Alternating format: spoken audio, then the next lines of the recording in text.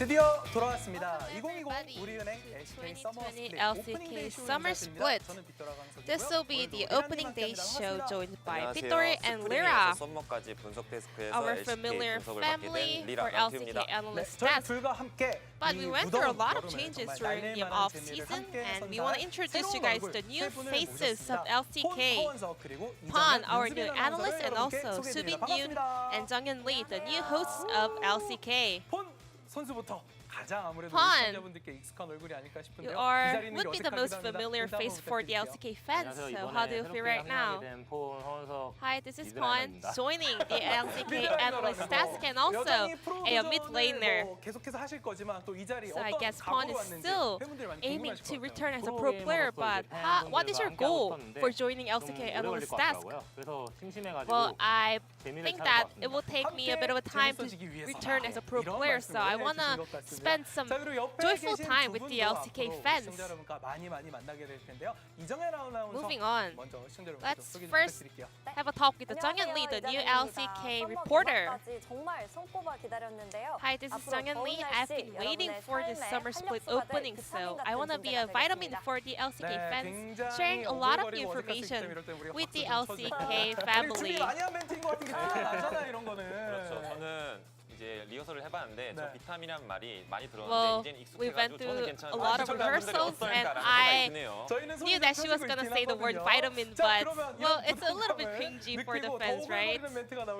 But let's move on to Subin Yoon, our new reporter once again. Hi, this is Subin Yoon. Well, Junghyun said she will be the vitamin. I will be the energy drink for the LCK fans. Once again, please welcome our new families to the LCK. And we will keep having the same analyst task between the games. But first, let's talk about the new split, the summer season. So I want to ask you guys about how did you feel about the new title? Well, I mean, it was so different compared to the ones that we used to see. Well, whenever I see new opening titles, I always want to return as a pro player, but this time it was like cooler than ever that I really wanted to be part of it. So Pan, you are also a world-class player, so how did you like that new title? Yeah, I've been in some of the opening titles, but actually I was not that often chosen to be part of the title. But this time around, I mean, yeah, this looked really cool and really new, and I really want to be the one sitting in the Faker's throne or the chair. Yeah, I mean, the ex-pro players even want to be part of the new opening title. And I also want to ask our hosts how they liked this new title. Watching this title, I was like, oh, this is the begin. The summer split is now starting, and I can't wait to meet the players. What about you, Subin? Well, I mean, I love the opening title itself, but at the same time, I was really amazed that every player has this iconic champions that they were acting. Yeah, true. The players in the opening title, they were actually transformed into their iconic champions. So we prepared the behind-the-scene vlog of the opening shooting day.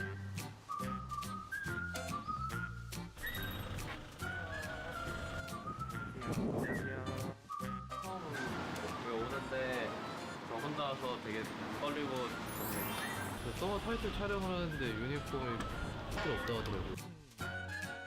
좀 무슨 촬영인가 좀 궁금하긴 해요. 들어가면 되나요? 네네. 아, 네. 안녕하세요. 저희 여기서 사진 좀 찍고 시작할게요.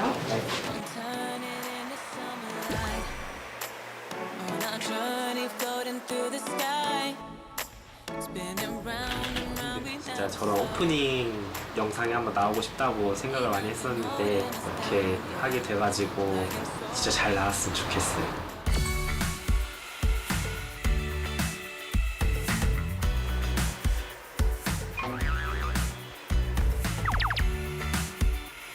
뭐라 해야 되지?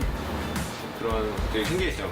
촬영 기법 자체가 신기했고 카메라 이렇게 저한테 360도로 막 엄청 많더라고요. 좋은 경험이었던 것 같아요.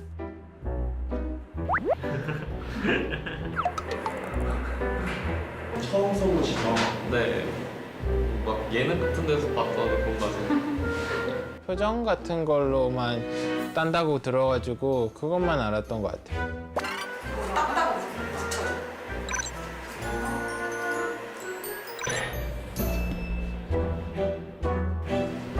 표정을 잘 못 짓는 것 같아요. 처음에 그 머리에 뭐 망 쓴다 하셔서 좀 되게 이상할 것 같았는데 좀 은근히 잘 어울려서 좀 놀랐고 카메라도 엄청 많았는데 막 긴장한다기보다 좀 되게 재밌게 했었던 것 같아요.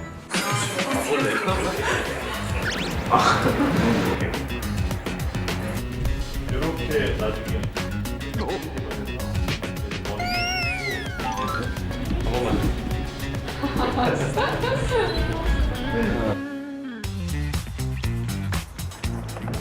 몽환적이고 사실적인 이미지를 표현하기 위해서 얼굴 3D 스캔을 작업을 진행하였고 이미지 데이터를 가지고 선수들의 캐릭터를 3D로 변환하는 과정을 진행했습니다. 그 변환된 3D 캐릭터를 가지고 애니메이션 작업을 진행해서 만든 영상이 되겠습니다.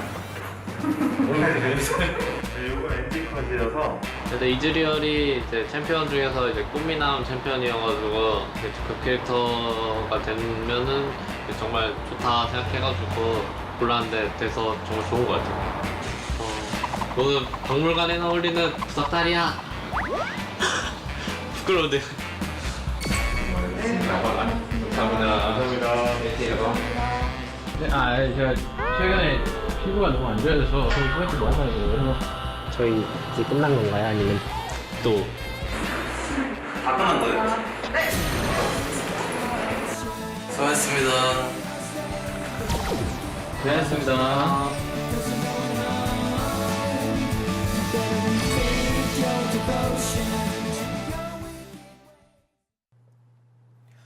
네, 이렇게 비하인드 That was 스토리까지 really 저희 함께 cool. 만나봤습니다. 벌써부터 반가운 선수들 보니까 가슴이 두근두근 거리네요. So it was 이번 타이틀 360 영상 같은 3D 경우에는 shading 360도 scan 3D 쉐이딩 system. 스캔 시스템을 통해서 선수들의 So 이제 new 얼굴만 split, 본다고 we 나머지는 brought new 컴퓨터 technology. 그래픽으로 처리한 So we 건데 only scanned their 아무래도 face 최근에 and 대면을 then we 최소화하는 added 게 all 또 the 이슈다 보니까 champions 그런 with 세심한 배려도 CG. 들어간 색다른 Especially 접근법이었다고 합니다. considering the 앞으로 current 서머 내내 함께 COVID 저희를 issue. 또 So 기대감을 we're 증폭시켜주는 having a 그런 limited 영상이 되지 amount of 않겠습니다. shooting and then 그와 we 더불어서 made 얼굴 all the 프로그램 사진은 animation with the 공개가 됐고 computer 저희 graphics. 모든 Besides 출연자들이 that, we also have a lot of new 어마어마한 영상도 content. 촬영을 So 했어요. 그 누구보다 Korean League talk show and also we also made a K-drama 네, parody, The World of the 요성을 Merits. So 해봤는데 stay tuned 좀 until 신기한 it's 것들을 opened. 치더라고요. 네. 그래서 좀 I mean, 힘들었고. yeah, they were letting me do 저 some 이런 new and 소식 weird 못 stuff. 들었었는데 So 네. because I wasn't 보니까 informed about this, so I was a little bit flustered.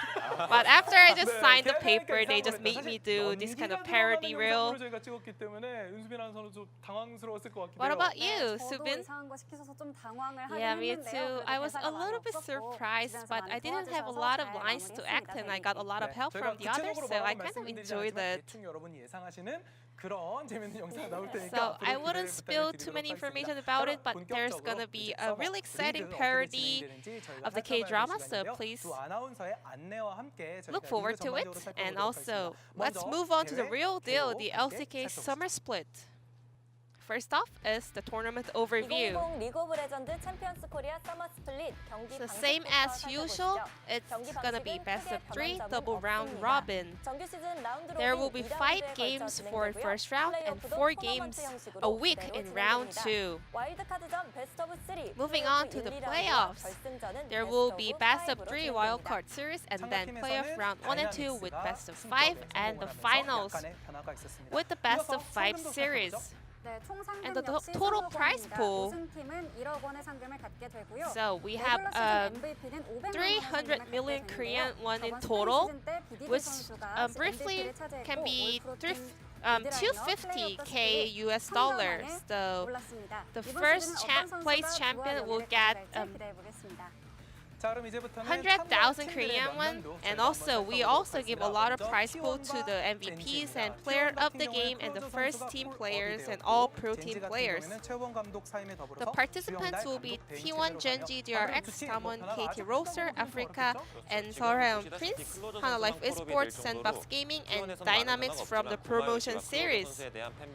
Closer joined the starting roster of SKT or T1, and then Edgar left Genji. Now Youngdal-ju will be the interim coach for Genji. DRX and Damwon Gaming. Zepha is now the official head coach for Damwon Gaming, and DRX, Musang Kim is now joining as a coach, but not big of a change going on for DRX and Damwon Gaming. 이렇게 바뀌었네요. 네. 네, 솔직한 게 이런 가장 근접해서 프로라는 선수들의 장점이거든요. Let's take a look at the KT Roaster and Africa Freaks. Smap and Yuka joined KT Roaster. 친근합니다. So Smap is having the old Rocks reunion with Kuro, and also Yuka is back to the team where he got the trophy of LCK. 아무래도 보완을 잘 한 것 같고. Pawn thinks that this is a very successful upgrade for KT Roaster, adding Smap and Yuka to their roster. And Seoraeon Prince, the former APK Prince, they have a new name, and Mickey joined this team as a mid laner. So once again, it's also a reunion of Iksu and Mickey. So after APK lost their mid laner, they were able to acquire Mickey. So there will be a little bit of a competition for the starting lineup. But this time around, this can be a new version, an upgraded version of Seoraeon Prince, and also Viper is back with his old duo. As Viper joined Analysts Esports, he will be playing with Lee Hands once again. And Sandbox and Team Dynamics. The first ever foreign or Western LCK coach in history, Yamato is joining Sandbox Gaming as head coach. And also Kebby left Griffin and joined Sandbox Gaming. Yamato is from LEC and he is known as a great coach there, so we will be looking forward to seeing some kind of an upgrade and new strategy from Sandbox Gaming. 해외 출신이다 보니까 이런 말이 또 설득력 있게 들어오는 것 같습니다. 뭐 전반적으로 쭉 봤을 때 간단하게 로스터 변화에서 뭐 눈에 So we have seen a lot of changes in terms of roster change. 전 개인적으로 For me, I support DRX, so I just hope DRX does well, even though they didn't go through a lot of change. I just support DRX, that's it. We will make sure that Pawn is not too biased when he is doing analysts during the splits. But now, let's move on to a patch note for 10.11.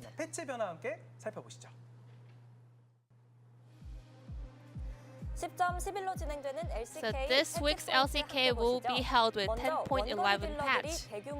The biggest point was that marksman champions are getting huge buff.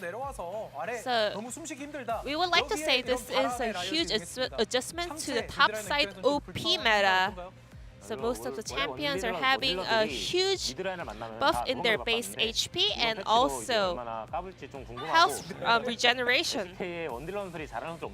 And also there are a lot of premier ADC players in LCK, so this can affect the meta in LCK.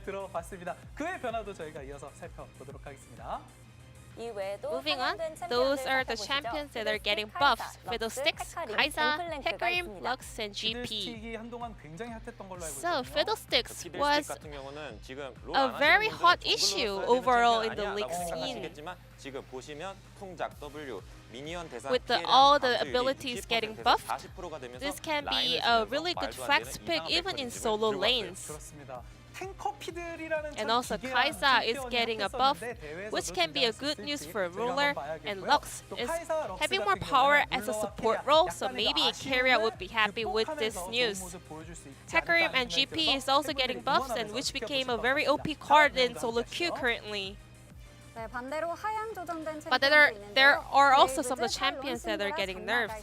Graves, 내 챔피언 Talon, 더 Syndra, and 부당할 Janna. 만했다는 느낌이 드는 챔피언들 그레이브즈 신드라긴 Graves 한데 was so overpowered in jungle, so this is going through another nerf. 저는 개인적으로 탈론은 팀 게임에서 And Talon, Pawn's favorite champion, 근데 너프라는 이유는 이제 is getting a nerf. 좋은 모습 보여줬기 때문에 너프했다고 생각하고. Well, Pawn believes that Talon is not a good champion for team games, but currently it's a very powerful champion in solo queue. So there's a good point for nerfing this champion. And also, we also saw a Volibear update, so which is not a global ban card right now. So maybe there will be a Volibear debut game in LCK with the new version. 포탑 무효까지 생기면서 이 플레이 저 플레이 능동적인 플레이가 가능해졌습니다. 네, 과연 이 볼리베어가 또 LCK에 어떤 바람을 불러일으킬지 저희가 한번 Let's find out 보도록 whether we can 하겠습니다. see Volibear 자, and 이렇게 저희가 이제 Fiddlesticks in 전반적으로 LCK. 변화된 팀들 그리고 패치 내용까지도 So we 살펴봤습니다. were 아무래도 going 아까 all 잠깐 through the 이야기했지만 changes 최근에 in the 있었던 rosters 대회가 and the MSC patch. 였고, 거기서 저희가 좀 아쉬운 결과가 Recently, 나왔었던 we 만큼 were 이번 having 서버 때 a 선수들이 short 멋진 end 경기력을 in 보여준 MSC, 것과 so 동시에 we were really 뭔가 waiting 결국 for 롤드컵이 기대되는 the 그런 players to 경기가 come 나왔으면 back to 좋겠다는 form 바람이 있을 것 and 같아요. show themselves 저는 이제 to be MSC worlds 전에 ready. LCK 팀들이 LPL 상대로 분정 아니 그냥 이길 Before 것 같다라고 MSC, I 분석을 thought 했는데 지금 제가 that 롤 알못이 LCK 됐어요. teams 썸머가 끝나서 can put up a 그거를 really good 이제 fight and 선수들이 actually 제가 롤 잘할 be 잠깐 dominant 실수한 during 거다라고 MSC, 보여줬으면 좋겠습니다. but turned out that I was the one who doesn't know League of Legends much, so I hope this time around LCK teams can come back and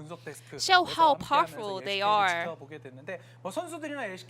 And Pawn, is there anything you hope for LCK 네, 저는 teams, 이번 MSC players, or 팀들과 the league 팀들에게 itself? 어떤 변화를 줬을지 완전 궁금하고 I want to see 어떤 how this 변화를 results 가진 팀들이 change LCK the 썸머에 LCK 보여줄지 그게 and 기대됩니다. how the teams will show their adjustments during the summer split. We definitely saw that what are the weaknesses that LCK teams have in MSC, so yeah, we are really waiting for LCK teams to come back stronger. 이 스킨의 주인공 월드 챔피언 출신인 폰이 해야 맞는 것 So, 같거든요. I mean, Pawn, as a world's champion, how do you want the teams to change? 근데 확실히 시청자가 돼 보니까 Well, as a 저도 viewer, 보다가 자게 되더라고요. I mean, 그래서 myself 개인적으로 also 이제 fell 원하는 거는 이제 asleep 좀 watching 많이 싸우고 LCK. LPL 같은 But 경기를 좀 fans, 보고 싶고 what they want is about fighting, 우승할 수 just like 있는 그런, LPL 네, teams, LPL and that's 가 kind of the 잘 strategy that enables the team to win. So I hope LCK teams to be a little bit more aggressive and proactive in order to achieve more success in international 그렇죠. leagues. 서머 시즌 같은 경우는 롤드컵과 가까운데 Indeed, 저도 Summer Split is directly 실수를 너무 connected to the 무서워하면서 안 worlds. 싸우는 것보단 진짜 싸우면서 So 배우는 게더 it will 맞다고 be 생각해요. 그게 LPL이었고 우리가 not 졌기 a good 때문에 잘 많이 kind of a 배웠으면 좋겠습니다. tendency 그래서 for 롤드컵 LCK 때 더 좋은 teams to 결과가 avoid 나오길 바랍니다. fights and reluctant to fight. So I hope LCK teams have gone through some of the evolve for the Summer Split prep. 네, 드디어 새로운 시작입니다. 2020 우리은행 LCK Finally, 서머 we 스플릿 are back with 개막전을 LCK 앞두고 있는데요. 2020 Summer 기분 좋은 Split. 첫 승을 가져가게 될 팀은 Let's 누가 find out 될지 which 샌드박스 team will 게이밍과 gain the 아프리카 first 프릭스의 win 첫 of the 매치 new 지금 season. 바로 Africa 시작합니다. versus Sandbox.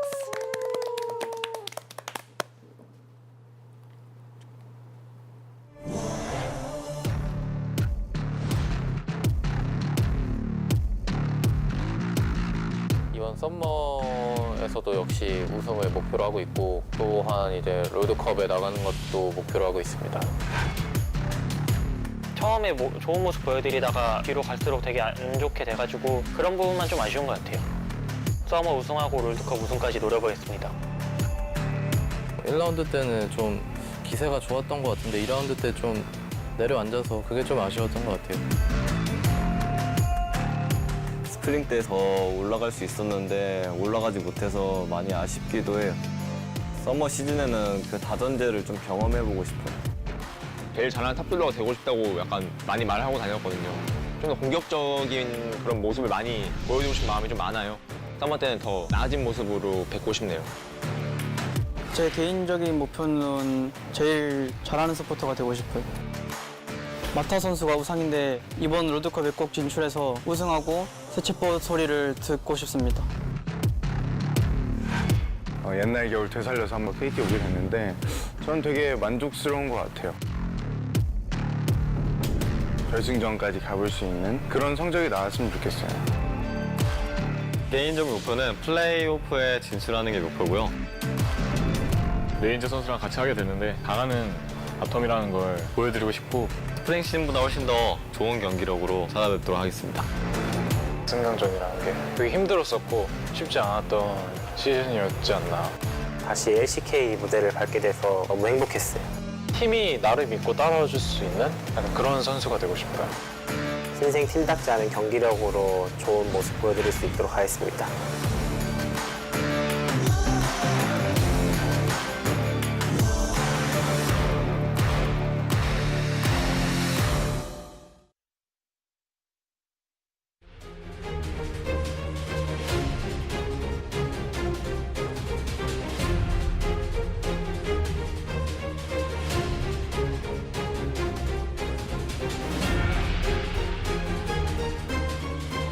Welcome, ladies and gentlemen, to LCK Summer 2020. The wait is over.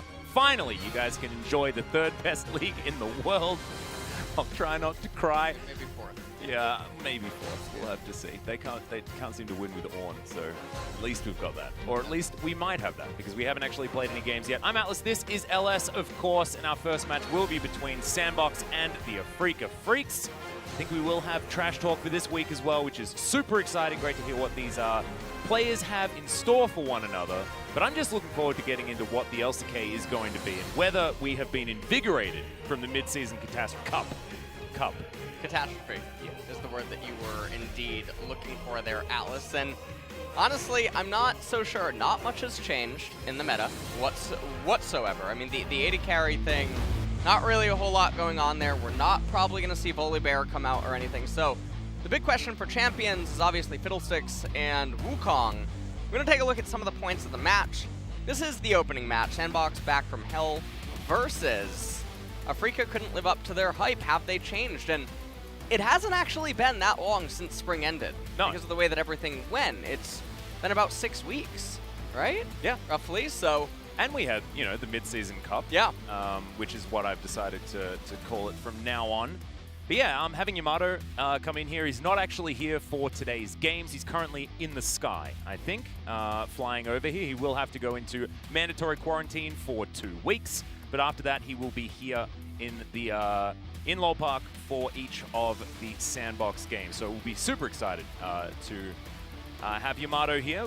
Great to be able to talk to him backstage. We don't get the privilege of being able to talk to many of the coaches because not many of them speak English. So this is going to be certainly a very new and exciting opportunity for us. But disappointing spring split for the two top laners, and these are two guys that we've been talking up for a very long time, but they sort of talked themselves down in a lot of their matches during the spring split. They did, and so it'll be interesting to see how they end up colliding here. Spring split match history. Match 25 ended up being a Afrika win where our Sandbox did bite back with a 2-0 victory in match 49 in round 2.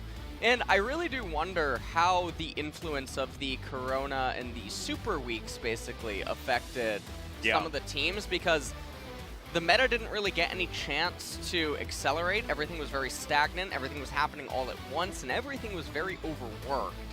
So you have to wonder how that impacted spring to an extent, but summer, this is a very important match between these two teams because their levels are probably assumed to be similar. And so whoever especially ends up getting a win. It's actually, it's going to be an interesting conversation, especially after the first week, the power level of all of our teams here in the LCK, because there have been a few of those changes. Yukao and Smeb coming back to KT certainly standing out as one of the more exciting ones. But here we go for some trash talk between these two 우승을 squads. 하고 승강전을 가고 프로 생활하면서 더 이상 못 겪어볼 만한 그런 걸 겪었던 것 같아요. 느낌이 좀 새롭더라고요. 힘들고 우울하고 기분도 좀 안 좋고 그랬어요. 승강전을 막 그런 거를 봤을 때 이 팀이 우리 팀보다 멘탈이 더 나갔구나 약간 이런 게 보였어요. 팀적으로 합이 안 맞는다라는 좀 얘기가 많았었고 그래서 이제 선수들도 약간 변화를 하려고 하고 있고 서머에서는 잘 보완된 모습 보여드릴 수 있을 것 같아요.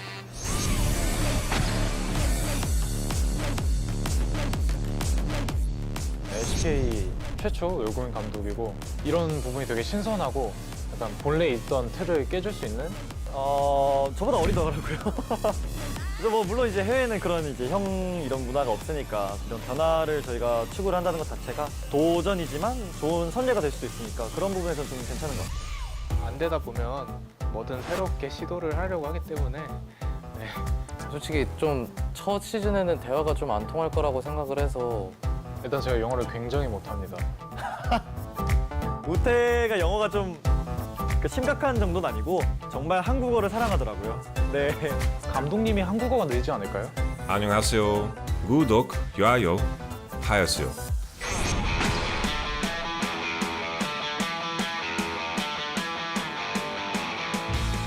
그 둘도 약간 좀 인연이 많죠. 아무래도 아프리카에 같이 있었었고 우리 우태 선수도 이기고 싶어 하고. 딱히 저는 의식은 안 하는데 사람들이 약간 붙이고 하고 싶어 하는 것 같아서 그냥 그러려니 하면서 할 것 같아요. 기인 선수는 정말 잘하는 선수라고 생각하고 저 역시도 이번에 준비를 많이 해왔기 때문에 기대하셔도 좋을 것 같아요. 일단 연봉부터 차이가 날 거기 때문에 기인이 잘하는데 좀 더 잘했으면 좋겠어요. 아, 요즘 캐리력이 떨어진 것 같아가지고 버스 타는 맛이 안 나네요.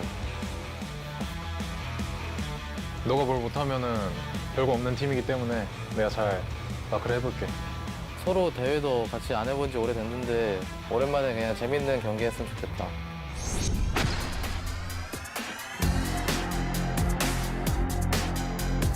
결국에 캐리를 해야 되는 라인은 바텀이라고 생각합니다. 뭐 나이 많은 사람들이 이기겠죠. 저희 바텀에서 나이 많은데. 미스틱 선수 좀 아무래도 나이가 있으니까 서포터는 나이가 좀 있어서 괜찮은데 원딜은 좀 힘들지 않나. 아, 일단 거기 일단 서포터가 저는 마음에 안 들어요. 이게 다 늙어가지고 꾸역꾸역 게임하고 있는 거 보니까 아, 이거 마음이 아프더라고요. 미스틱 선수가 좀 명장면을 많이 남았죠. 저희 팀 상대로 펜타킬도 하고 복수하고 싶어요. 그냥. 쉽지 않을 텐데 한번 해줬으면 좋겠어.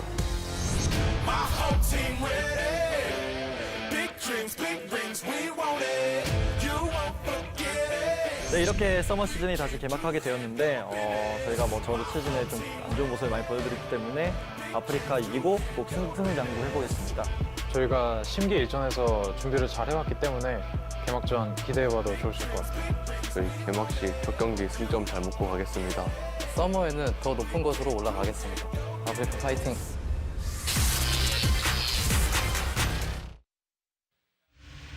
Fantastic to hear from the players. Of course, the age hierarchy thing is really interesting for Sandbox. I'm glad Gorilla brought that up in the little trash talk video there. We are going to go over the roster though first before anything else happens. Gorilla Root, Dove is back.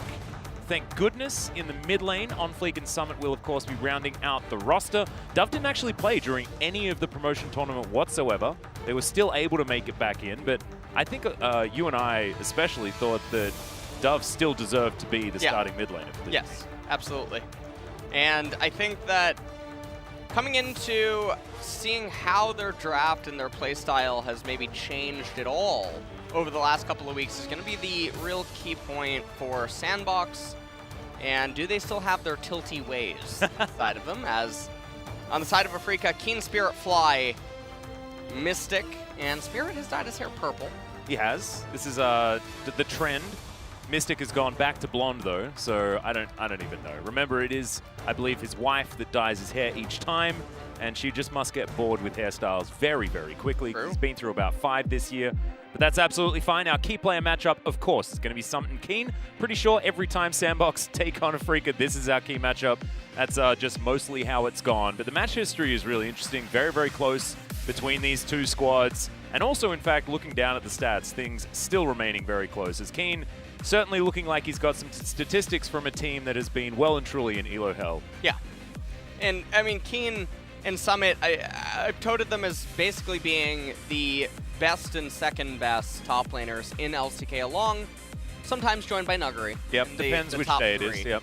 They tend to be several tiers above the rest of the top laners in LCK, so it'll be interesting to see what champions they try to pick here today, but really, who am I kidding? We already know. Yeah. Atrox and Renekton. Yeah, and it might be some Gangplank as well, because remember, we're slaves to the patch notes, and you saw that. I mean, he has like an extra 0.05 damage or something. You know?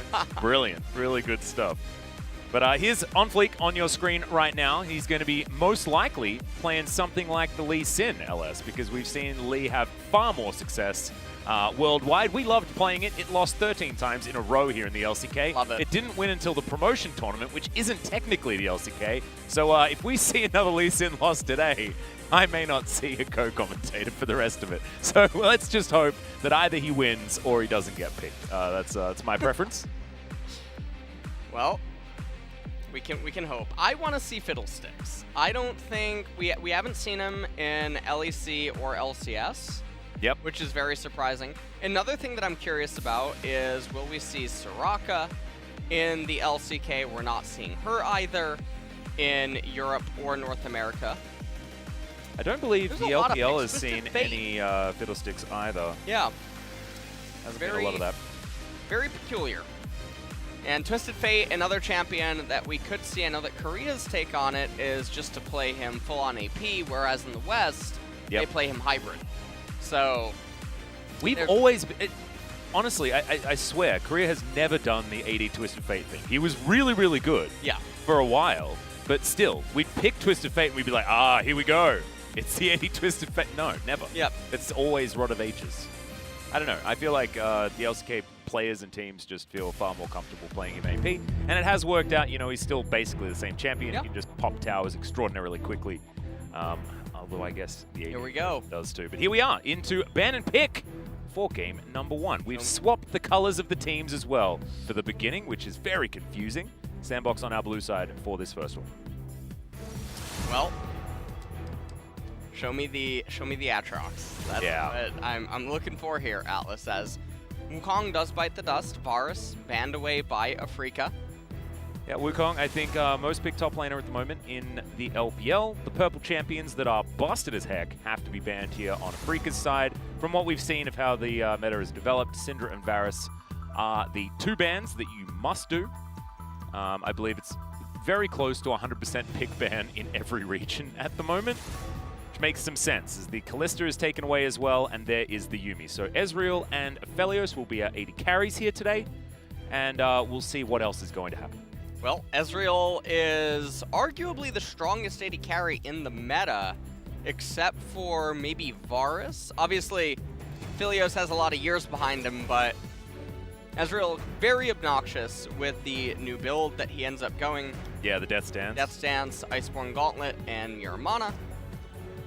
Real busted. Well, we're not going to have any Yuumis this time around, so that is certainly interesting. My dreams came true with the Aphelios being immediately picked up on Afrika's side. And there is the Trundle for Spirit. So On Fleek, likely to pick... Okay, that's not what I was going to say. I was going to say something like a Graves, but not considering it at the moment as Jarvan's being hovered.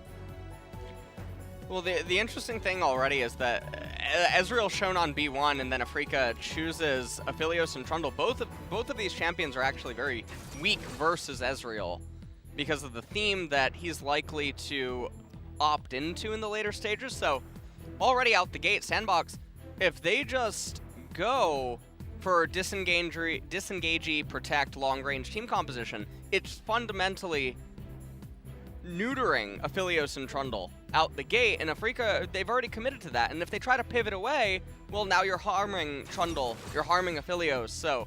Oh, wow. Their draft is already a little bit weird. And here's Karma, and that's a 3-way flex. Yep. Looking like a bottom lane pick, especially into that. I'm not entirely sure. Yamato probably can't come any sooner. To be perfectly honest, not necessarily sure about this. Actually, no. Sandbox are absolutely fine. Afrika struggling just a little bit here, but Nautilus and Aphelios certainly a bottom lane duo that we've seen many, many times. We'll see whether Mystic and Ben can pilot it effectively. I was half expecting something like a Zoe to come in on Sandbox's side. We can start off, you know, we kept me up in the Pokeball, but otherwise it's basically Team Rocket. I saw what the LEC tried to do. I know. Ridiculous. You don't try to rename that quality. Exactly. Don't worry, I did link them to our listing. And Twitch chat was trying to correct keep them in names. line. Yeah. That was totally fine. I'm glad you were there alongside, making sure that it was all being taken care of. Jace going to be the first ban here on Sandbox's side. We'll see what they're going to take away next. And it's going to be the Ornn, so still staying down the line of a few top laners. Gangplank, Ornn, Jace, Wukong, and Set all taken off the board. And that's a Mordekaiser for Keen. We've seen, you know, we got taught about how Mordekaiser works during MSC. Zoom pretty damn good on that champion. We had basically Ixu here building attack speed Mordekaiser, and that was the most successful variety that we had. Whoa, and this is one of Mordekaiser's roughest matchups. Was Fiora, and she was being hovered. Now maybe they don't want to play her because of the amount of continuous lockdown in CC on the side of Afrika, but when you pick Aatrox, you're rewarding Aphelios, you're rewarding Trundle, Nautilus, and Mordekaiser, and even though you're getting the brunt of what you want to achieve as well, you could just as easily opt out of it, and there's an Azir, which is on theme with what Ezreal wants to achieve with the Karma, and it really harms what Afrika's trying to do. So the Aatrox a little bit off-kilter with the rest of the champions on the Sandbox lineup, but now Afrika, they have to respond, and they're hovering TF. Obviously, Corki, probably another option on some people's minds right now. Yep. Orianna is another thing that Fly certainly plays a lot of and could have a pretty even matchup into the Azir, but I don't mind the Twisted Fate, and he is going to lock that one in here. Certainly very good at picking off a single target here on Afrika's side, and we'll see what Keen's going to be able to do with this Mordekaiser on the top side against Summit. Relatively even matchup between the two, so it could be exciting checking that one out. And it was indeed the Ezreal Karma bottom lane, which is obnoxious to high heaven. Yeah. So Root and Gorilla should be having a pretty decent time, and we'll see whether Mystic has picked up his performance from what was a bit of a slump towards the end of the last split. Of course, extenuating circumstances certainly did apply, so let's hope that everything is all right over in the Afrika camp and they can get things back together, especially with Ben making his way onto the stage. It's been a while since we've seen him. In fact, 3 ex-WE members on this squad right now in Spirit, Mystic, and Ben. So, you know, the LPL, best region in the world, and we've got, you know, quite a large amount of LPL ex-players for the team that is currently 3rd in the league. This is true. Nailing it. So, Karma, Ezreal, Azir, Jarvan, and Aatrox is going to be the team composition for Sandbox. It's relatively generic. Yeah. The Aatrox does give some more hope, though, to the side of Afrika, although it is Summit's Aatrox. True. Probably you could make a case for him saying that he's the best in the world at it, as Mordekaiser, Trundle, Twisted Fate, Aphelios, and Nautilus. And really, even though they have 200 years behind them down in the bot lane, the deck is actually stacked against them here if it goes the distance. That was a lot of puns. I liked it a lot. Here we are onto the Rift for Sandbox versus Afrika, our first game of the Summer Split for 2020 here at the LCK, and we've got a long road to tread to get back towards the top of League of Legends. We are slipping rungs so far, and let's hope the pride of Korea can return as we move further forward into the Summer Split. We'll be expecting lots of good things from all of these players. So far, the draft's not really giving too much away. They'll have to leave it all on the Rift. As you're exactly right, very generic on Sandbox's side. No surprises that the Aatrox was picked up. But I want to see what Keen's going to be able to do with the Mordekaiser. He's been playing a hell of a lot of solo queue at the moment. Summit currently sitting at rank 28, and Keen is rank 8. Okay. Not bad. I mean, it could be 7, I know. That's what you're going to say. But still, I think top 10's all right. Well, I think that the team composition is in favor of Sandbox, especially when you consider how they should, in theory, be able to itemize, because Twisted Fate is likely going to incentivize Merc Treads on the side of Sandbox, and then also because you have the Mordekaiser up in the top lane, incentivizing more magic resistance, works against Trundle Subjugate. The Nautilus is even going to deal less damage, and all the weight comes onto Aphelios, who can't really play the game against Azir and Ezreal. So Jarvan doesn't need to engage, Aatrox doesn't need to engage, and if they play it that way, it should be pretty smooth sailing if they end up going the distance. And we have to remember as well that, I mean, Sandbox, we talk about solo lanes a lot. Summit and Dove are very practiced, and they're both on their most comfortable champions. I mean, Dove is literally named after Azir. Yeah. So, should be pretty good here for these guys, especially for a game one. I think focusing on making sure your players are as comfortable as possible is definitely a very good idea. Dove gets some deep vision here, will spot Spirit moving towards his red. As on Fleek skipped his wolf camp, went straight to his red buff, and we'll see where he's going to head next. As Summit and Keen just bopping each other just a little bit, but otherwise not too much happening. And you know, this has been a matchup that we've spoken about a lot, Mordekaiser versus Aatrox, but has also gone through a lot of iterations. Where do you see it at the moment? Well, Aatrox, I mean, it's Mordekaiser favored, but Aatrox, I mean, if he ever just gets a good clip, then things can obviously swing in Aatrox's favor temporarily, but for the most part, it is in Mord's edge. So, Sandbox, I mean, that lane is going to be volatile. The thing that I'm mostly looking at here as we come back into Summer is anyone going to manipulate their lane states relative to the jungler? And so far, not really. And On Fleek is actually just going to get an edge over Trundle. Yeah, might actually just move straight down to the bottom side Scuttle Crab as well and take both of them. So double Scuttle here for On Fleek, certainly setting himself up nicely, and he wastes no time getting down there, as you can see. Full vision from a Freaker, I believe, so I think they know exactly what is happening, just no way for the Trundle to stop it, especially with Fly not having too much control here of this mid lane. CS-wise, everything absolutely fine. And both of these mid laners will be able to teleport back. The Hail of Blades being taken here by the Azir, just to get that trading damage opportunity. We'll see what Fly's going to be able to do with this Twisted Fate. He's certainly been, he's played this champion a lot. I mean, this guy's been playing League of Legends for an extremely long time, and there was a meta where basically the only mid laner was Twisted Fate. And so, of course, this is something that Fly has been known for in the past. But Fly has been an interesting player, one that's sort of shown us that he's had a lot of mastery on specific champions. Yeah. And otherwise not being able to find too much. And he used to be known as this, like, mastermind of the crazy picks, you know? Yes. Like, playing Poppy in the mid lane and things like that to counteract stuff like Aurelia. Like, he was one of those guys that had all of the cool ideas. Yeah. And then he was a Lissandra one-trick, and that was sad. Well, him and many others that were not really good enough to pilot the other champions. Honestly, I miss Lissandra. Lissandra has a special place in the lane. Especially in Korea. Yeah. Because she yells just so much. Yeah. She's very vocal. And as a commentator, you know, we're commentators, we like talking. Yeah. And she's real good at it. True. At least being loud, making noises. I guess not really talking, is it, when you're just going, yeah, all the time. That's not what she sounds like. That was a terrible impression. I apologize, everyone. Well, we've just got some resetting. We are well and truly back to the LCK. We really are. Oh. We really, really are. So how's the stream going? How's life? You know, the coach streams have been going fantastic. Yeah? And the live viewings, also fantastic. Still doing that? Co-streaming the LCS and live viewing LEC? Is that the idea? Still the that's still the schedule. 80-hour plus work weeks have resumed. So, you know, LCS with the LCS is fun. You know, Brownie and Sanchovies. Perfect.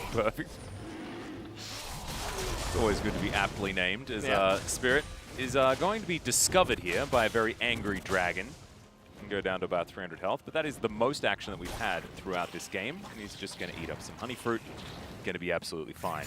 But this actually doesn't bode very well for Afrika, who now have a level 6 Twisted Fate and probably want to do something with it here in this mid-game. See whether they're actually going to be able to. You could imagine that a gank potentially towards the top side of the map could be happening, could be possible, but not with Trundle on the bottom side of the map. Over or under 15 minutes, first blood? 15 minutes? The fact that you have to think about it. Yeah, well, I mean, judging by the team comps, you should say under 100% of the time. But we're in Korea. And I don't know. I'm going to say under because I like to be optimistic. Or is it because you're looking at the screen? No, I wasn't. Make a guess. Obviously, I wasn't looking at the screen. That's not what we do here in the LCK. It's not much that happens there. I'm looking at my Do you know the guy something next to me. interesting? What's that? Is I cast from the mini-map. This got brought up in a coach game recently. Hey, Yeah. Many people were very surprised. I don't look at the Upper main always screen did too. unless, He barely looked at the main screen. Yeah. Mostly only look at the mini-map. Just talk about stuff that's going on. Unless there's action on the screen. Yeah. You know. So therefore, you just look at the minimap. I'm lying. That's I what- mostly look at you. Aw. I mean, that's what I was going to say. I don't need to look at the screen. I just look at LS. Especially now that we're back in LoL Park as well. So I haven't really spoken about it, but Summit's going to land himself an Infernal Chain. That's going to mean that it's a decent trade here for the gentleman. W's still available here for Keen, so he's not going to be too worried and has himself his Bramble Vest. And Definitely a good option. the thing that is a little bit surprising for me is, so he goes for the Bramble Vest reset, but Aatrox was able to have more gold on his reset, and so Mordekaiser's recall was actually a little bit stuck, and that he had excess gold on the fountain when he went back, so Aatrox getting the better end of the initial recalls, but eventually he will get the Seeker's Arm Guard, he will get the Tier 2 boots. Cloud Dragon's going to go the way of Sandbox, the Rolling Mountain second.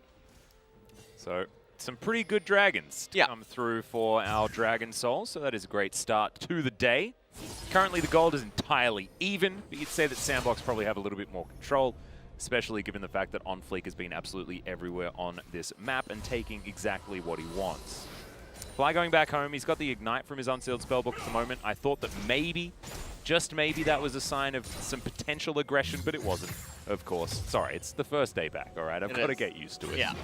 As Keen up here towards the top side, just trading, taking minions everywhere, extremely even. Like, oh my goodness. Now, Spirit could be doing his golems this entire time while this is going on. Well, instead, he's going to head up towards the top side because there is a Death Realm that's being channeled. Keen going to be just taking some turret shots. What? Why not? And Summit now with the World Ender is looking to try and trade back. Fly is going to spot On Fleek as he turns up. Death what? And there's the flash as Ben gets in there. Spirit flashes over the wall, but the Emperor's Divide is fantastic. There's the Cataclysm. Gigantic AoE damage, and the 2 kills coming through for Sandbox will answer what was there from Afrika in the beginning. And so I have no clue what Afrika was doing right there. You could hear it in my voice. Keen taking 2 turret shots for no reason. There's no lethal on Aatrox. Aatrox has consent in that entire fight because he can just back up. He can say, no, actually, I'm not going to fight you. I have no idea what you're doing. Your jungler is running around doing nothing for eternity. Fly comes in, and honestly, I mean, that was a cheater hook if I've ever seen one. That is, I'm not sure how many years that one took to master, but Ben did manage to get it. It ends up being a 2-for-1 in Sandbox's favor, and this is really bad for Afrika. Below you is Nautilus. Emperor's Divide was absolutely fantastic out of Dove. But honestly, after the flash from good old Spirit, did certainly not look like a great situation for Afrika. Back into live, though, it doesn't really do too much for the state of the game, apart from giving 1-0-1 to Summit on the top side, who's very close to completing his Death's Dance, which certainly looks like it will be morphing what should be a decent matchup for Keen. Well, the problem with those that initial skirmish going in the way of Sandbox is that it really stifles what Afrika's trying to do. And when you have a Twisted Fate, and you're not getting the ball rolling, when you're falling behind to Azir, but I do have to give credit, Fly is actually doing much better than one probably would have expected, at least in the first 10 minutes, given the matchup. Also got that 1 kill as well, so oftentimes you look at the Twisted Fate and you're like, did the first Destiny work? Yeah. If not, then things probably really bad. However, it was theoretically successful for Fly, even though he did flash immediately into an Emperor's Divide. In the meantime, he was able to actually get himself a kill. So let's just see whether Fly is going to be able to continue finding some advantages. Right now, it's not looking like it as the flash immediately comes out. Wildcards doing some work here as Spirit shows up. Pillar of Filth in there. Thank you very much for using traditional Trundle. Spirit, man is a savant. A little bit, yeah. Well, there's a flash depth charge is immediately root. Arcane Shift, Flash trying to get out of there, but Ben is going to lock him down with his Dredge line. That's the Moonlight Vigil, and that's going to be the end of the Ezreal. But Emperor's Divide not quite going to find Ben, but there should be enough damage there. No says the stopwatch as Mystic is taken down. Dove grabs that kill, and now Summit's trying to get the work done. Fly in melee range is absolutely not what he wants, but Keen puts him in the Death Realm and then the Death Chamber immediately. Ben's still alive somehow, sitting at 100 health, but OnFleek comes in, prioritizes Fly, will be able to lock down that kill, as now Keen's trying to do the work. Gets his passive back, Gorilla will be going down, obliterated in fact, as now Spirit looking to get on top of this teleport route, coming back in, but Dove's able to lock down that kill regardless, and now 2 versus 2. It's looking like Afrika are going to be able to make it out because that is a really nice pillar, but that was a catastrophe. What happened? I have no idea. that was something, and Dove was honestly being Captain Careful in the entire fight. Let's take a look at how this all transpired. So, Brute using Arcane Shift plus Flash, trying to get away. Ben landing a really good hook. The teleport coming in first from Dove. And you can see here, he goes for the shuffle, doesn't quite land it onto Mystic, does a lot of damage onto Ben. But then you can see Spirit wasn't even paying attention to him, and yet Dove kites towards the right-hand side, whipping a Sand Soldier summon. He could have easily killed Nautilus because he had Spirit coming from the north, and Nautilus would never threaten lethal. Keen comes in, Death Realms, Summit, and manages to save quite a bit of damage, has the Aatrox through the passive here, giving him some stats. Manages to get the kill onto Gorilla. Action wasn't done yet. Ezreal comes in and then kites down towards the south. Even though Keen doesn't have Flash, so had he gone left, they would be able to reconverge. But anyways, coming back into live now. Gold score completely even, but Afrika gonna be the ones that actually gets the Mountain Dragon. And it is going to be Infernal coming up next. So Earth, Wind, and Fire going to be our 3 Drakes for game 1 of our first day of the Summer Split. That actually, like, in the end, I think when the dust settles, certainly did work out for Afrika, especially being able to transition into collecting themselves that Mountain Drake. It was chaotic at best, but that's what a game with Twisted Fate should be, right? And I think it should have started being chaotic a little bit earlier, but thankfully, Afrika have put the game in the state that they want it to be in at this stage. Did any turret plates go down, by the way? I think there might have been a few. I just want to point out how... Oh, hold on. Yeah, we got another fight here as Mystic down very, very low. He's well and truly dead, like you were saying. But did a lot of AoE damage in the meantime. Fly does have a fair bit of a health bar here as Fly flashes after OnFleek. 1 for 1 in the end. Ben's just going to wander with his parade of minions back towards his outer turret. And they trade 80 carry for jungler. And that was really close because Fly almost went down there as well. Actually, like, I think the fact that OnFleek got out that way gave Fly a way out, which is unfortunate. And Keen is taking a bit of a fight here against Aatrox. Yeah, I believe you used Death Realm. Yep. Which was odd. And I just want to point out, by the way, that Dove, with his 3 kills and 1 assist, as well as some turret plates, is even in gold with the 1-2-4 Twisted Fate, because unlike Draven, Twisted Fate has a real legitimate passive that makes him money. That makes him money without without a condition to get kills. So, and he got the kills as well. So a bit of extra gold there for him. So we're gonna have a look at this replay once again. A 1 for 1, but certainly the chaos that Twisted Fate can throw in there is working out thus far. And really unfortunate. You can see he missed the flag and drag. Had it gone down onto Fly, Fly certainly would have died. Yeah. So, a little unfortunate for OnFleek. The action is staying up, though. This game is so incredibly close. Summit just jumps over that Death's Grasp by the looks of things, but it was an Umbral Dash.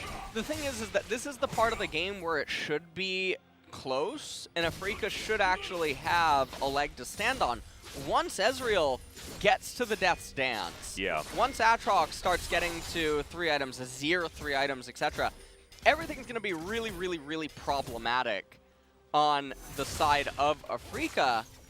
Although, interestingly enough, Azir went for Sorkpen boots, didn't actually go for the Merc Treads, even though there is the Twisted Fate in the game, as well as so much magic damage on 4 of the champions out of Afrika. So, being a little bit greedier with the damage. Jarvan also likewise Ninja Tabi instead of Merc Treads.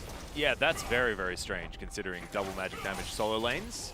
And the gold card on TF is likely the CC that you're going to absorb. So, very peculiar. Potentially kiteable now for OnFleek, but we'll see what he does get done here.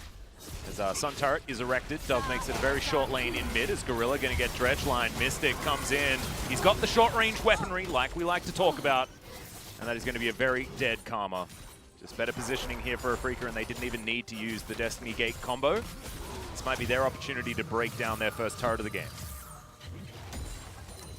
And, well, we're just seeing two titans up here, just duel it out. Yep, smacking each other with their sock and boppers. Yeah, true story. I miss those things. I remember the ads when I was a kid. Yeah, I remember the commercials when I was a kid as well. Yeah, they were very good. I don't feel as much like a boomer anymore. Thank you so much. They were reruns. On my mother's VHS tapes, actually. She taped them just because she really wanted you to learn about old pop culture. Well, speaking about pop, Karma did pop there. She did. At the Tri-Brush. And that is going to mean that things are once again extraordinarily even. Ezreal is going for Trinity Force, actually, over Iceborne Gauntlet, even though there's a lot of stick reliance on the side of Afrika. And obviously the Iceborne, the slows are really good, not just for himself, but for Azir, for Jarvan, for Aatrox to stick. So a little surprising there. Yes, he doesn't get as much value out of the armor, given all the magic on the side of Afrika, but still a bit of an interesting decision, I think. Also, being able to slow down Mystic and having, you know, better battle stats against him as well just means that it would be a decent idea. But I don't mind Trinity Force. You know, it's in the same vein as you should be prioritizing Merc Treads, right? As Destiny has been popped. We ain't gating anywhere just yet, though, as Summit is on the top side with Teleport at the ready. Now Afrika just going to spot them in this Dragon Pit. Teleport out, double teleports, in fact. Coming in, it's a great flanking ward that's in their Spirit. Blocks down the Dragon, but now Summit getting into position. But already OnFleek is just dead, trying to go for that 50-50. Was unable to, suffered the loss of his life, and then Summit had no way to actually affect the fight. But still, they do disengage relatively effectively, but a massive win for Afrika. Really big win for them. Very surprised because they saw Twisted Fate in bottom. They all could have just been in the pit and then tried to kite down towards him. And that would have been fine. And then they could have gone for the 50-50 that way. The way that it was executed by Sandbox, though, very questionable. And now Afrika, they're sitting pretty comfortable with the two best dragons, I guess, so that have spawned in the game. Yep. Have the mountain. And now they've got a Lich Bane on fly as well, who will be able to split push pretty effectively, given his Unsealed Spellbook as well as his Destiny Gate. But let's have a look at this one once again. You can see Gorilla comes over, not really able to do anything. Summit's teleport is not able to do anything either, as OnFleek just died. I mean, he went for the 50-50 smite fight. Yeah, but it was definitely, that was a sacrifice. Yes. And therefore, Summit probably didn't need to teleport there. But that's okay. Hindsight's 50-50, all that sort of stuff. And the gold is entirely even between these two squads, which certainly does help out Sandbox, who have the Azir that's going to scale a very, very long way, and an Ezreal that we often talk about 2 items, but now that Death's Dance exists, we talk about 3, and that's going to make his scaling feel a lot better also. Let's fly down here on the bottom side. We'll just try and deal with Dove. Should be able to do so. Well. Ooh. Yeah, some nice Mystic shots coming out there from Root. Not bad. Does already have his Muramana complete. Leandres is on the Mordekaiser. And everyone right now on Afrika, they're sitting pretty comfortable at their 2 items. I think it's only really Mystic that's more of that 3-item type carry, so Keen probably fairly happy to fight once he gets his Zhonya's, especially given the amount of physical damage that he's going to be going up against, assuming they can deal with Dove. Not too bad there, speaking of Dove. Spirit was thinking about an opportunity, but doesn't actually have to worry about it. Very close to 10 stacks on that Rod of Ages, which only goes into our discussion about Afrika being pretty strong in this exact moment. It's out of turret in the mid lane, sieged just by some minions. And so we're talking about the fact that Afrika are in a power spike at the moment. They're obviously not actually going to do anything with it. This is, we're waiting the 2 minutes till the Infernal Drake, and they will be able to threaten Soul Point with that one. It's really hard to do anything with it. All your champions are super short range. The mid-tier 1 turret is super healthy on the side of Sandbox. They can just sit back and they have control on what is and isn't possible in mid lane, at least. As, yeah, Root taking a bit of damage. He does have a Doran's Blade, though, so he's going to be able to heal You nailed it. TF better get a Morello. And Keen needs a longer arm. And True. Death's Grasp was just short. Do you know what I learned recently? What did you learn? I learned that Ardent Sensor is a giga-busted item. It is one of the most disgusting pile of stats. I didn't realize how broken it was until I saw a clip of Tyler1 going on a tirade about Redemption versus Ardent on Ivern. And I was actually in the school of thought that Redemption is just always better. I got Morello'd. Oh, wow. And that was, that's Morello Leandri V2. My goodness. Well, I mean, I'm glad that, you know, even though you had a different opinion, you accepted that that was obviously proven mathematically to be better. It was very cool. So good. Ardent. So, waiting for Karma to get it. I become Mikhails needs to come in first. Yeah. Obviously. She has it. And obviously, Ardent and Athene's are the traditional items. Both of them are just so cheap. That's what's so gross about them. And also that, I mean, Ardent got absolutely nerfed into the ground after the Ardent meta, and I think it's been sneaking back up because they've just added random stats to it to be like, no, remember this is like still an item. And so now it's just really efficient. Even if the buff isn't as absolutely broken as it was in, what was it, 2016, 2015? Season 6, I think, was Ardent meta, or was it Season 7? I think Ooh, actually, yeah. That was the Samsung season, right? Yeah, I think 7. Yeah, that seems to make some sense. Ardent was really cool. Ardent was a, it was a gentleman's match. It was Season 7. Yeah. Thank you, Collective. Checking in. I hadn't actually been paying too much attention. As, this is going to be Soul Point, and Sandbox do need to fight for this one. Teleport coming through from Root will get him into the fight, but I think that Mystic, Spirit should be able to lock this one down, and he does. Keen on fleek, immediately put into the Death Realm, and that is why there was no steal on that Dragon, as now Keen immediately comes out, but he goes golden.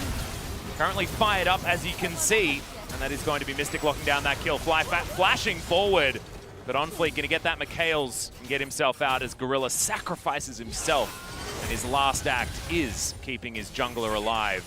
That might help as far as Afrika are concerned, because they are looking to head towards this Baron pit. That could be a big turn, though, because having Infernal Soul Point and inside track on this Baron that they are now going to just straight up own themselves is that's a big swing in this game. And I think this is probably going to be the nail in the coffin. So even though early on we talked about if Sandbox can get to 3+ items, Ezreal and Azir will carry, there's a bit of problem in the fact that, well, first we'll talk about the replay. So Sandbox arrived late to the party, and On Fleek gets Death Realm right away by the Mordekaiser. He ends up flashing away using his flash here. Now everyone is standing on top of Mordekaiser. Look at Azir in Antarctica, or I don't even know where he is actually. He's just in another universe at that point. So he's in another time zone. Groups up. Azir never gets to deal damage. Ezreal can't deal damage. We'll take a look at the replay here.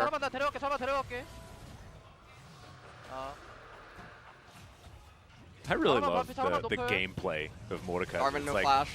I'm walking, I'm walking, I'm walking. Ooh, he manages to tab and ping the flash during that. Zanya's cast, and then TF with a, they're saying, let's go Baron, let's go Baron. And so, one of the issues here is that Azir, he starts off with Nashor's Tooth, goes Zanya's Hourglass, even though he has obviously no intention to make any plays, and he should never be diving the backline. If he's diving the backline for an Azir sec, him and Ezreal are failing fundamentally somewhere else. So, the itemization's very wonky. Aatrox can't do anything against that team composition. We outlined that in the draft phase. Darvin, likewise, counterintuitive, because he's trying to go in when really he should just be peeling and using Cataclysm defensively for Ezreal and Azir. So, they're piloting the comp in a very counterintuitive way. They don't yet have the items, and then to make matters worse, Azir is itemizing basically no damage. He has an Oblivion Orb now, but it's still point soon. Well, we'll see whether this fight is going to change anything, as Destiny will bring Fly in there, as Spirit with his ultimate running keeps himself alive, but that Emperor's Divide was absolutely fantastic. It's nothing in comparison to Mystic with his quadra kill, though. Is it going to be back-to-back pentas against Sandbox in the first game? It is! Mystic does it. Welcome back for 2020 Summer Africa Freaks. You started off well last time, you're doing it again now. Oh, man. Well, Aphelios is always a pleasure to watch. It's when he ends up doing it. 200 years of collective pentakills. Absolutely incredible stuff. How many years? As Africa will win the game off the back of that one. Pentakill for Mystic. It's that's one way of ending the game. He was born in 1820, by the way. Yeah, well, obviously. That was obviously. Yeah. So I just want to let you know that. As Mystic, I can't believe that Gorilla brought it up in the trash talk and was like, last time Mystic got a pentakill against us in our first match. Now I want to get my revenge. I think that was the opposite of doing that. It is only game one, though, because remember, guys, we do have best of threes here in the LCK. And that revenge that Gorilla was talking about might come in. But damn, I think I've lost player of the game vote, by the way. I don't get that anymore, you guys at home. It is just LS that is going to be our representative here for the global broadcast. And who did you vote for? Voted for Keen. Voted for Keen? I think Mordekaiser was pretty good. He was important in stabilizing the early and mid game. Yes, Mystic got pentakills, but Mordekaiser's plays and interactions in a lot of those fights were way more integral. I think that Dragon fight was the game-winning fight, right? That was just really well played by both Spirit and King. Yeah, he did things very, very, very well. And, I mean, Sandbox, it wasn't a comp issue whatsoever. Well, I mean, Atrox and Jarvan were very surprising to pair when you open Ezreal B1. But the way that they played out the game and then the mid-game transition, the way that they itemized as well, all just very, very confusing. And this is the final team fight. So it starts off looking like it's really good. And you can just see Mystic, he's in the heart of it all, and Spirit turns right back around, and honestly, Mystic... Point-blank ulti. Yeah. And then all of that damage. Plus, he had a Death's Dance at this stage, remember? So he just heals way more than you think he should, and is really difficult to burst. Well. Damn. Yeah. 200 years. I guess. Yeah. 200 years, actually. That was something. It's a lot of damage as well, as Mystic was certainly what Africa were playing around towards the end of the game, but I think that exactly what you were talking about, the way Keen actually played out his laning phase. Remember, he was up against a 1-0-1 Aatrox as well. After that first skirmish, went a little bit awry on Africa's side. It was well done, but still, I think that we're probably expecting a little bit more from these teams as we get further on in the season. There were some lulls that maybe shouldn't have been there, things like that. And so we'll see how it does go as we move further on. My Google it's not working? did not I'm just going to put that over there then. I'm going to put mine there too. All right. One for King. The Google vote did not work. I apologize. That's what that piece of paper was. Yeah. So there's a big X through my vote as well. It's just on every single individual sheet. It's just crossing me out. Perfect. That is so sad. I know. I'm not pretty voting. pog. It's fine. You know what? You're my player of the game, Alice. Oh, thank you so much. I can be on there because you voted for me. True. That could be our way of making a stand. True. Unless it's a DRX game, in which case it needs to be a vote for Chovy. But, ladies and gentlemen, we will have game number 2 coming up very, very shortly. We'll see whether Sandbox can get their revenge like Gorilla stated. Stay tuned.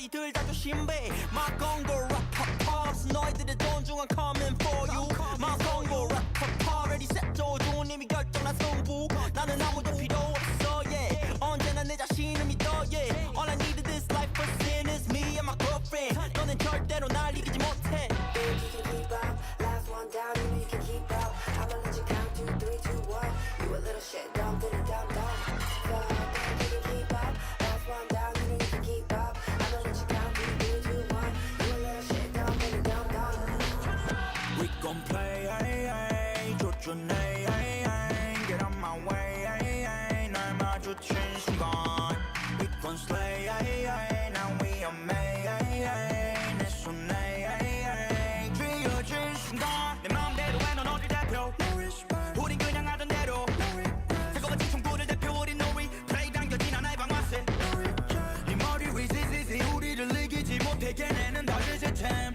I kill you abracadabra 네 귀에 찬양이 남아 Kill shot, baby Tell me coming into hot, feel the shot, baby Bring it back, baby Let's do it hot, yeah, I should've seen you Wherever you are, I'ma catch you running out What you think about, ain't trying to think around Going down, kill shot, headshot, ooh Did you better calm down, 많은 애들이 몰아든 내 방식대로 Say headshot, 당연히 다 이기고 Give me your best shot, 이건 난 your test guy Take over 하지, 내가 오면 game over 호가로리 샷, you can block 내 취미는 1등급 샷 다 놀라 각오했다면 정의는 뒤로 해 like pop, pop, pop, pop I'm ready to go You can keep up, last one down, you know you can keep up I'ma let you count 2, 3, 2, 1 You a little shit dumb, dumb, dumb, dumb You can keep up, last one down, you know you can keep up I'ma let you count 2, 3, 2, 1 You a little shit dumb,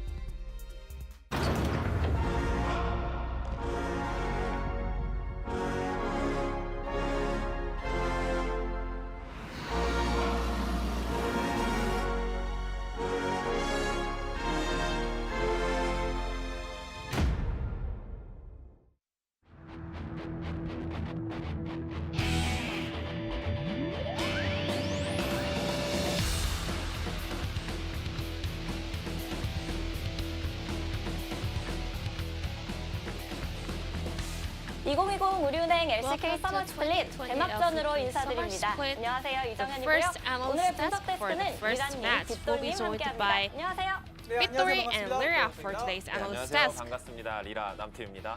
네, 개막전 첫 경기부터 정말 What a game 치열했습니다. for 결국에 승리는 the opening 아프리카 game 프릭스가 of the Summer 가져가는데요. Split. Africa 일단 managed to pick up the 공식부터 first 살펴보면 win. 아프리카 프릭스가 미드 막픽으로 So what's your 어떤 take 카드를 on 꺼내들지 the pick and 굉장히 ban? 궁금했습니다. 결국에는 막픽으로 For the last pick in the mid lane, Africa took Twisted Fate up against Azir. 이번 시즌 잘할 수 있을까 A lot of Africa fans were looking forward to seeing Fly with improved performance, and this time around, Fly proven himself with a little bit more of a consistent performance and also a very unexpected pocket pick. 그래서 플라이에게 주무기를 달아준과 동시에 So by giving Fly a very core champion, bot laners were trading Ezreal and Aphelios in the first round of the pick and ban. 그걸 뭐 적극적으로 시도하는 모습도 중간중간 눈에 띄긴 And we could see Africa trying to make a lot of plays using the global ultimate on the side of Twisted Fate. Fly was really busy roaming all around the map, but not all tries were perfect, but in the end, they were able to make a clean win. So this was a very early skirmish that happened around 9-minute mark of the game. So Keen, thinking of the backup from Trundle and Twisted Fate and more Nautilus, he ulted really fast. However, actually, their backup was not fast enough. So Fly was thinking of making a big play with this ultimate here, but they weren't able to pull it off as they imagined. So this time, that fight kind of made Twisted Fate weaker, not able to pick up any possible points with that first ultimate. However, Africa did not fluster. They rather were able to stay strong and make a comeback in the later phase of the game. So this game was, in the end, was about the AD carry, hard carry mode in the end. So as the game got extended, it was about the bottom lane carry. Mystic got another pentakill up against Sandbox. I guess Gorilla called it right. So about this fight, Ezreal was having 3 core items. So Ezreal requires 3 core items to do a lot of damage, but Aphelios, he just can't press all the keyboards and just get a lot of kills. And that Moonlight Vigil and Inferno combo, the dream combo for Aphelios' ultimate, was so powerful that he was able to wipe out all the 5 players on the side of Sandbox. Aphelios is actually having an edge up against Ezreal in terms of burst damage. And also before this team fight, Africa was doing a really great job not allowing Sandbox players to do a lot of poke. They rather was setting up for a 5v5 fight. Then let's check out who will be the player of the game for the game number 1 for the first match of Summer Split. Mystic and Aphelios. Well, it seems like pentakill is even easier for LCK bot laners since we are seeing a lot of pentakills starting from the Spring Split. And also, even a pentakill for the opening game. The start was not really good. He made a dash in the early team fight, so we were expecting to see Ezreal to kind of outscale Aphelios. However, even though Ezreal was a little bit ahead in game, he was behind 200 years. in the timeline, so Aphelios was able to show the power of the champion itself.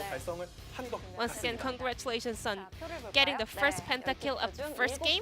And Mystic won 7 votes out of 12. 선수가 만들어준 여러 가지 장면과 모델가 변수가 됐던 거에 대해서도 또 많이 And also, we can see a lot of people kind of admitting the contribution from Keen, making a lot of plays and being able to hold on to the very late point of the game on Mordekaiser. And let's move on to game number 2, Sandbox versus Africa. Whether it's gonna be Africa closing out the series, or will Sandbox make a comeback with a different kind of draft? I'll pass it over to my casters. Thank you. Thank you so much, Jason, as usual, for your fantastic translation. 200 years worth, in fact. Absolutely brilliant stuff. And yes, as you just saw, I gave my vote over to the Chinese broadcast. Yeah, true. That, to be perfectly honest, it makes sense. Jun or Sunkei don't get a vote as play-by-plays on the Korean broadcast. They're a TriCast, so they do still get a couple of votes.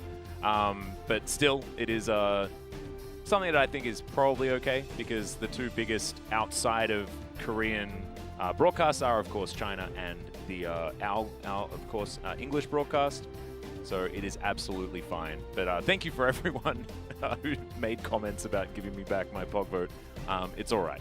Brendan Valdez also lost his, unless he's the Vald analyst, in which case he gets it back. He gets it back. You might be. He takes it out by. I don't know. He's going to get really confused. You and him are going to be on the desk, and he's going to be like, "It's my turn, right? I get to do this vote." But let's bring it back to the game. Sandbox had an unfortunate last couple of team fights, but otherwise things were very even throughout most of the game. So I don't think it's outside the realm of possibility that we're going to head to a game number 3. Joker looking very dapper there with his Sandbox pin. Ooh, Pub Smithy wants that one. Yeah. He certainly does collect those pins. His 100 Thieves one definitely does look very, very cool, but I know that he has a vast collection of others. Well, we shall see if Sandbox can manage to pin their way back into this series. That is what is going on there. Or, well, if we could just close it out 2-0. Now, here's the thing.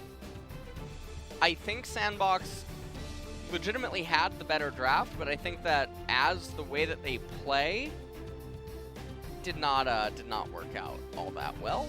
No. And in game number 2, I worry what happens if they don't have any sort of even potential insurance, because I think in a straight head-to-head, Afrika's just favored, which is very unfortunate. And Keen starting things game. off very good, yeah, as there were points in spring where he was really floundering about, as Yumi is going to be banned away first.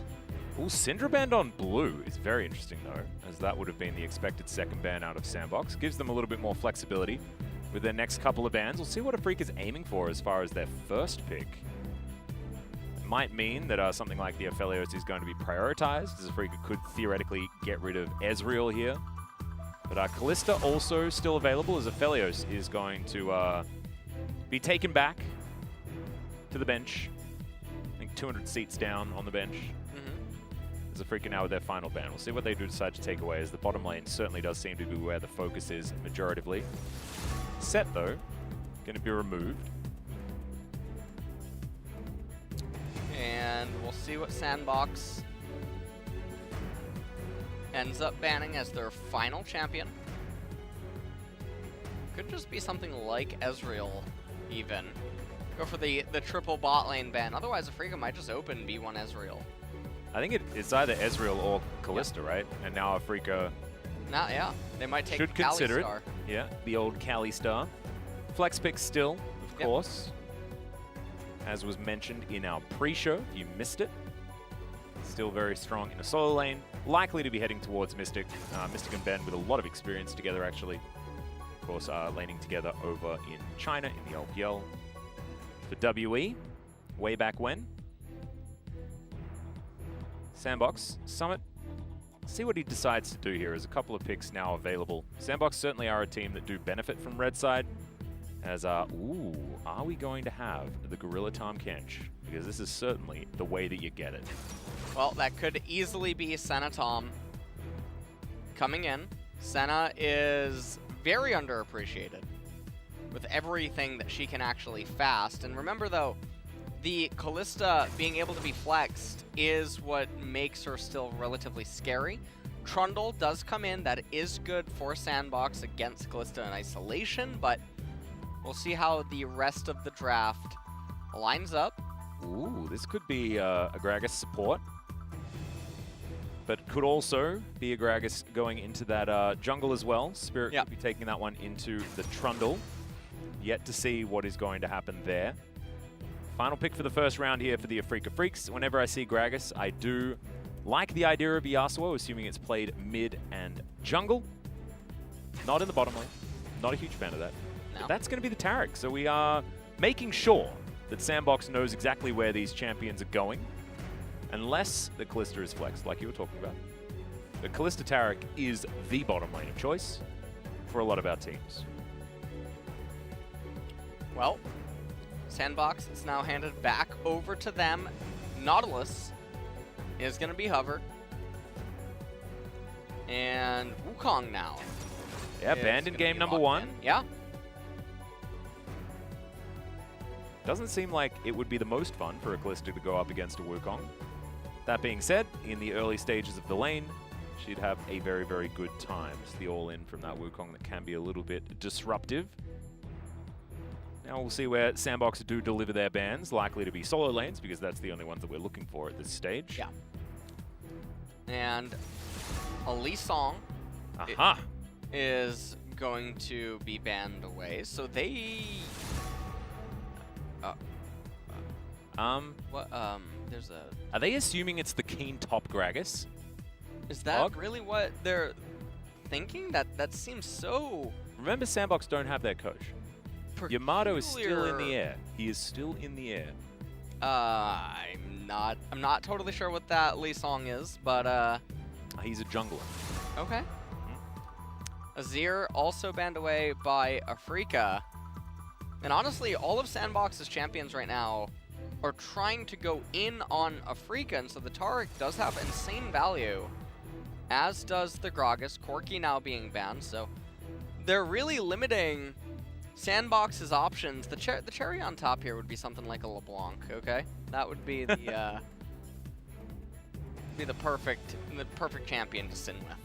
I'm feeling Afrika are going to go towards Orianna. That's what my bones are telling me at the moment. Of course, a champion that Fly is pretty comfortable on. It's going to be Nautilus.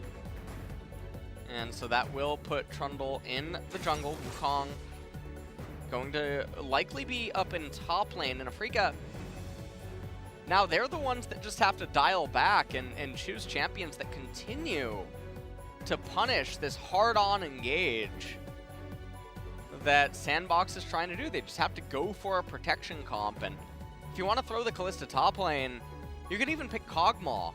In a spot like this, I really like the Karma. Yep, that is singing your song just a little bit there. She is going to be locked away. Now, Ben, what is he going to collect for either AD carry position, top lane, jungle if Sandbox are correct? But no, it's looking like top is going to be where he's going to go, meaning that our first assumption was correct. And with the way that Sandbox's comp is right now, Wukong does have to go in. So does Nautilus, so does Trundle. We talked about this last game, and that Aatrox can get some reward when the enemy has short-range, hard-on engaged champions. And the way that it currently stands, he's not super unhappy. Sandbox with a bit of a savant pick, maybe. Cassiopeia versus all of that short range. Yeah, I like it. Is very good. Because both of these team Kalista compositions are short range. But yeah, Cassio with a miasma actually just ruins the day of 3 of these champions straight out of the gate. Completely ruins it. Definitely good news. Now this is definitely much more of a Sandbox type of team composition. But I am really curious to see what is going to end up going on here, because the way that I look at it, I can't imagine a world where they actually get through 2-3 item Karma Taric and Aatrox once everything comes online, even with Cassiopeia. Yeah. And the And so Cosmic it feels Radiance like- value is going to be right. so high. It's going to be so high, and so a lot of pressure on Sandbox to try to actually get ahead early, but Karma neutralizes Cassiopeia. Keen is completely going to be fine on the Aatrox up against Wukong, and really, Kalista Taric need no introduction, and Gragas is arguably one of the best junglers in the entire game, able to do both modes. So I feel like Afrika really made out a lot better here in game number 2. I think their team comp thematically goes against Sandboxes really well, and they have all the keys that they really need to win, but a lot of pressure is going to be on Dove in this game because the Cassiopeia is so important in trying to resist everything Afrika is trying to do. Absolutely. And Dove was certainly the MVP for Sandbox in game number 1. We'll see whether that's going to continue to happen as we move to our second game and on to the Rift. As you can see, Afrika on our blue side now up against Sandbox. It's do or die for Sandbox here, trying to get us to that ace match, game number 3. But I don't know, I look at this Afrika comp, and although, you know, you see Aatrox, you see Karma, and you're like, this isn't exciting, the cohesion of their composition makes it exciting, right? Like, the value you get out of Ardent Sensor onto Keen and Mystic is super high. And Fly is also one of these players that is very good on utility mid laners. Yeah. It was like we were talking about, the Lissandra one trick, but also had some of his success earlier in the year on the Orianna mostly. And certainly Karma does fit right into that bag. Well, we can take a look at some of the runes here. It will be the Grasp of the Undying Senna. So she will go for the Black Cleaver and the Frozen Mallet. I like it. You get lots of HP there. See whether the Senna is going to work out here. The Fasting Nautilus is not my most, you know, favorite. Yeah, I think Maokai is probably the one that I've seen be the most successful, and Volibear is the most fun. But Volley is a very different champion on this patch. As, wow, that's a long time ago. It's been a couple of years. That was against Insec. Yeah. I think that was that a jungle matchup? Oh my god, that is just insane. That's certainly a long time ago, but we are fighting. As Gorilla is going to flash. There's the, I believe, Rend. Yeah, and there we go. Mystic locks down First Blood, 2v2. Easy as you like.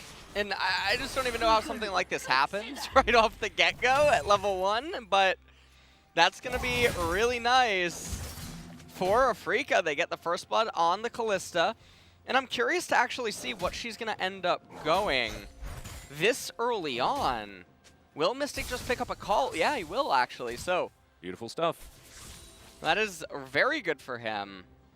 Lots of benefit off of that kill. Let's take a look at how this all transpired. So, just dazzled. So yeah, basically you put the cereal in the bowl, and then you put in the milk. Yeah. And yeah, that's how you make a bowl of cereal. Cool. Do you put some sugar on top or something like that? Are there any other steps, or is that just it? Only with Frosted Flakes. Oh wow. Yeah, I like to add. They're already frosted, right? I'm gonna add a little bit more. I'm a bit old school. I kind of like the muesli situation. Big fan. Oh, Don't need okay. much on top See, of Karma that. heard you. She gave you the thumbs up. Fly muesli fan as well. Boomer cereal. Absolutely fantastic. There's Keen losing out on this trade a little bit. Decoy comes out from Summit there. And Summit is actually thrashing this lane at the moment. Spirit going to be spotted by the Scryer's Bloom, but once again on Fleek doing his favorite thing, which is taking Scuttle Crabs. He might double Scuttle double games in a row. Last time didn't actually manage to net them a win or anything like that, as it feels like Spirit has been very subdued in the early game. Yeah. But it has been fine, especially this game, given the fact that Mystic and Ben are in such comfortable position. And we take a look basically at what is going on inside of the jungle as well. And Gragas, he has recalled, has his Predator boots now, so you gotta go fast with your Nikes.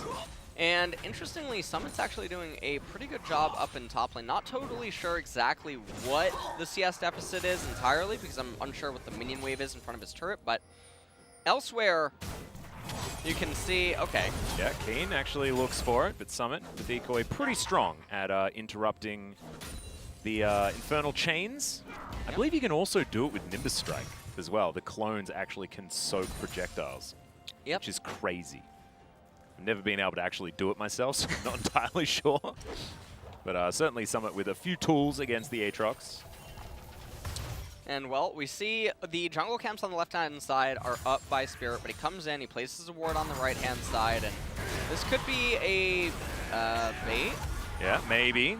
But decoy does work out. Teleport from Fly.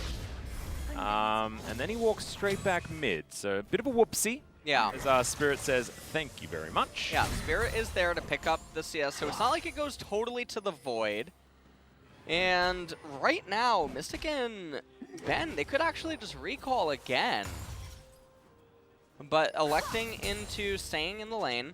They know now that Trundle has no reason to be on the left-hand side of the map after what he just did, so they should anticipate that he's going to head down to the right. Karma going to convert her mid priority into moving into the right-hand side Fog of War. And Freaker, instead of going for that cheetah recoil like you were talking about, are going to utilize this bot lane advantage to take a very early Drake. 5.5 minutes, and Fly easily capable of moving on down here as well, with an Inspire available for Spirit. So he's got his Chariots of Harmony. He's going to be very supportive this game with the Athenes and Holy Grail, most likely into the Ardent Sense that you were talking about last game. So extensively, fantastic item, especially in this composition. Yeah. And especially now that we know, the state of the game at the very beginning as well, with Mystic getting an early lead. It's only going to be more difficult to deal with when Mystic hits 2 items and Fly hits 2 items. That's like a mega power spike as Cyclone coming through on the top side. Second cast comes out, World Ender trying to get some extra health back there, but Crushing Blow not enough to take down Keen in the end. Summit instead just asserting his dominance against his former teammate. Well, everything is... Oh, well, that's not does good. avoid the ulti, but Fly's going to have to get one of his summoner spells out. No more flash. And or teleport. I'm not sure why they both didn't follow there. Dub and Enclave both had flash available, and even if Gragas is there, pretty sure Fly is still always dead, so a little Petrifying bit Gaze surprising. missing certainly helped out. Yeah. That was probably the biggest deal. Got some missing pings though as Summit was making his way down bottom side. Still just that first blood that happened very, very early in this game. And otherwise, not too much to speak of. But there is a 700 gold lead, and this cull is almost done, actually. Yeah. Mystic getting it so early in this game. And that'll be a really nice power boost for him once he ends up getting it. And I mean, Afrika, because they're in control of bot lane and even mid lane, given that it is Karma, she's able to get priority on a moment's notice. And going the Athene's Unholy Grail, it's going to make it a little bit difficult for Cassio once that item's completed. It's going to be very obnoxious at the second dragon fight. And once that ends up happening, Afrika, all of a sudden, they're 10 minutes away from Soul Point, and if they roll an Infernal, it's really going to be doomed. And even Cloud isn't bad for Afrika's team composition. Karma, you have Gragas, you have Aatrox, Taric, lots of champions that like MS. Yeah, gotta go fast, absolutely. And also, getting more casks, more World Enders, certainly not going to be a bad thing. And Cosmic Radiance has a notoriously high cooldown. So ultimate cooldown actually working out relatively well for these guys, despite the fact that they do have a champion that has an ultimate ability called Mantra, which isn't actually really an ultimate ability. Now Summit going for another fight here. Onfleek turns up, Spirit in fantastic position right now. Keen with his World Ender flashes on over, but he gets completely baited. Spirit looking for the body slam, but Onfleek is here. Dove turns up in the nick of time, and Sandbox have outplayed it. I think the body slam is going to come in, it is. But we've got Predator Boots, and Spirit is going to make it out alive. Mystic, in the meantime, is stealing away a blue buff, so it's not the end of the world here for Afrika, but Keen might be tilted. Yeah, Keen is probably a little bit flustered. He canceled the auto attack with the Aatrox passive. And I do believe that would have killed Summit. Yeah. Had it gone off. It might have been the flash, but I don't think that's how that works. That too. But still, not great.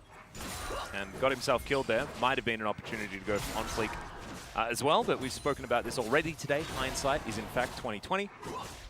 In the moment, just made the wrong call, unfortunately. Yeah. And I think one of the other big problems happening here is you look at the CS deficit down in bot lane, and no, you do not look at Senna versus Kalista. You look at Nautilus versus Kalista, and so it's about a 30 CS gap. But remember, Mystic also has Cull available, and Cassio might just be dead. Potentially, but not going to land the snare. So Dove does walk away. Had flash available, of course. So we've talked about this a lot on broadcasts, and even on like co-streams, they'd mention it sometimes on the LEC. You're pulling Kalista and Taric over here to rotate for the Herald, but you just lost 100 gold in bot lane because of the minions. So the Herald gold itself, the capture, is invalidated. Also, the EXP from those minions going down for nothing. Now they're going to initiate a lane swap, but we'll see how much value they actually get out of this Herald. It's also peculiar to do this rotation when Dragon is so close to coming up, because time is of the essence for trying to set up and make sure that everything is coordinated and lined up. And now it's going to be Sandbox actually with control and initiative, and they get the reset first. Yeah. Everything is going pretty well for them, and Karma hasn't had a chance to recall yet to get that Athenes. It's actually quite interesting as well, because I was actually going to argue that maybe it could almost be worth it for a Freaker if they're just trying to get Keen more of an advantage topside. But in fact, the buff was taken by Mystic, so you're not even going to get that, right? It's all about making sure that Mystic can snowball ever further. But he's the one that just lost the 100 gold on the bottom side. Is now Gorilla. Not going to be pierced. We do have the ulti available here from Mystic. Depth Charge is going to come in. Is now on fleek with a bunch of extra movement speed. Puts down a great pillar. But Cosmic Radiance is going to... Oh no, not in time! And now Ben has to get out of there. But the flash, I don't know whether it's going to be enough. That cast was stunning. Yeah. He does bowl in his time. You know? He is. Damn right he does. Frika has been looking into that one, and that's going to mean that Sandbox actually get themselves on the board for Dragons.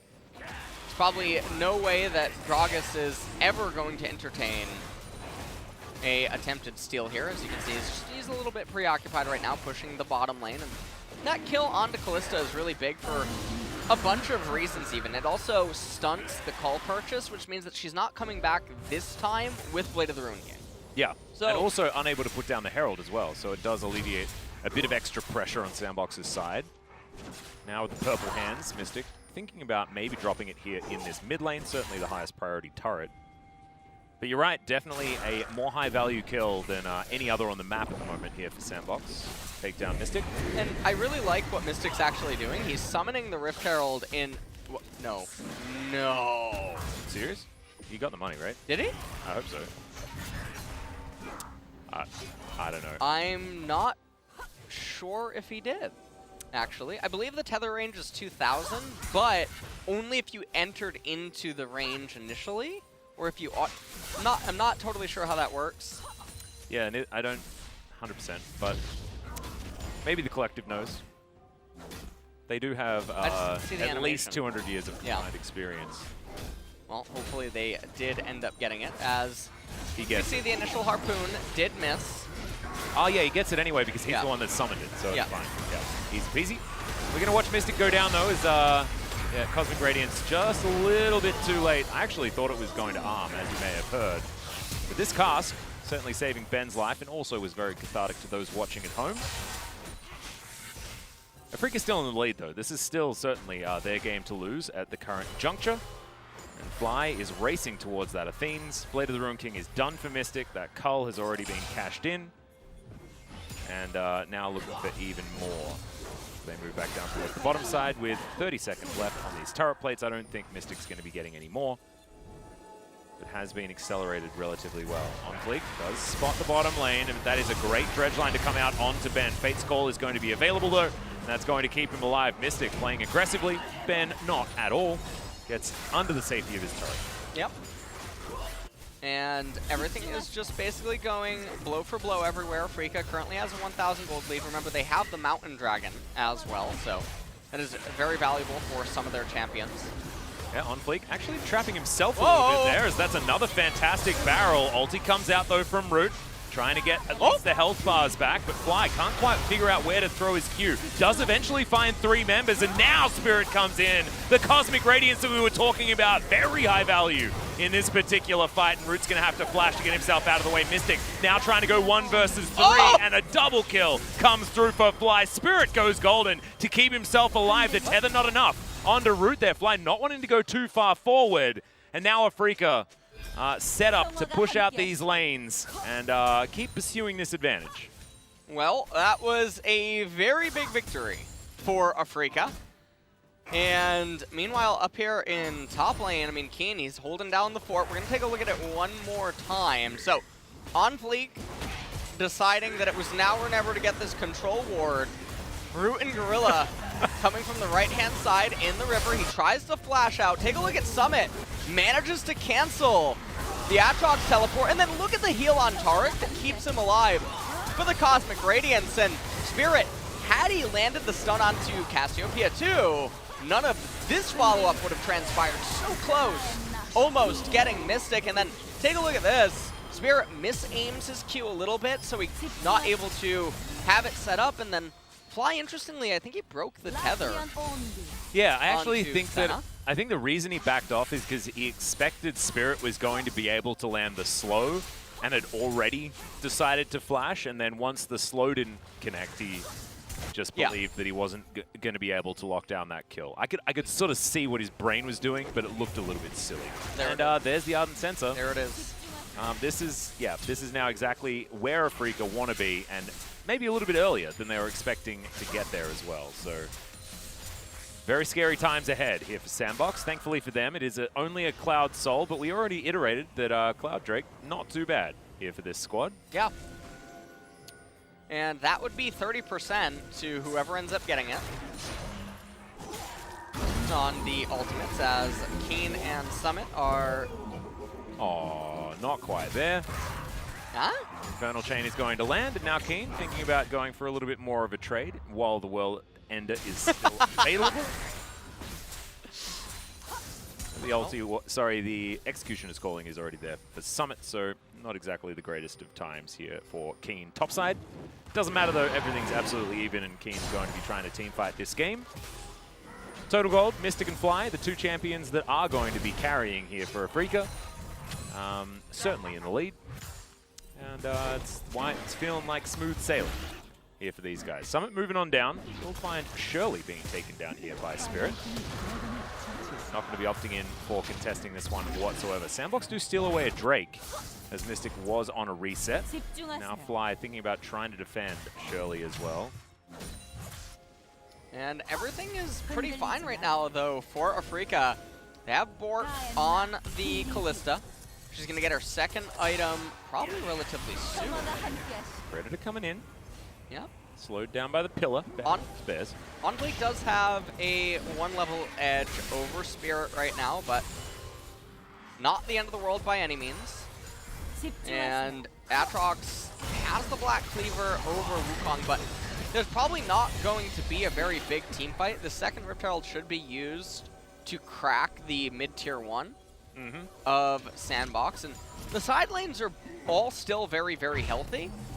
And that will probably be difficult to end up getting the gold in for both of these parties, just because their team compositions are both very immobile, and their top laners don't really move either of each other. So, yeah. Yeah, no, I understand what you're trying to say. Yeah. Certainly feeling like we are heading towards a relative lull state. 3.5 minutes until the Cloud Drake is going to spawn, but as you saw, Afrika not really prioritizing that one either. Sandbox with an opportunity to move towards Soul Point, but it is Cloud and doesn't suit their composition quite as much. Maybe Wukong. I mean, movement speed on Wukong after pressing R certainly feels fantastic.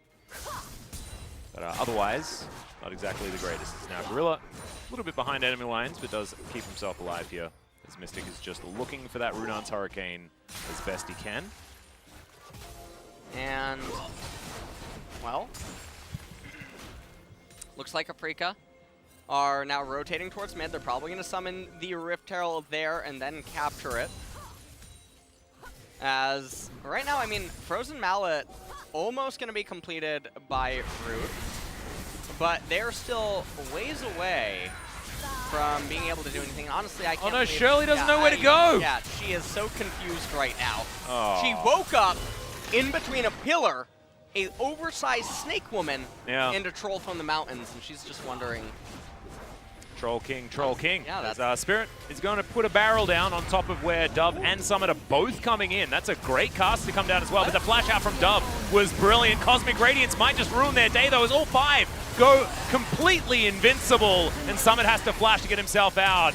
Keen down to about half health, but Ben flashing on forward. The dazzle was glorious. The shields are everywhere for Afrika. And despite Gorilla going golden, I don't think it's going to keep him alive. The body slam lands at exactly the right time, and a double kill for Mystic as Afrika bear down on the bottom outer turret. And Karma and Taric are pretty good champions. Yeah, pretty good. When you want to go super short range and take these very scrappy skirmishes, they are just going to always win the war of attrition. So basically, Sandbox, they have one shot, one opportunity to really just bring Taric down in the fight. If they can't do it, they will never win an extended team fight. And Karma, as well, with just those 2 items, they feel like 4. Yeah, you don't need any more, actually. And oppressive they are together. The heals, the shields, the amplification coming out in these team fights. The gold score at the top doesn't do it justice at all. Yeah, this is actually extraordinarily skewed for this stage of the game, especially, but I don't think that Afrika have any worries when it comes to scaling either, given what Karma can give to the Callista. But this was just a bit of bad luck, honestly, coming out from Sandbox, because Spirit was exactly where he needed to be. I mean, you just saw Fly's shield invalidating Wukong's attempt. And that's what's going to happen, actually, every single time, is that any opportunity Wukong sees to try to go in, Karma's going to look down at her keyboard, put her hand on her chin and go, RE, and yep. Wukong is going to be really It's actually like healing in World of Warcraft. Like, that's literally what he's doing. He's like a resto druid. Yeah, actually just a resto druid. No, discipline priest, 100%. Oh, okay, perfect. Powered shield. So, yeah, it's honestly, it's not very good. And Taric over there with his Divine Shield and Lay on Hands is also very unfortunate for Sandbox to try to fight through. I'm glad there's a Paladin in there as well. We're Alliance, I guess, assuming that it's classic. 5,000 gold in the lead is Afrika now. 8 seconds before this Cloud Drake, and I don't think Sandbox are going to be able to fight for this one.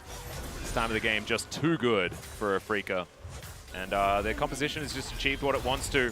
That outer turret, like we were talking about, fell in bottom lane and in mid. Sandbox have started off this Drake. See whether Afrika do decide to go for this one. Cosmic Radiance is available.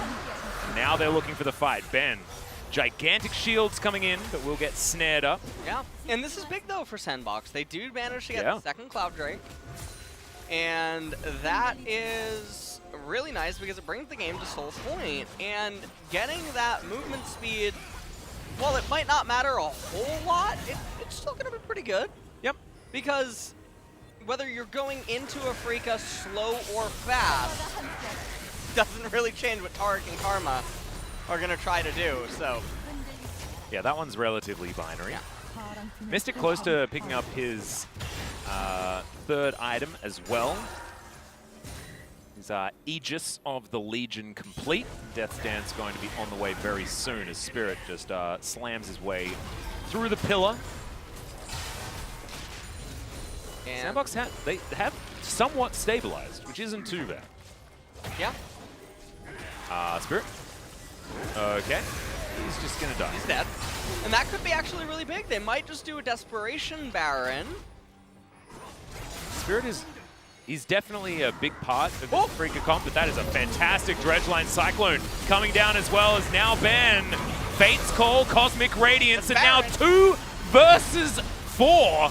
They're actually able to fight back. Keen grabs one of the kills. Fly coming on in with all of that utility and does lock down on Fleek there. Gorilla is well and truly dead, and unfortunately for Sandbox, This Afrika comp just seems to be a little bit too far ahead, that even 2 versus 4, they're able to fight back. But Fate's Call Cosmic Radiance pretty strong. That sidestep was beautiful.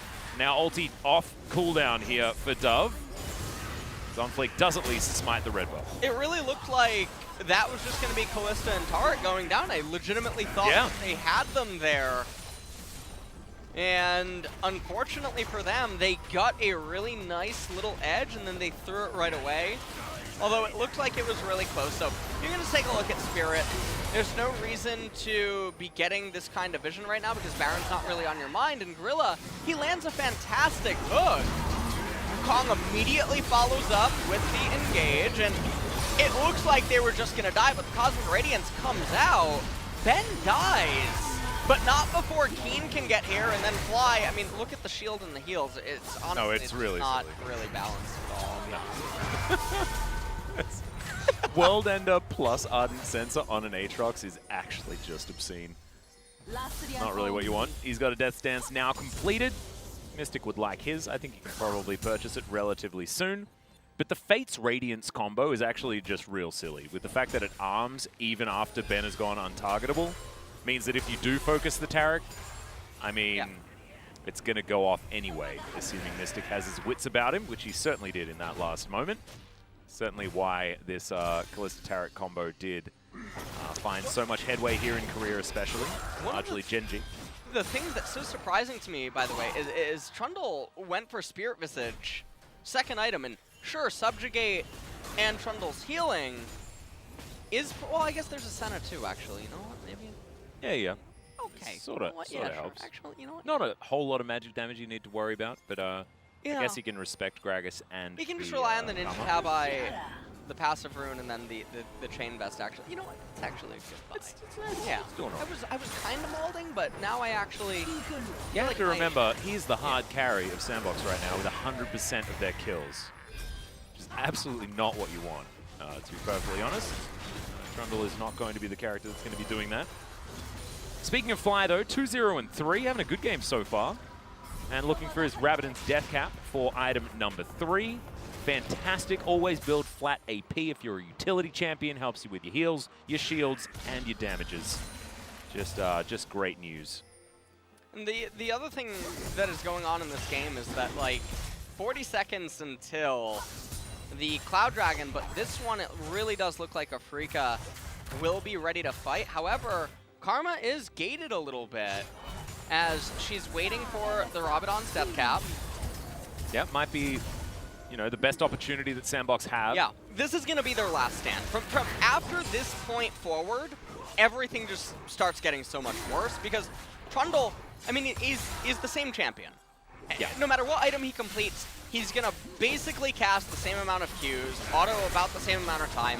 Doesn't matter that he's slightly more tanky because it's not integral to the fight. Wukong, Well, okay. they're getting in. There's the cast. Lands onto Dove. Cosmic Radiance is going to come through, but Sandbox doing exactly the right thing. Just disengaging and going for the re-engage now. Gorilla lands the hook, but he might pay for it with his life. Fate's Call gets a brilliant double knock-up as the Cyclone in the backline. Not enough to take down Spirit because welcome to Karma, everyone. And yes, there's a saying that I could say, but I'm not going to. Petrifying Gaze comes out from Dove, but that is a disengage ultimate. It's precisely not what you want. And Afrika just showing Sandbox that they have way more tools to get the job done. Well, this is definitely going to be interesting here. As Afrika, they're going to finally pick themselves up. One of the Cloud Dragons. Yep, locked down by the Rend of Mystic. I really got to say that once Afrika has 3 of them on Karma, it's going to be so hard to actually team fight. Her mantra is going to be so often, and we just take a look at this, and Sandbox, they did a really good job. They got the Cosmic Radiance out, and that should have been it. They could have postured again, but then Chuck Testa, Leroy Jenkins straight into the middle of the fight. Gorilla almost loses his life, and Karma, some say that she did date Aphelios at one point in time, you know? So.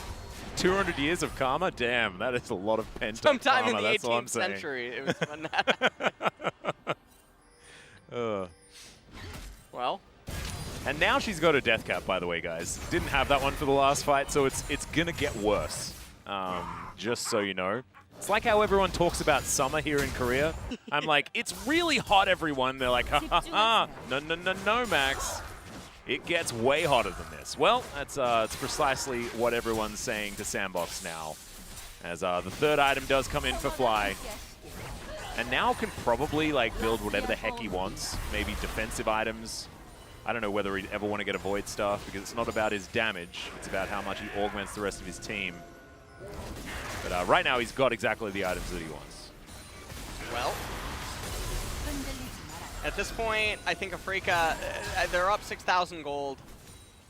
They have all the items that they could possibly want right now to take yet another skirmish if they want to. They also have Baron as a very easy secure, given that they have the Callista.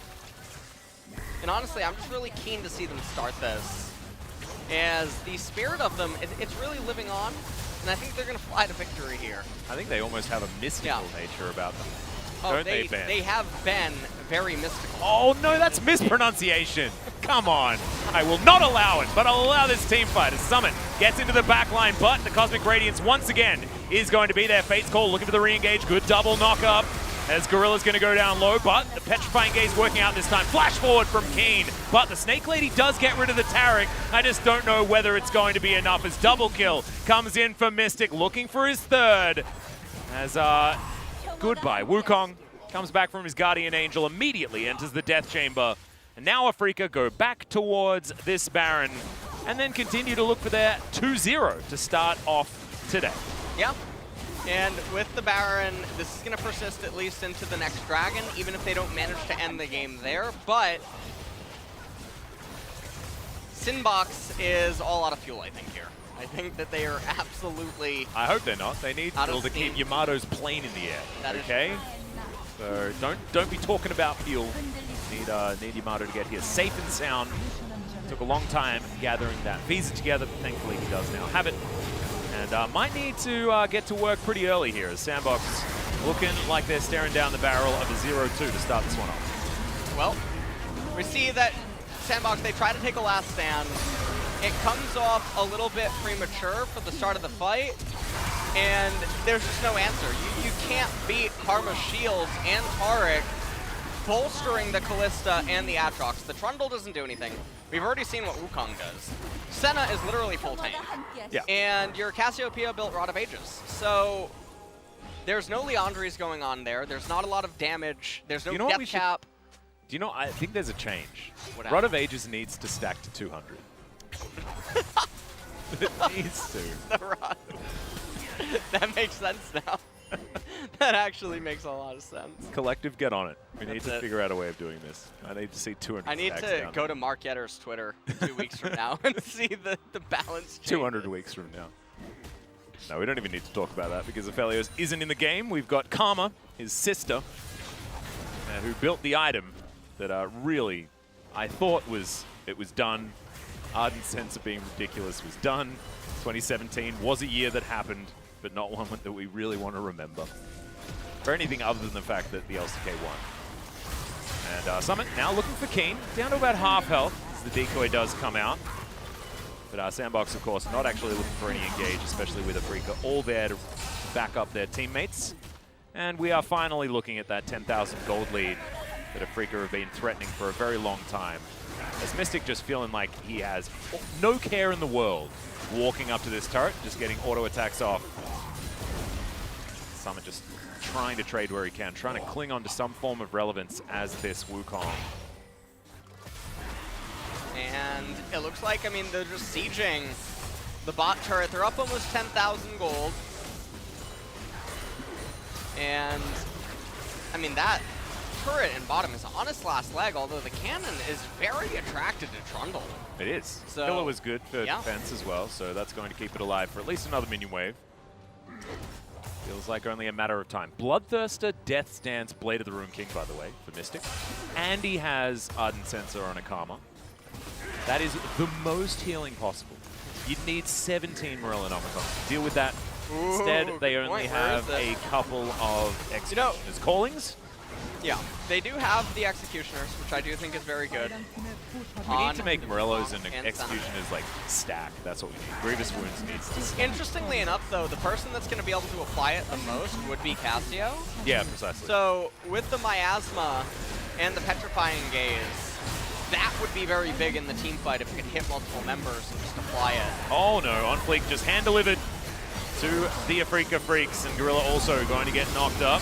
But there's the Cosmic Radiance. I've seen this movie before, Summit, and it doesn't work out so well for you as Keen dives in towards the backline, and Ben gets that knock-up that we talk about every single team fight, and there's the Rend to explode the members of Sandbox and their hopes of staying in this series. Afrika, it just seems like the first round robin of any season is a good one for these guys. As Summit is going to go down, that should be the ace. And Afrika Freaks start off the season real strong. Yeah, they really, really did. And that was a very convincing game number 2 victory being pulled out there. And I actually just really love seeing Mystic back to form as well. Kalista was good. Aphelios in game 1 did manage to pick up a player of the game, but honestly he was pretty forgettable towards the end of spring.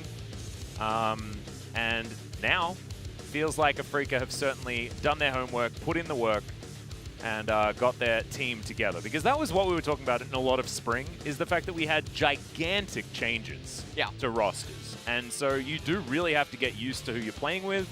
And Afrika has been notorious for switching everyone around and playing different players almost every game. This time, we saw a very secure roster.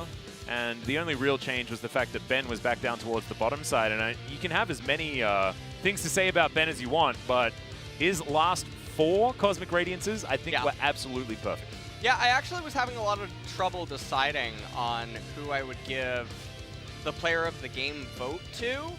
I ended up giving it over to Mystic, just because I think that a lot of his mechanical decision-making in the team fights was more impressive than the button presses out of Taric at some points. Yeah. Although Ben did hit some really good stuns that were setting things up, but some of them were aided by teammates. So, and also that is vote. technically Mystic's ability. Yeah. So Mystic got those double knockups. True. Yeah. So obviously deserves player of the game. Will be back-to-back for him if he's able to win it in this one as well. As it was a quick series to start off the day. It was. And now we're moving very quickly towards DRX versus T1, which is going to be super hype. What we saw out of T1 during MSC was part of the catastrophe, but what was the beginning of DRX's run did actually look pretty good. So we'll have to see what the form really is as we move into the real deal, which is LCK Summer, and look towards Worlds for both of these squads. And so I think seeing T1 and DRX collide later today is going to be really interesting. Someone, actually, I think it was Shrimp. I was having dinner with him yesterday, and he pointed out Chovy has only been playing jungle in solo Really? In solo queue? I have no idea if that means something for today's match, but that is that's something. As we take a look at some of the highlights here from game number 2. I don't know what that could mean. Quad's pretty good though. I mean, which Pokemon trainer is he? I mean, if Red's top lane, like, is he blue now? Pokemon trainer. Is he Gary? Ooh, oh, you know what? Crown and Armor just came out. Ah, yeah. Right? Tonight? The new Pokemon. I'm not sure. Oh, I'll right. check Yeah, the new island. Break, yeah. I haven't actually seen it. Yeah, I have seen a lot of the YouTube videos, but it's been a while since I played Pokemon, actually. That was a really good stun by Ben. Those are one of the ones I was referencing. Yeah. When I was saying that he got a lot of things started, but Mystic just really phenomenal performance. And honestly, I mean, Karma, immaculate R&E presses this game. This was almost it. Sandbox actually almost managed to do this. I really would have liked to have seen them just try to do the Baron. They have Cassiopeia. They have infinite healing with the Senna. They would basically never take damage. And if they do want a team fight with Afrika, at least they get to choose under which circumstances. And also they get to do it without their opponent having a smite, which is always a good thing. Right, and Gragas not being there is very big, so a little bit surprising. That was a really good Petrifying Gaze, but just way too much, and Karma doing so good. We're going to listen to the team voice. Yeah. listen in on Afrika just basically celebrating because this game felt like it was in the bag from very early on. Let's see what they were talking about. We can do it. We can do it. It's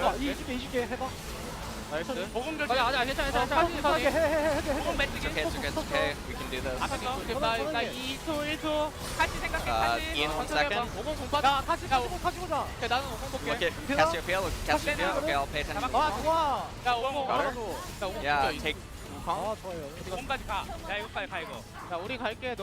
We're gonna go. We're gonna go.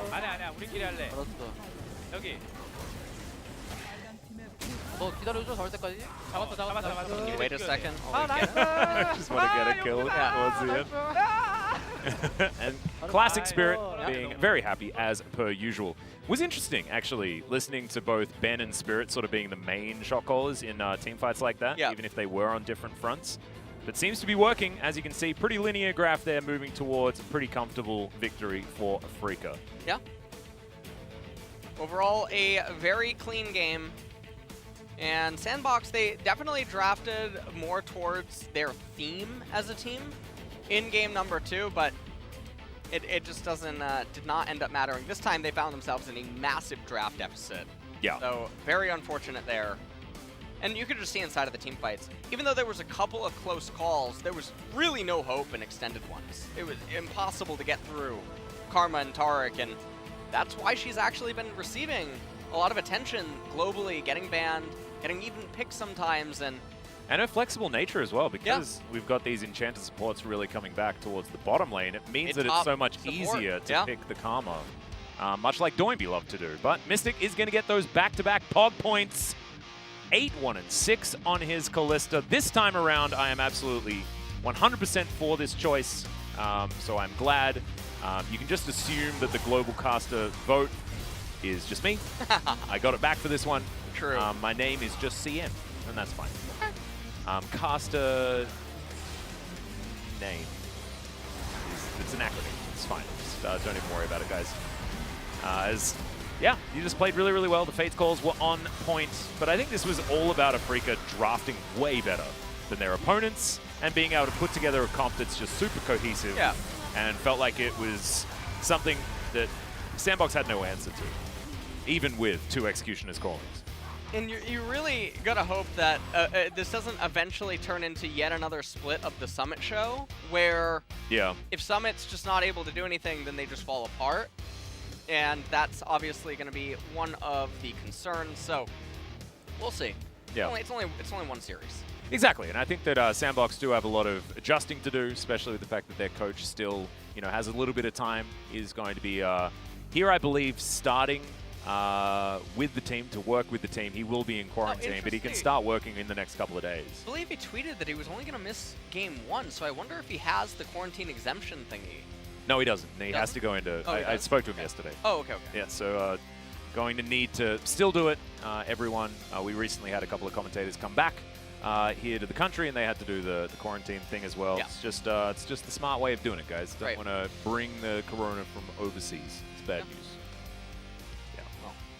But hopefully, after this this series, then Yamato can make sure that he gets everyone viewing the VOD correctly, and they can sort out what the draft wants to be. But I think with Yamato, he is a really smart guy, but alongside Joker to sort of help facilitate, and you saw what the players were saying about Joker as being mild-mannered and able to explain things effectively and not being one to sort of raise his voice too much, could certainly be a duo that could really, really work out. But I think we're heading towards an interview very, very soon.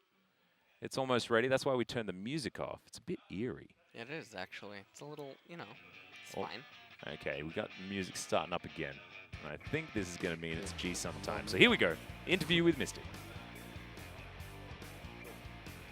Congratulations on the win. I'm super happy to get a win in the beginning series. And also super happy that I was able to be the POG of the series. Yeah, I mean, you even got a pentakill in your first match of the split. So, tell us about the situation when you got the pentakill. 일단 트런들한테 부착이 빠진 상태여서 Well, 바르반한테 깡으로 공 거리를 줬으면 안 되는데 actually, I shouldn't let the J4 to be in range. 바르반 공에 갇히게 돼서 So I got trapped in the ultimate, so I had to use my ult 아지로한테 and flash. 나왔어서 So I was actually got shuffled by Azir, so it was a very dangerous situation. 구도가 좋다 보니까 But I was in a really nice position at the same time, and my ultimate went in really nice, so I was able to get pentakill right there. And a lot of people are discussing Aphelios versus Azrael matchup, so how to rate this situation? 아펠리우스가 좀 더 우세한 것 같은데 Just speaking of AD carries, I want to say Aphelios, but in the mid to the late game, Ezreal is super strong, so Aphelios has to get the right timing to close out the game. 펜타 할 때 어떻게 펜타를 동료들에게 좀 빌었습니까? 아니면 So when you got the pentakill, did you ask for your teammates to yield the kills? 아니면 펜타 주면 안 돼. 막 이런 선수도 있는데 동료 중에 어떤 Some, 상황이었어요? because there were some players that trying to steal it away. 그냥 막 하니까 I just did it, and I just pressed all the keys, and then I got 4 kills, and I just asked Keen and Aatrox to give me the last kill. 펜타를 잘 가져갔습니다. 그리고 이제 이 중무 얘기도 한번 해봐야 되는 거 And I also want to ask you about the Death Dance, because people are saying that this is League of Death Dance. It's really taking off, and I saw you going this item for 2 games in a row. So how to rate this item right now? I think this is OP for sure. I mean, any champion can build this. 그래서 이게 제가 이렇게 맞으면서 때리는 걸 So 좋아하다 보니까 I really like to get hit and also hit at the same time, so it fits me so well. Well, Cloud Templar also said that like your positioning was really bold.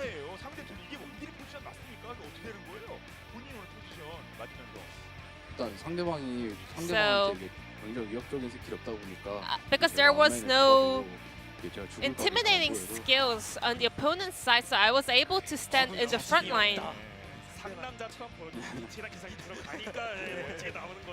So we were able to see a very tough play coming out of Mystic as an AD carry today.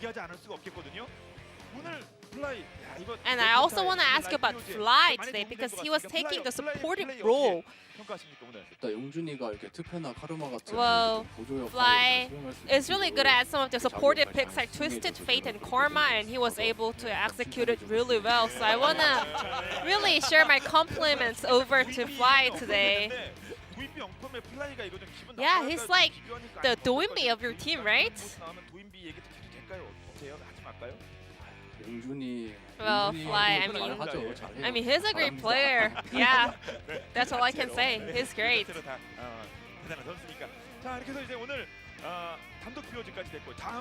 So, you guys are starting off with a win, 2-0 win today, and your next opponent will be Dynamics from the Challenges Korea.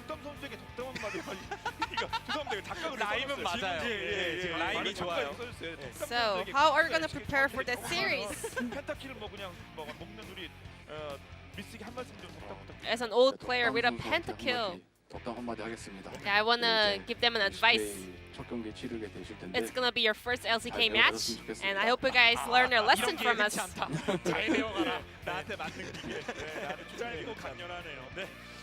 That was a short and strong message from Mystic over to Team Dynamics. So, what's your mindset for this summer split? You know, I'm quite old now, almost the end, so I want to do my best and get my skin for League of Legends champions. So this will be the end of the interview with Mystic, the solo POG of Africa, and I'm going to pass it back to our casters. Thank you. Thank you so much, Ji-sun, and welcome back, guys, to the caster desk. I have to apologize due to the swift nature of the Africa victory. It will be a relatively long break. I don't know how many. 1 hour. 1 hour, so that's 60 seconds, so less than 200. Probably good. Yeah. What are you doing over there? You got a little bit startled. We get told when it's coming back to us. Yeah, well, looks like, you know, there's a lot of things that are falling apart. Let's have a discussion about Pogphone, shall we? Not actually salty. I explained that one before. Hopefully that's the bit that gets clipped, not me getting upset about it. But after the break, we will have DRX versus T1. This is going to be a super hype matchup. Really excited to see. I think that like we get to see the two best performing LCK supports, which is going to be super cool. Carrier and Effort, both of them performing extremely well at the moment. Not to mention Chovy versus Faker. There is so much cool stuff. Teddy versus Deft. Every single matchup is super hype. And I cannot wait to see where Chovy's going to be playing. That's what's going to be interesting. And will it be Chovy or is it Choky? Who knows? And will we get quad in the mid lane? Who knows? We are going to go to that break, though, so we'll see you afterwards for DRX versus T1.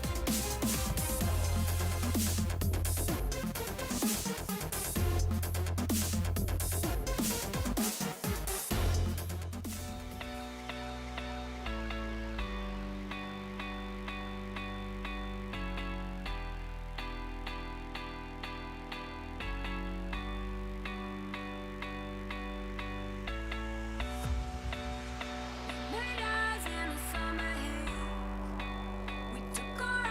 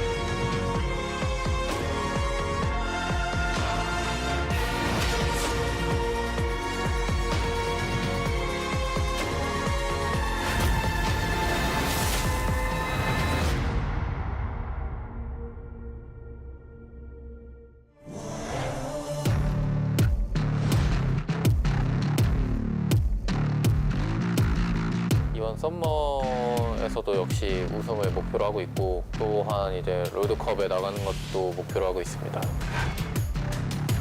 처음에 좋은 모습 보여드리다가 뒤로 갈수록 되게 안 좋게 돼가지고 그런 부분만 좀 아쉬운 것 같아요. 서머 우승하고 롤드컵 우승까지 노려보겠습니다. 1라운드 때는 좀 기세가 좋았던 것 같은데 2라운드 때 좀 내려앉아서 그게 좀 아쉬웠던 것 같아요. 스프링 때 더 올라갈 수 있었는데 올라가지 못해서 많이 아쉽기도 해요. 서머 시즌에는 그 다전제를 좀 경험해보고 싶어요. 제일 잘하는 탑딜러가 되고 싶다고 약간 많이 말하고 다녔거든요. 좀 더 공격적인 그런 모습을 많이 보여주고 싶은 마음이 좀 많아요. 서머 때는 더 나아진 모습으로 뵙고 싶네요. 제 개인적인 목표는 제일 잘하는 서포터가 되고 싶어요. 마타 선수가 우상인데 이번 롤드컵에 꼭 진출해서 우승하고 세치포 소리를 듣고 싶습니다. 옛날 겨울 되살려서 한번 KT 오게 됐는데 전 되게 만족스러운 것 같아요. 결승전까지 가볼 수 있는 그런 성적이 나왔으면 좋겠어요. 개인적인 목표는 플레이오프에 진출하는 게 목표고요. 레인저 선수랑 같이 하게 됐는데 강하는 바텀이라는 걸 보여드리고 싶고 스프링 시즌보다 훨씬 더 좋은 경기력으로 찾아뵙도록 하겠습니다. 승강전이라는 게 되게 힘들었었고 쉽지 않았던 시즌이었지 않나. 다시 LCK 무대를 밟게 돼서 너무 행복했어요. 팀이 나를 믿고 따라줄 수 있는 약간 그런 선수가 되고 싶다. 신생 팀답지 않은 경기력으로 좋은 모습 보여드릴 수 있도록 하겠습니다.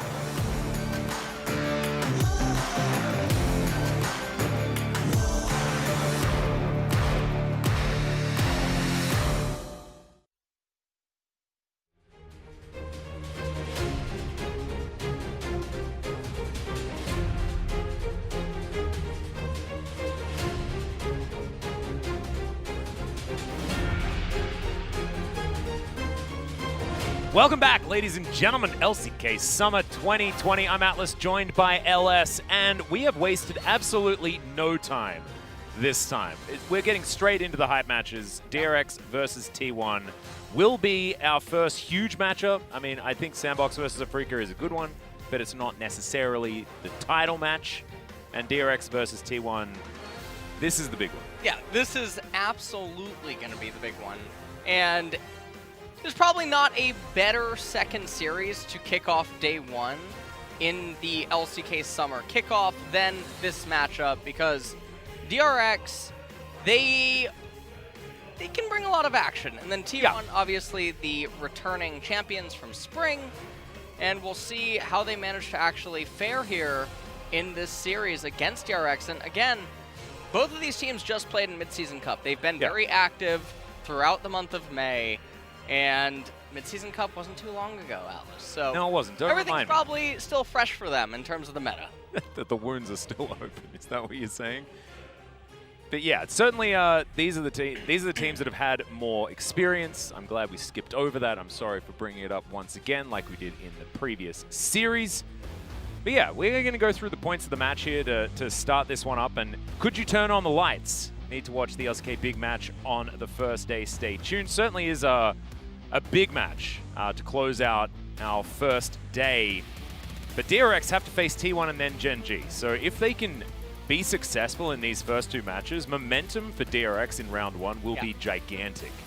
So this is actually really, really huge, but they do have to come out of the gate swinging. It might be the moment that you can take down T1 though. They are a slow-moving team that generally gets better and better as a tournament goes on, as the season goes on, and even as a series goes on. So talking about game ones is actually going to be really interesting, because you could almost predict that DRX is able to take it, because they are very good straight out of the gate. And one of the things I'm really curious about is what is going to happen in tonight's series, because obviously one of the things that we talked about in the previous series was that Chovy in the last couple of weeks has actually been primarily playing jungle in solo queue, and I wonder if that is alluding to anything. We'll have to find out. You have to remember that their only sub is in mid lane. And also their best player is, well, I guess Carrier does deserve a vote there, but I think Chovy is still their star player. And you're not going to sub him out. Quad's pretty good though. So maybe you find any weak point of the team and you take them out and replace them with Chovy, and it's probably better. Well, by the way, these two teams are 21-21. Yeah, it's crazy. So no matter what, the tiebreak will happen here tonight. Spring match history, T1 winning 2-1, 2-0, and then 3-1. Yeah, over DRX. It was actually the closest final. If we remember back to the spring playoffs, DRX actually, there were some sort of heartbreaking moments for them in that series, and were unable to really come back in there. And I think a lot of people thought that they might have been able to put up a little bit more of a show, maybe get us to more than that 4 games, but did better than Gen G. So we'll see whether they are going to be able to prove themselves as a worthy candidate for taking down T1 and their reign over the LCK that has been prevalent for quite some time now.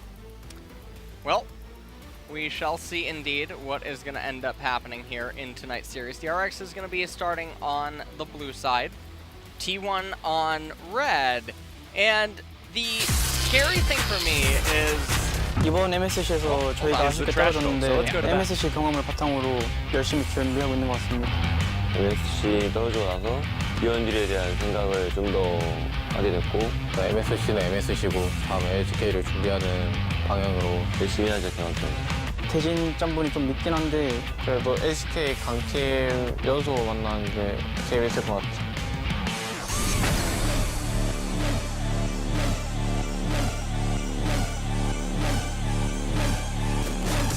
그때 플레이오프 때 도란 선수를 솔킬 4번 따서 돌아가기 전에 그냥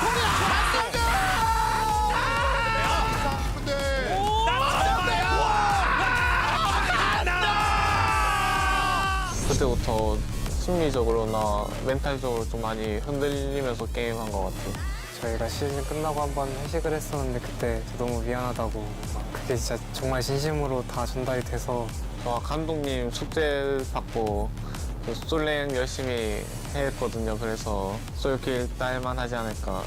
저한테 솔킬 4번 따으셨는데 이번에도 한번 기대하시는 게 좋을 것 같아요. 도란 선수의 경험치통은 끝도 없기 때문에 저는 잘 모르겠습니다. 스프링 우승하시고 좀 어깨가 올라가신 것 같은데 제가 내려드리겠습니다. 윤준아 화이팅. 잘해줄 거라 믿습니다. 우리 찬동이.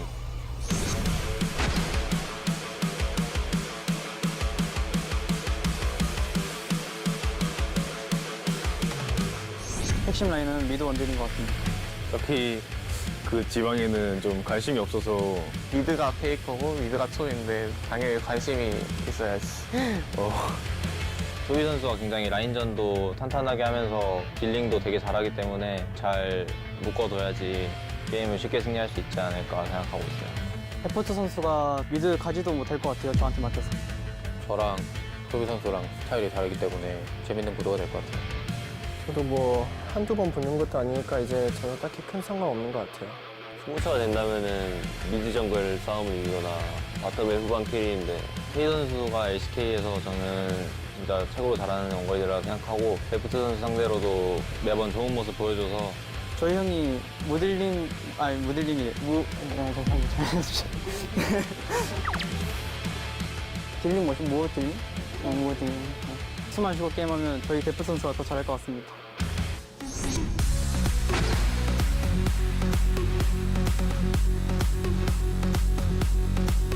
수원한테 스프링에서 한 번도 못 이겼고 경계되는 팀 중 하나이기 때문에 되게 빨리 복수할 기회가 온 것 같아서 이번 기회에 다시 복수하고 싶습니다.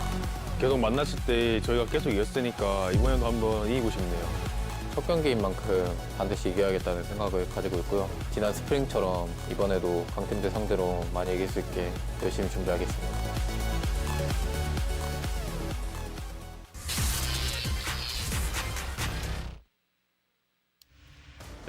Them's were some fighting words, LS. Yeah. Especially Chovy saying that he doesn't even think about a matchup against Faker anymore. That was felt like that was a bit of an oof. Certainly, these two teams with a lot of history against one another, and these players as well. I mean, remember, Chovy versus Deft was a thing. KT versus Griffin in that final in 2018. Chovy versus Faker has been a thing for a really long time, especially during last year when it was Griffin who were very, very good at regular season. And then, of course, T1 wiping the floor with them when it came to any sort of best of 5. So there are just stories throughout this matchup that are really, really interesting. But this newcomer towards the top lane certainly seemed confident moving into this one, and maybe, just maybe, Doran's experience grind has really helped him out as far as not getting solo killed 4 times. Well, we'll see what they can manage to do here. It is going to be Cuz starting off here today in set 1, at least. Yep, no Ellen this time around. Teddy and Effort with a whole lot of extra synergy, as Effort has gone blonde as well. The Way of Mystic seems to be a thing for people in the bottom lane. They just like to follow his hairstyle. And doing pretty well there is Effort, but this is going to be our key matchup. Bottom lane, Def versus Teddy. This is one we've spoken about so many times. Both of them. Been playing for a very long time, but this is what you were talking about. 21 versus 21. This is since 2017. Yeah. And they are locked in a dead heat between these two players. And you take a look at the champions, I mean, they share 2 that are both, respectively, their most played. So Varus probably going to get banned away here, as well as Ezreal. Oh, yes. And honestly, I don't expect to see Ashe or Xayah, so I'm curious what else is going to go on. Obviously, Kalista is a champion that could be considered. Deft has been playing some unusual champions in solo queue. I believe he played a fasting Nocturne game. Fasting Nocturne? Yeah, he fasted Nocturne. Is that because he was playing so much Kalista? Nocturne. He was playing so much Kalista? The other person played Senna, so... No, if you play Kalista too long, people just pick Nocturne into you and you just have a really awful time. So maybe he had that time and was like, well, I'm playing Nocturne then. Well, just feed me in the bottom lane. We will see if anything super peculiar comes out here today. Now, the thing that I am super worried about is that DRX is... They're on the side of very... trying to think of how to word this, Atlas. See, I know they're on a clock. They're on a clock with a lot of their team comps. they are literally under pressure from the second the draft ends. Yep, they need to make something happen. They need someone to get to a Nexus. It doesn't matter whose Nexus it is. They're either going to get there really quickly or their opponent's going to get to theirs. What I think you're trying to say is they are sinners. They are. And they have certainly been doing that a lot. And I actually quite like the DRX style with the fact that they put on pressure in every single lane, buy space for Pyosik to get around the map. Unfortunately, Pyosik doesn't necessarily use that time and space well enough, or didn't in the past. You know, I haven't seen an X-Pack for World of Warcraft, so he's been working on it real hard. He's been getting into them Shadowlands, don't you worry. You might have a best in slot in several locations right now. He's farmed all the right corruptions and stuff. Not that I play retail or anything like that, but CV Max, that man there on your screen. I believe there was another coach promoted up beside him as well, so they've got a little bit more staff behind them. Alice. Yeah, man. When it goes back to the DRX shirts, notice their cacao sponsorship. They have Ryan on their shoulder. Goodness. Yeah, he's very adorable. Papa Smithy would be very, very jealous. Yeah, he was the most gigantic Ryan fan ever. Yeah, honestly, I'm jealous. I know. Oh, there it is. There it is. Oh my god. Look at it. Look how cute it is. And Deft is super cute, just as is his alpaca self. And now he's also got Ryan on his jacket. You are literally farming Kappa Prides. That's just so much. I don't even know what is going on. You got a spare shirt at home, actually? I do not. Dang it. All right. Well, I think we're taking a little bit of extra time getting into this one.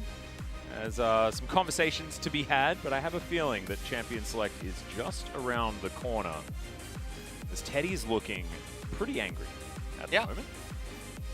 And we'll see what ends up happening in the draft phase. I think that being on red side should be beneficial for T1. Yep. And, well, it's very loud. Very loud. I can feel it in my Felt like I feet. was at a concert. Yeah. Yeah. That's what happens when we're back at Lol Park, everyone. The audience isn't. Those jerseys are very nice. It's super cool. Actually, I really like the aesthetics. I like the color scheme. I like everything, actually. Right now, this is my favorite jersey. Yep. Well, we'll see whether we can get you one with Chovy on the back, because that sounds like it's probably going to be your style.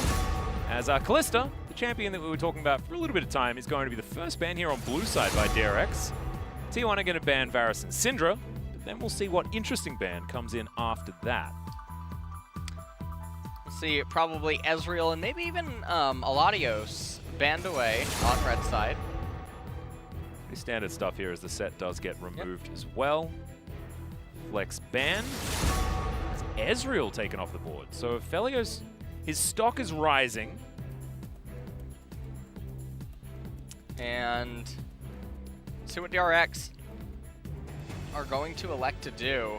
This is going to be one of the more free bans. They could ban Gragas here if they don't want to play it. That would certainly be an option. No, it's going to be LeBlanc. And Faker's LeBlanc taken off the board. I think Gragas is a huge one to bring up. Yeah. Kuz is definitely our best Gragas jungle in the league. And we know T1 have a penchant for playing it in the bottom lane as well, whether it makes you happy or sad. Bit of a solo queue update. You were talking about Deft just before. I had a little bit of a gander. He's currently ranked 19. Not doing too badly whatsoever, but his Kalista win rate is out of control. Yeah. Recently. And certainly his KDA, things like that. So we'll see what he's going to be able to do on the Aladios in 200 years' time. Well, Wukong now being hovered. Oh, Ornn. Warwick. Ahaha. That's not a. That's a champion that's never been banned in League of Legends. Show me the Volibear. In LCK. Show me the 6'11" hotfix Volibear. Oh, baby. That would be good.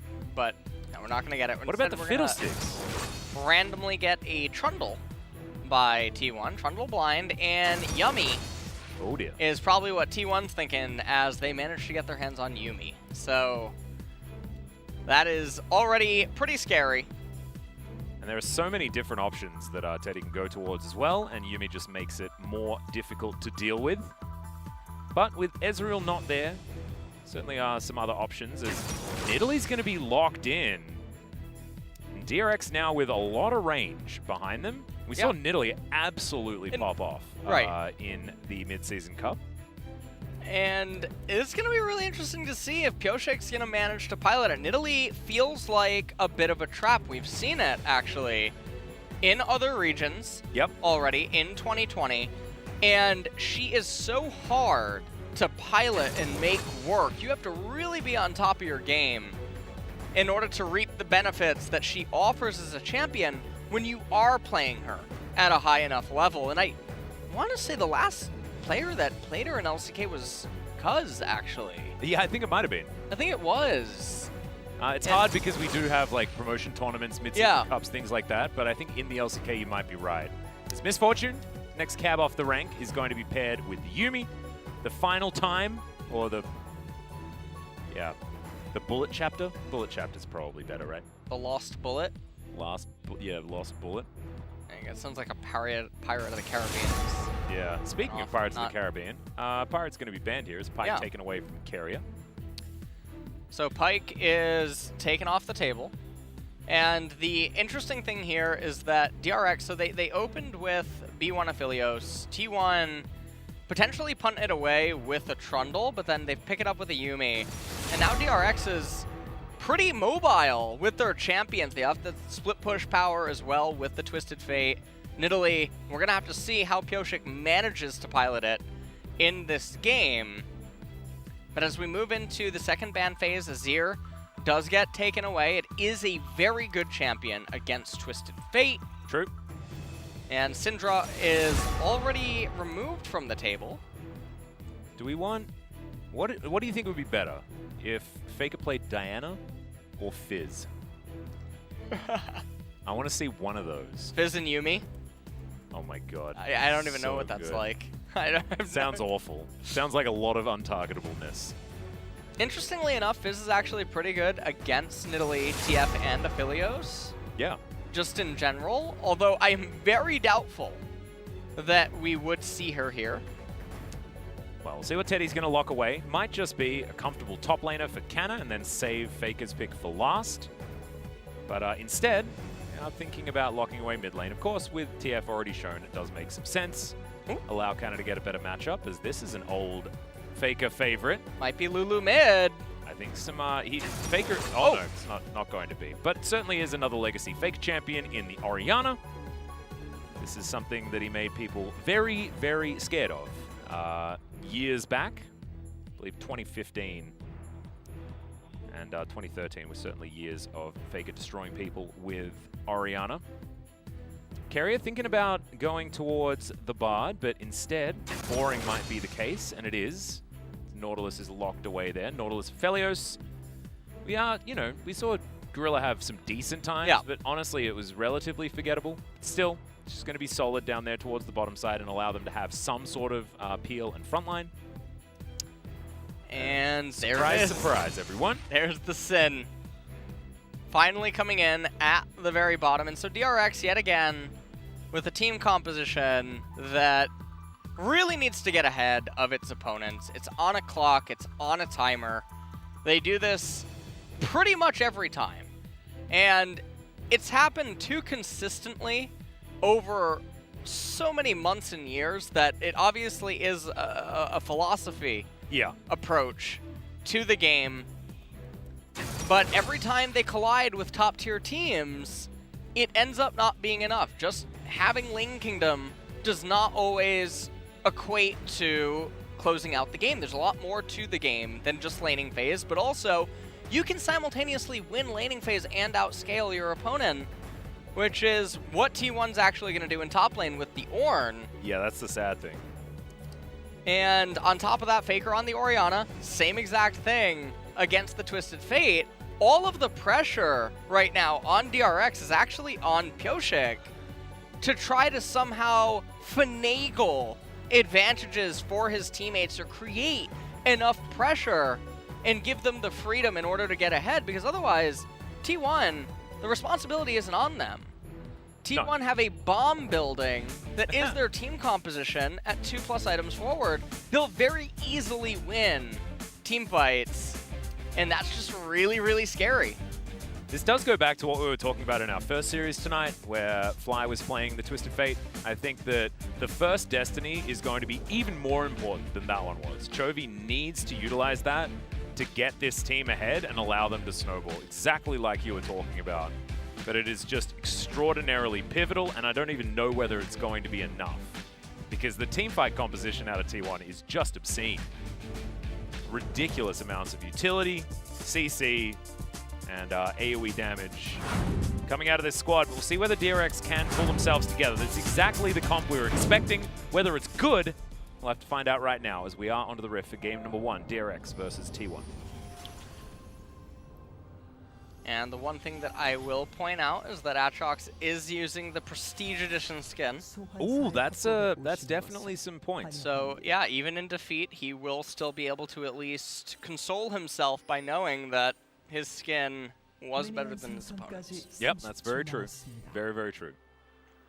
Currently, Ornn making his way down. I think Cannon may have just gone base skin, which just allows Doran to be even further ahead in the matchup, which is quite impressive. Yep, it is just base Ornn. Cuz, though, he has taken the traditional Trundle, which is 100% the best. And paying attention to the early game, we have to watch all eyes on Nidalee for her pathing, and then how efficient is Pyosik going to be. Also, Pyosik has Conqueror here on Nidalee. A little bit more brawly, I guess. Yeah. To go up against Cuz, who's taken Predator. Not going to go press the attack or anything like that for the dueling. The Prowling Projectile will find Deft. Effort gets the first bit of damage.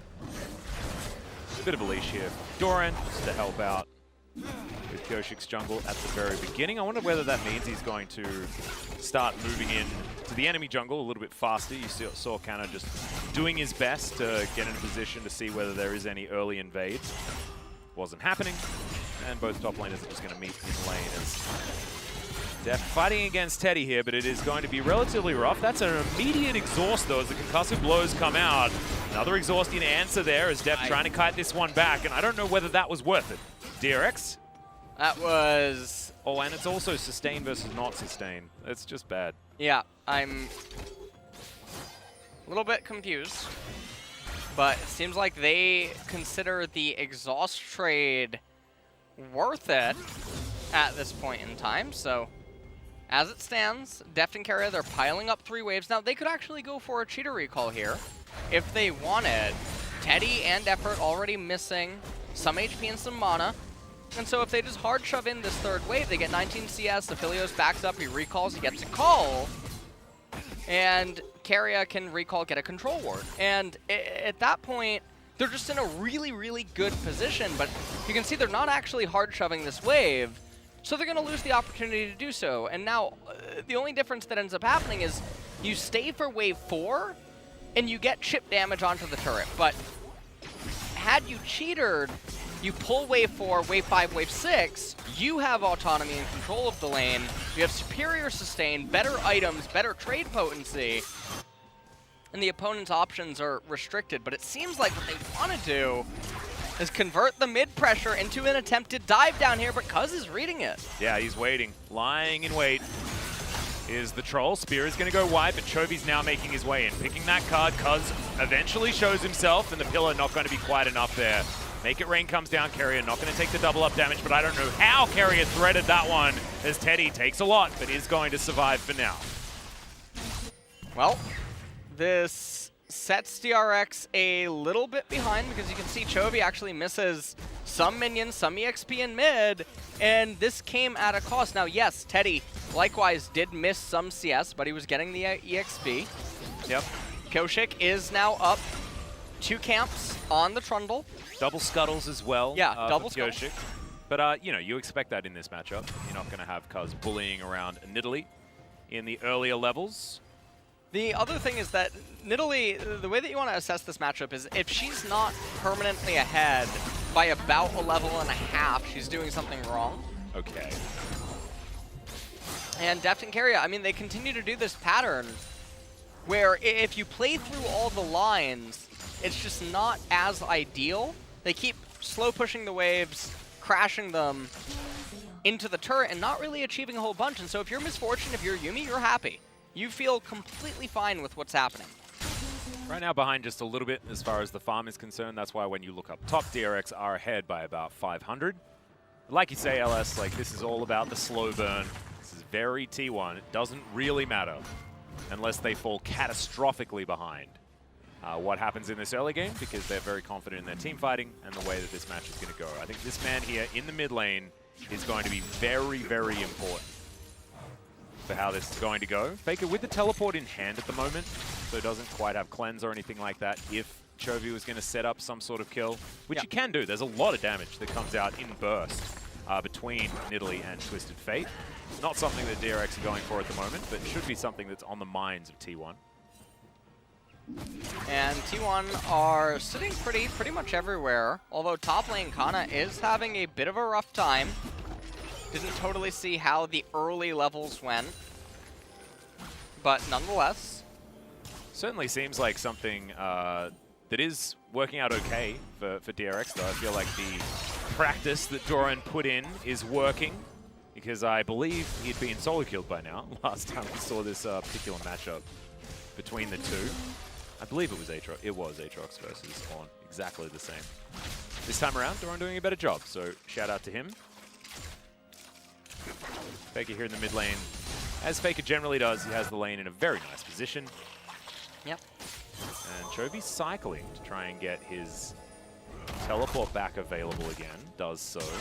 Koshik's down here. They do know exactly where everyone is. And now, with Destiny and Gate available, there's an opportunity for the Twisted Fate to get down there. But instead, they're going to read Faker's movements and allow Chovy to get inside track on this mid lane and the added farm.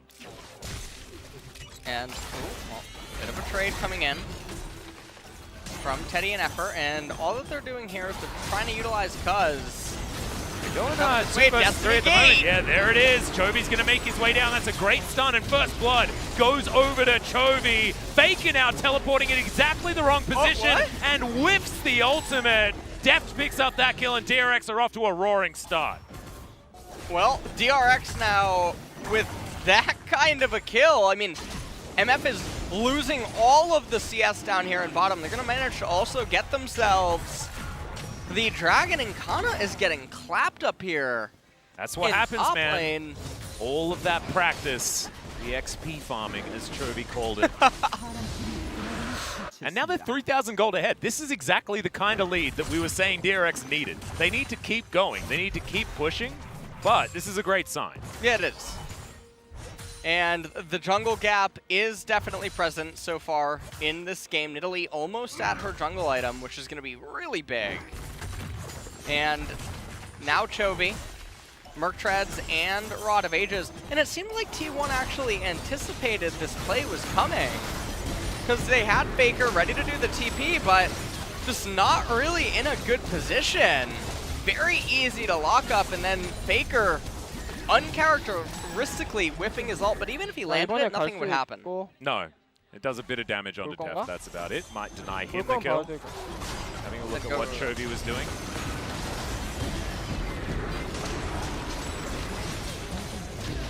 Oh, that is some LS versus positioning right there as well. Well, managed to get the kill. And they find themselves with a 2,500 gold lead as well as an Ocean, and they roll really good. Cloud second. Light Vigil comes down though. Teddy has to flash, and then DRX say that's all they really wanted. It is an ultimate traded for 2 summoner spells, so you'll probably take that if you did Dragon X. Now it looks like Teddy's looking to go back home as well. Def will clear out this minion wave just fine. Currently, it's close to 1,000 gold in the lead for Def down here bottom lane, and he hasn't yet picked up this turret plate. Grabs it now. It's going to be even more. That's bad news. 2 items is very important for the Aphelios, and also for the Misfortune. Whoever gets there first is certainly going to be feeling much better, and DRX need it. As Def throws out his Crescendum Severum combo just to do all of that close range damage. And Deft is doing a pretty good job in the CS department right now. 90 at 9 minutes. It's not bad at all. And 20 CS ahead of Teddy is just huge. I mean, Teddy has been one of our most agricultural players that we've had at the LCK. In fact, holds the record for most CS ever got in a game of League of Legends competitively, ever. And no one will ever break that record. It's like 1,300. It's just not happening. And this is... I mean, this game is really starting to get a little bit out of control because Nidalee now has the Rift Herald, and she was able to solo it by herself without needing any assistance from laners, and so no one really got harmed by the Herald capture. Nidalee's also up 2 levels, so yeah, basically performing as expected for the matchup. Yeah, even a little bit better, all things considered. Has the jungle item, picked up a Ruby Crystal as the next item, and Deft is going to get a second turret plate. So, I mean, this is a... Oh, final chapter comes in. There's the bullet time. Deft has heal, almost available, but has to flash. It's not quite off cooldown, so that's a free flash being gathered there. Yeah. Trade for 2 ultimates. But still, absolutely worth it if you're a T1 fan. Deft overstaying just a little. And so now Teddy and Effort going to manage to pick all of this stuff up, but I really feel like the damage has been done. Another contributor to the CS, or the gold lead right now is, remember, Twisted Fate's passive. And I'm unsure what it's at right now. Probably a fair bit, as Chovy's just been cycling towards his teleport a lot. But using heal in lane ain't bad, to be perfectly honest. Someone might be able to correct me from the collective if I'm wrong here. Did you know that Twisted Fate's card rotates at 111 BPM? No. Yeah, pretty good. Wow. Yeah. Really impressive. I don't know what that means necessarily, but if you could count, if you could keep count, you can always know what color card's gonna come. Oh right, yeah. No, I remember there was a video about that, and it does. It's got an internal counter. Yeah. I've never been able to follow it. My sense of rhythm's okay. My memory, utterly terrible, and I get distracted easily. I wonder whether Chovy knows exactly which card's going to come up at any given time. Well, Goron is doing a really good job up here in top lane. 120 at 12 minutes. Yeah, he's smashing it. And it's not what we're expecting. This is the matchup that Kana should be feeling a lot better in. Now, this is the only thing that is a bit surprising, is that bot and top keep perma-shoving when it's Destiny not gets surprising, available. it's DRX. Well, yeah, it is DRX. So, Destiny Gate not really getting utilized. They're not actively looking for it, and that just has to come down with lane manipulation. Deft is going to shove in this wave one more time, and they're going to allocate all of the gold into Aphelios. Not bad. He's the main scaling proponent of this composition, and for that reason, you need to accelerate him as much as you can to make him relevant at the times where the rest of his team is. I think it's a really smart decision from DRX, and there it is, the 610 gold, taking down that last plate and the turret. Teddy also having to vacate that brush, as Pureshik will easily take down this Cloud Drake, and we're heading towards some mountains. Not exactly the Drake that DRX were looking for, but they're honestly, I mean, if they haven't basically won the game before Dragon Soul, then, you know, it's probably going to be all over, as Def does use the heal. Teleport's coming in all over the map right now as You and Me gets the Yuumi onto Cuz. There's the Ornhorn. Def going to get knocked up, singled out, not destroyed just yet, but Cuz goes over and bops him. Now Carrier is golden and delicious for T1 as they get 2 swift kills. Some overextension for DRX. Surprise, surprise. Yeah, you have to wonder why they're doing that, because getting the bot tier 2 turret, if you pulled all 5 players aside and said, you know, from this game state, is 500 gold do or die? Are you gonna lose over 500 gold? The answer would probably be a unanimous no. Yeah. So why feel so compelled to try to capture that turret, and ends up biting them a little bit? So 4,000 gold lead now, and T1, they're gonna be able to actually fight and contest by the time that 3rd dragon comes up, and that's a Mountain Drake, which is very, very good for the champions they have on their team. So, yeah, not great for DRX, fantastic for T1. Yes. Exactly right. As this is just a really bread and butter kill. Not a whole lot. Def really couldn't do anything. Tried to almost cast his ultimate. Even if he had, it would not have done anything. And you can see Chovy even indecisive, making his way over, slow to push back the wave. And okay, that's a shockwave. Carrier just has to flash, and Deft even throws out his ultimate. So Faker turning around, got his eye in, I believe. You and Me will keep Yuumi safe. And Pureshik not going to go 1v1 or 1v2 plus a cat. Honorable. Deft has a couple of capes now, so maybe that's going to help him feel better as far as that overextension is concerned. And DRX are by no means stifled, but any sort of slowdown is really bad, especially against T1 and the compositions that are involved in this game. As Doran continues to push, gold is still much higher for Deft in comparison to Teddy. Teddy looks like he's just taking a backseat. This is going to be about whether he can line up the bullet times and whether they can just assassinate Deft with all of the AoE ultimates and massive amounts of CC in these team fights. And it will be hard for Deft to be functional if this game gets too much further out of DRX's control. And, well, T1 are really in such a comfortable position right now, as Doran is shoving in bot lane, but not a whole lot is going to be able to be achieved from this game state. So 2 minutes to keep scaling up, keep getting more items. Horn, really close. Chovy. Yeah, he's in trouble. Gets his gold card down. Faker does have the ulti, and Chovy's going to flash it, but Cuz flashes in on top of him. Stunned up for a while, but it looks like Cuz is going to survive, and Carrier not quite there in time. So they do end up trading flashes across the board. So Faker and Trundle, or Faker and Cuz will not have that available for the Mountain Drake fight, but neither will Twisted Fate. Yep, he will have Destiny Gate though, even though his teleport is off, is on cooldown. So Flash Gold card will not be available by then, and the gold lead is dissipated to about 3,000. Yeah.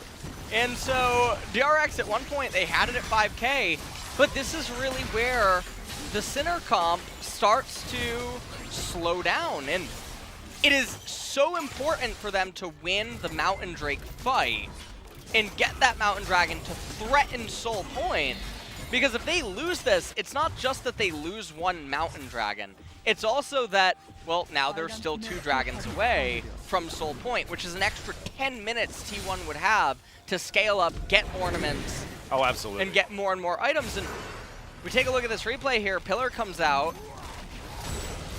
And right there, Shockwave used.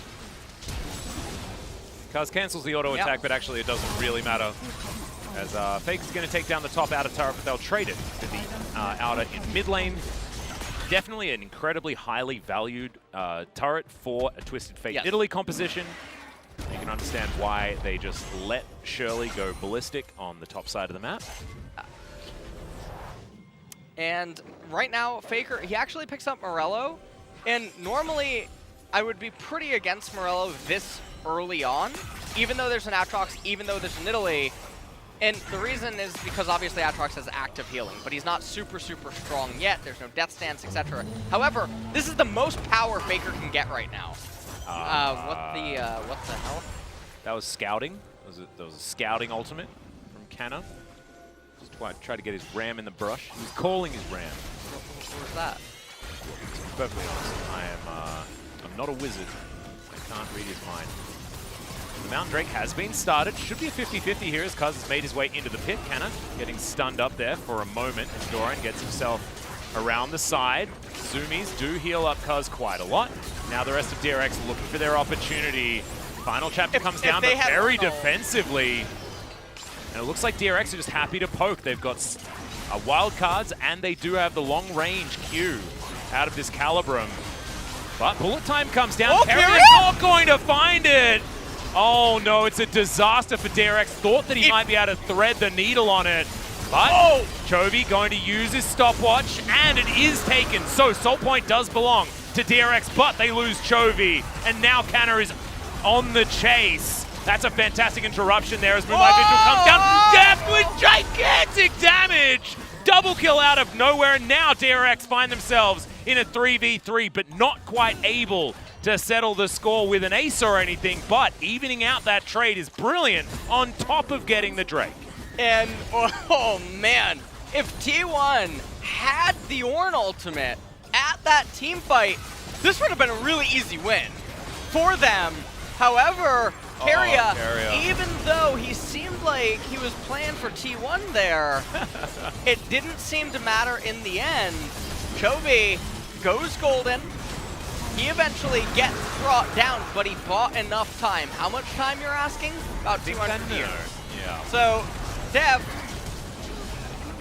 oh man, Moonlight Vigil into, I don't even... Just infernum damage, I guess, is what you call it. I don't know. It's pretty disgusting. It's before Runon's Hurricane's even done, so don't worry, guys, that gets worse. Now he's completed it, actually, as we go back to live. And we were talking about the fact that Def needs accelerating. Well, he's well and truly accelerated. He's coming up to his 3rd item, and Teddy almost has an Infinity Edge on top of his Essence Reaver.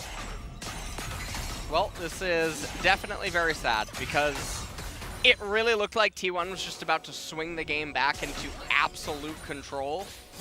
And of course they could still. And I'm really trying to wonder what caused Kana to press the R, unless he was trying to time a summoner. Yeah, but I don't know.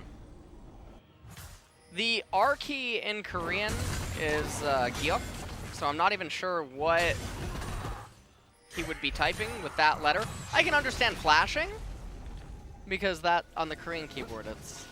Which one is that? Is that... That's the K? I don't know the name of it. It's the O looking. Oh, right. So letter. like the start of most words. Yeah.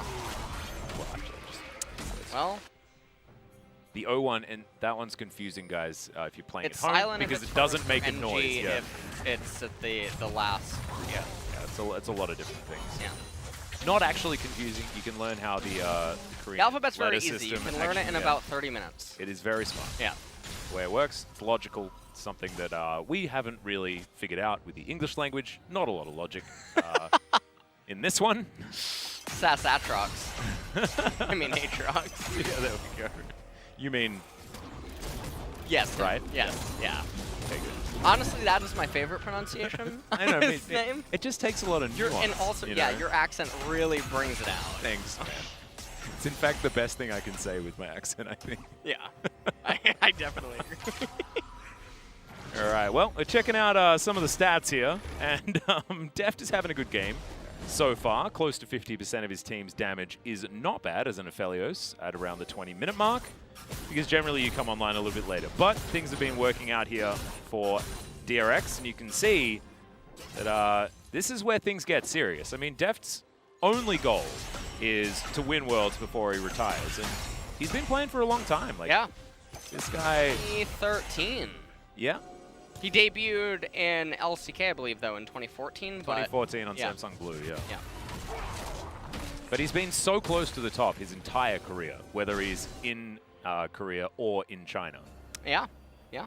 Samsung Blue at Worlds in 2014, 2015 for EDG. 2016, I believe, also for EDG. Oh, no, 20... And then 2017 back to Korea. 2013 Samsung Blue. 2014 because that's when Samsung White won Worlds and Blue and White were both there. Maybe he was also there on... I don't know. It was quite a... Yeah, no, we do need the historian. Yeah. Maybe the collective knows. Well, I'm going with 2013 Alice. Yeah, it was about 200 years ago. Yeah, not a big deal. Ping-ponging a little bit, though, and that does not bode well for DRX. 25 seconds, and honestly, this is the part of the game where you just flip it. Oh, 100%. You flip it, you try to get the soul. Even if you lose the fight, you win the war. Well, there's the dredge line to come out from Carrier. Keeps himself alive for a very long time. Chovy off to the side looking for Teddy. Bullet time not there to be laid on top of the Ornhorn, and these spears are landing. DRX not taking nearly enough damage. Even the Primal Surge is starting to do so much work. T1 still with some buttons available. Bullet time and Shockwave still there. There is going to be another volley. Chovy does have his gold card at the ready.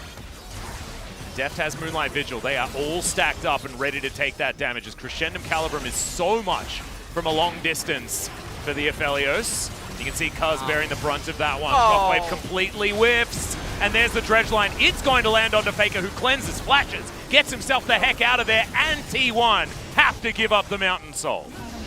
And well, that is probably going to be the end of the game. And I say that just because 12% amped the resistances on their champions, plus that Mountain Soul, is going to invalidate so much of T1's damage. I mean, Misfortune, her entire setup is just being reduced so dramatically now at this point. Even though it's only a 5,000 gold lead, yes, they have ornaments on their team too. I just really don't think it's going to matter. They don't even have one on Faker yet. And we take a look at how this fight transpired, and again, Ornn doesn't have ult. I mean, that's actually really hard for Faker, right? He isn't. No one else can actually initiate that fight. No, right. So he had to throw out a haymaker, and unfortunately, DRX knew that. Very, very unfortunate what ended up happening. It was because they used the Ornhorn and they tried to get Aatrox, the tankiest member, and also even the most slippery, in mid lane, and just did not have any way to really lock him down and do anything. So T1 now going to be in a very unfortunate situation. Especially with Deft now picking up a QSS. He's not going to be as worried about the final chapter or anything like that. And can get out of a bit of the CC. I guess, you know, technically, I mean, it is really just the stun out of the Yuumi ultimate that he's super worried about, but you can get rid of a lot of the slows and things like that that can be a problem. And we'll also have some lifesteal in the build once the Mercurial Scimitar does come in. I actually really like the Death Stance that Mystic put together as we have another fight here. Cuz caught out of position with a Yuumi available as well, so is a little bit tankier. Sidestep is great out of Carrier, but Doran happy to soak. Is now Chovy off to the side. They've corralled T1 yet again. Now Cuz down to about half health. The wild cards are there, and I love how DRX are slipping around this fight instead of actually just diving straight in as Canna has to flash. They're underneath their turret. So much AoE comes out. 200 years worth of damage now as Deft will take down Faker. Canna, the next one on the chopping block. as Doran does get his revenge after being solo killed 4 times the last time these teams met in the LCK. That is but a distant memory, and the XP farming obviously did its job. As this inhibitor turret's taken down, and DRX, they're not looking to waste any time at all. They might just be able to end right here, but it is 5 versus 3 plus 2 Nexus turrets. Well, they got the Mountain Soul, so... Yeah, that's a good point. That's going to take down Teddy. That's a you and me that you didn't want to do, and that is the ace here for DRX. 27.5 minutes, and DRX have toppled the Titans and won game 1 against T1. And, well, DRX managed to, I don't want to say steal that away, but they managed to bring it home and close it after almost throwing it away in mid-game. I don't think it was the kind of mistakes that DRX were making last season, though. I think that if you're a DRX fan, you can walk away from this game feeling pretty pleased, because oftentimes when the first mistake happens, they sort of just stop doing stuff. Yeah. And that sort of happened, but it happened for like 4 minutes, and then they got themselves back on track. And I think that when you've got like Chovy on Twisted Fate, I think it makes DRX very, very scary, because he has so much agency and can control the team so effectively with that particular, with a champion like that, right? Yeah. And Chovy had a great game. I think Deft was phenomenal. I think we're getting some whiffs of old Deft, the man that used to look like he could just hard carry for multiple teams in a row. And looking forward to seeing what they can do in game number 2. But T1, this was an example of DRX getting a composition that is certainly something that you have to sort of roll the dice on very early, and they managed to get a pretty high number at the start of this one. Yeah. And I don't think it's over for T1 by any means. If they're good at anything, they're good at sustaining through situations like this. Yeah, Deft did a fair bit. Deft did, sorry, my eyesight. I thought, It's almost 50%. Yeah, it's like 46% of his team's damage. It's silly. Well, that was pretty good Aphelios damage performance, for sure. And T1, unfortunately, they lost mid lane, they lost top lane, they lost bot lane, so they did get lane kingdom. They did, but they horrifically lost top lane. I think Doran needs a shout-out here. That was definitely, yeah, Doran really had a very impressive performance. Kana just seemed lost in the game, and then he literally threw the third Drake away. Yeah, in the form of just pressing R for fun, I guess. Might have been I guess, scouting.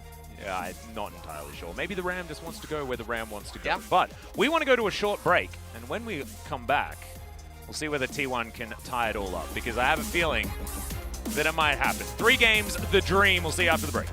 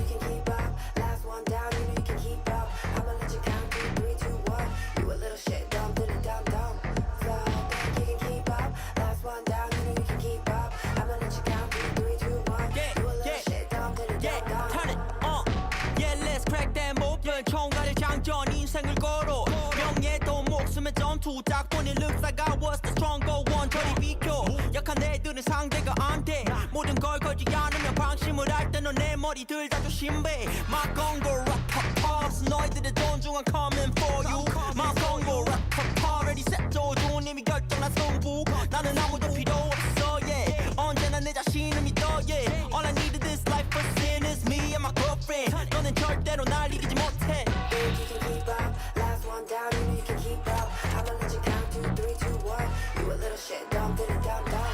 So you can keep up. Last one down, you know you can keep up. I'ma let you count 2, 3, 2, 1. You a little shit dumb, did it dumb, dumb.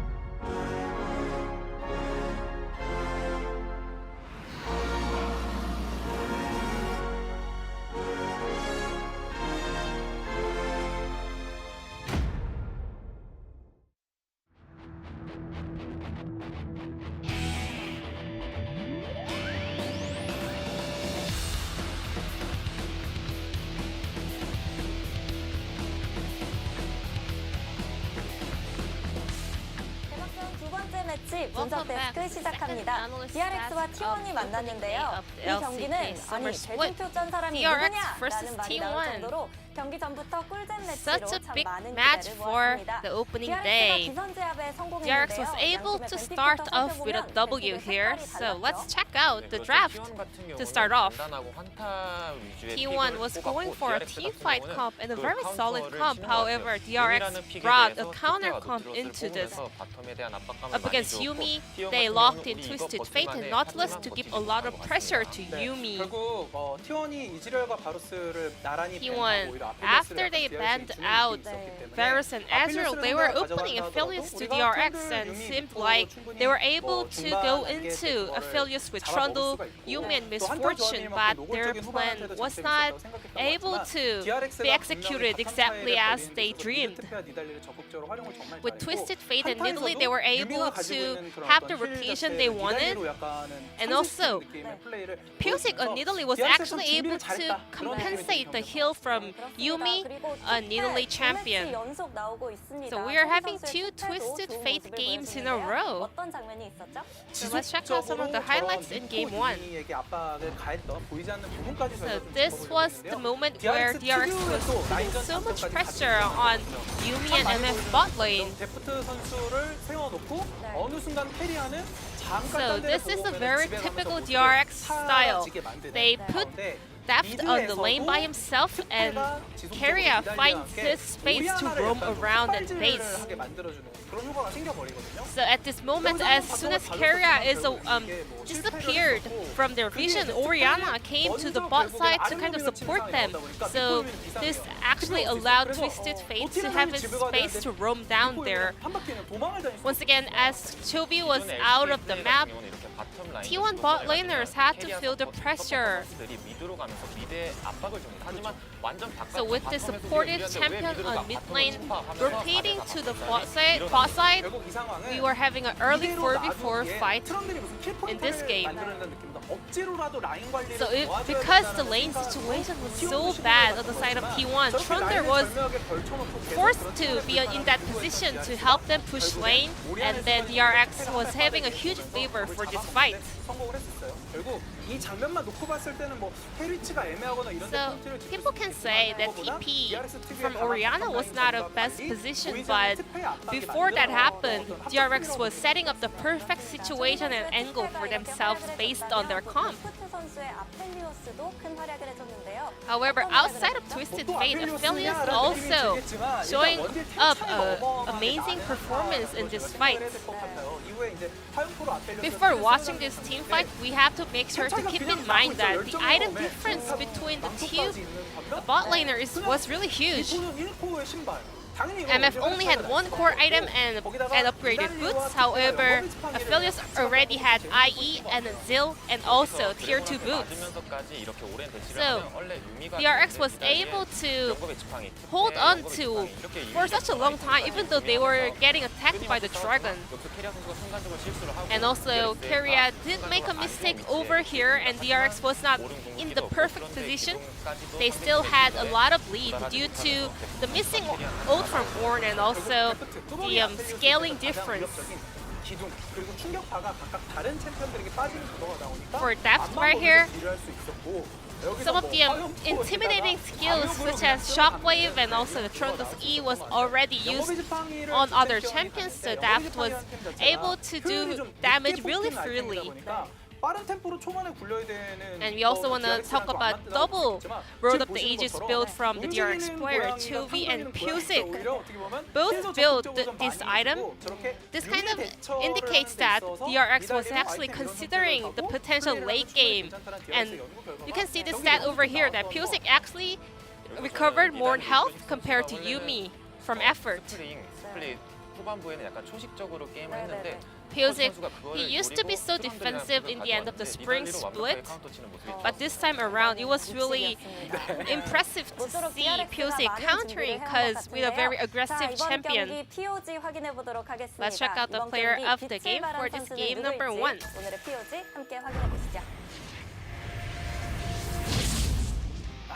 Deft picking up the POG for game number 1. Another Aphelios POG and also another bot laner Aphelios. 100% kill participation, and also he was doing almost the half of the damage of the whole team. 팀 자체가 데미지가 애매해질 수도 있는 그런 구도였음에도 불구하고 그런 게 참 없었다는 DRX 게 actually had a very tricky comp, but they were able to execute it really well in the game. 딜러라고 하잖아요. 근데 아펠리오스를 할 땐 약간 시무 딜러 이 정도가 아니니까 한 방에 Well, a lot of people have been saying that Deft plays or does damage without breathing, but this time around we could see he was so relaxed throughout this game on Aphelios, and Deft won all the votes from all over the globe. 여전히 원딜들이 굉장히 힘들어하거든요. 근데 오늘은 Even though a lot of people are also saying that AD carry is having a hard time on the solo queue as well, but on the universe of LCK, AD carries, the bot laners are picking up all the POG today. Let's check out whether it's gonna be an even series or DRX will close out the game. That's it. Thank you very much, G-Sun, as usual, for your beautiful translation. Deft picking up yet another one. These player of the games, Double Mystic, and now Deft in our first game of this series. We'll see whether the Alpaca is back to stay after game number 2. I voted, meant to vote for Chovy. I was going to say, Chovy was robbed. Yeah, you know, I mean. Robbed 12 I think votes. 12 people voted incorrectly, actually. Yeah. This is what happens when I give my vote away. Well, okay. In game number 2, we'll see if T1 can just actually play cleaner, because that was not a draft issue by any means. In fact, the game was actually a winning, I would call it a winning state, actually, right before that mountain. Yeah, T1 when things was favored. started to go wrong for DRX. And Normally you'd see T1 double down, right? Yep, That didn't happen. Then Renekton the Ram decided to just run on off, you know, out of there, so they did not have a very key ultimate in that fight. All right, we're going to go into the ban pick here. T1 now going to be on the blue side. Let's take a look at what they're going to elect to ban. Yeah, remember last time DRX's bans were slightly interesting. They actually they banned the Set, LeBlanc, and the Callista. The LeBlanc was an interesting one, but it was all to get their hands on the Aphelios for that first, because T1 with the Syndra ban on red side. Game number 2 in our first series was also Syndra on blue. But it does mean that, you know, T1 can sort of gun for getting themselves a Varus first pick, but that's never going to happen. And the Yuumi actually banned on blue, so we won't have to worry about this Nidalee shenanigans and all that sort of stuff. See whether T1 have a better answer for what Pyosik is going to be doing in this game. Well, so far, everything is looking pretty reasonable. Yeah, pretty standard. As DRX are going to ban away the LeBlanc one more time. And I wouldn't be surprised to just see Ezreal probably banned away by DRX, and then maybe them try to take Aphelios on. Could be. But the Trundle just Or going to they be could banned leave them here. both open. I think leaving them both open makes the most sense if you're in the DRX camp. See where T1 actually want to prioritize. I think Aphelios has certainly been doing a lot of work today, but a lot of people have been talking about the fact that Ezreal can just get to a pretty ridiculous state once those first 3 items come in, and then the late game carry potential is very high, especially in the hands of Deft. Deft and Teddy probably our 2 best Ezreal players still in the LCK, and Korean Ezreal is just something that is scary. So the Wukong going to be banned away instead, and we'll see where T1's priority is going to lie, because remember, Callista is also still available. And Callista Tara could come in. Yeah. There are plenty of different options, but Set being up, and Canna is going to first pick it, possibly for effort. But that's not a decision I would have made. Yeah, it's a 3-way flex, most likely top, mid, and support. And now DRX, the real big brain play here is to lock in Ezreal and Aphelios. Perfect. Put him in the mid lane or something. I don't know. Well, Ezreal, Karma, and Karma again, another multi-flex champion, and so DRX have picked their poison. It's gonna be Ezreal. I like it. T1 probably going to be taking the Aphelios for themselves, or this could be Set support with Callista towards the bottom side. That can work relatively well with Fate's Call available. Looks like that's not going to be their aim, though, as Cuz with a wry smile on his face, but is just going to lock away the Nautilus, so no shenanigans just yet, as this will be an 80 carry. Otherwise, you'll have Aphelios, Kalista both banned, and Teddy would have to play Misfortune again. But does have to make up his mind, and Kalista is going to be the choice. Interesting. We're giving up. It's no more 200 years this time around. Yep. No 200 years, but DRX, now they get to decide on their last champion before we move. Okay, all right. Graves is possibly going to get locked in, and he will. I actually love this in I like it a conjunction lot. with the Karma. I like it very, very, very much. As DRX, they're all range champions right now. This is not what Set likes to go up against.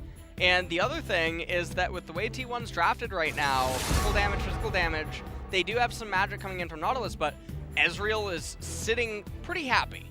Oh yeah. With the ability to go Iceborne Gauntlet, Death's Dance, and just be pretty much impervious to anything backed by the Karma Shields. So, going into ban phase number 2, DRX are so far ahead. Nidalee getting banned away. It's not going to be the answer that Cuz is going to have available to him. Kennen taken off the board as well. I guess that means Aatrox R4. Yeah, I mean, that would make some sense. That would, yeah. Also pairs quite nicely with the Karma, assuming that Chovy is going to be the one playing her. Can also be Karma top lane, right? Yeah, it could. Though it's a very old counter to the set, something that you can certainly do. So still, all of the flexibility available. Yep. They absolutely have that. They can also lock in Aatrox and still put it mid lane if they want to. Still retain the flex. As Ornn is going to be taken. Okay, so that could DRX. also be mid lane. With a, honestly, someone better call the Pope for this team composition. We need to promote some Saints, I think. Oh my goodness. Oh man, I'm gonna add him on. Isn't there a there's a process that you have to do to be sainted, right? Isn't you have to like perform 3 yeah, it's the miracles thing or something. Yeah, like I that. have no idea. I don't know too many of them. Honestly, it's a miracle that it wasn't R4 Aatrox. So, I mean, I guess we give that one over. All right, well, Faker's Azir is locked in, and of course, he is that champion in our opening video, so that shows that he certainly does have some capabilities there, and this would be interesting, because I don't necessarily see a jungler. As our Set would be going into the jungle, and it's going to be Camille top lane as the answer for the Ornn. I actually really like this out of T1. Yeah. Oh, and Echo. That will mean that Carrier is going to be the one piloting the Karma, but Echo is the classic pick into the Azir. CV Max, I believe, making up his mind right now. 4 seconds to go, and the Echo is locked in for Chovy. So a lot more agency given over to Chovy, but a lot less Karma Shield shenanigans when she's coming out of the support. Yeah, and this is very, very scary.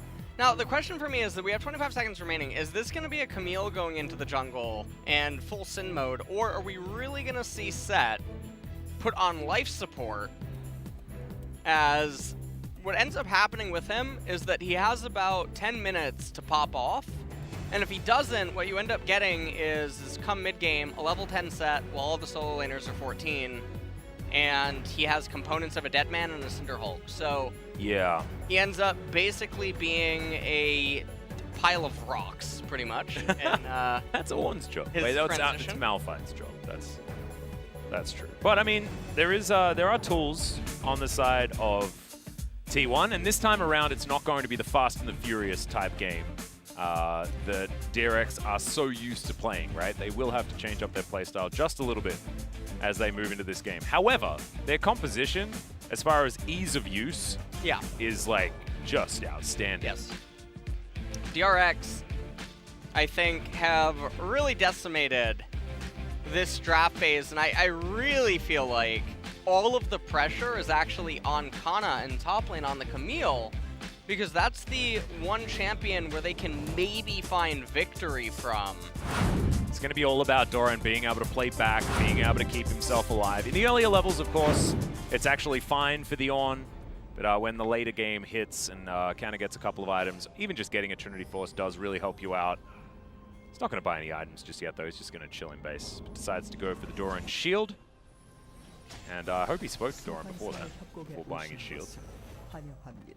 As there is Chovy in that mid lane. So good matchup in mid for DRX. Bottom lane is going to be absolutely fine as well. In fact, Karma has a great time against Kalista.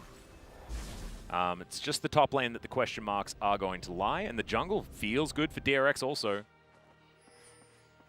As there's the switch back for the sweeper on Carrier's side, and no early shenanigans happening this game. Yeah, I don't even know what the world of 2-0ing T1 DRX is. I wasn't expecting this in any way, but so far coming out of the draft in game number 2, it's feeling like a likely scenario that we find ourselves in. See what you did there.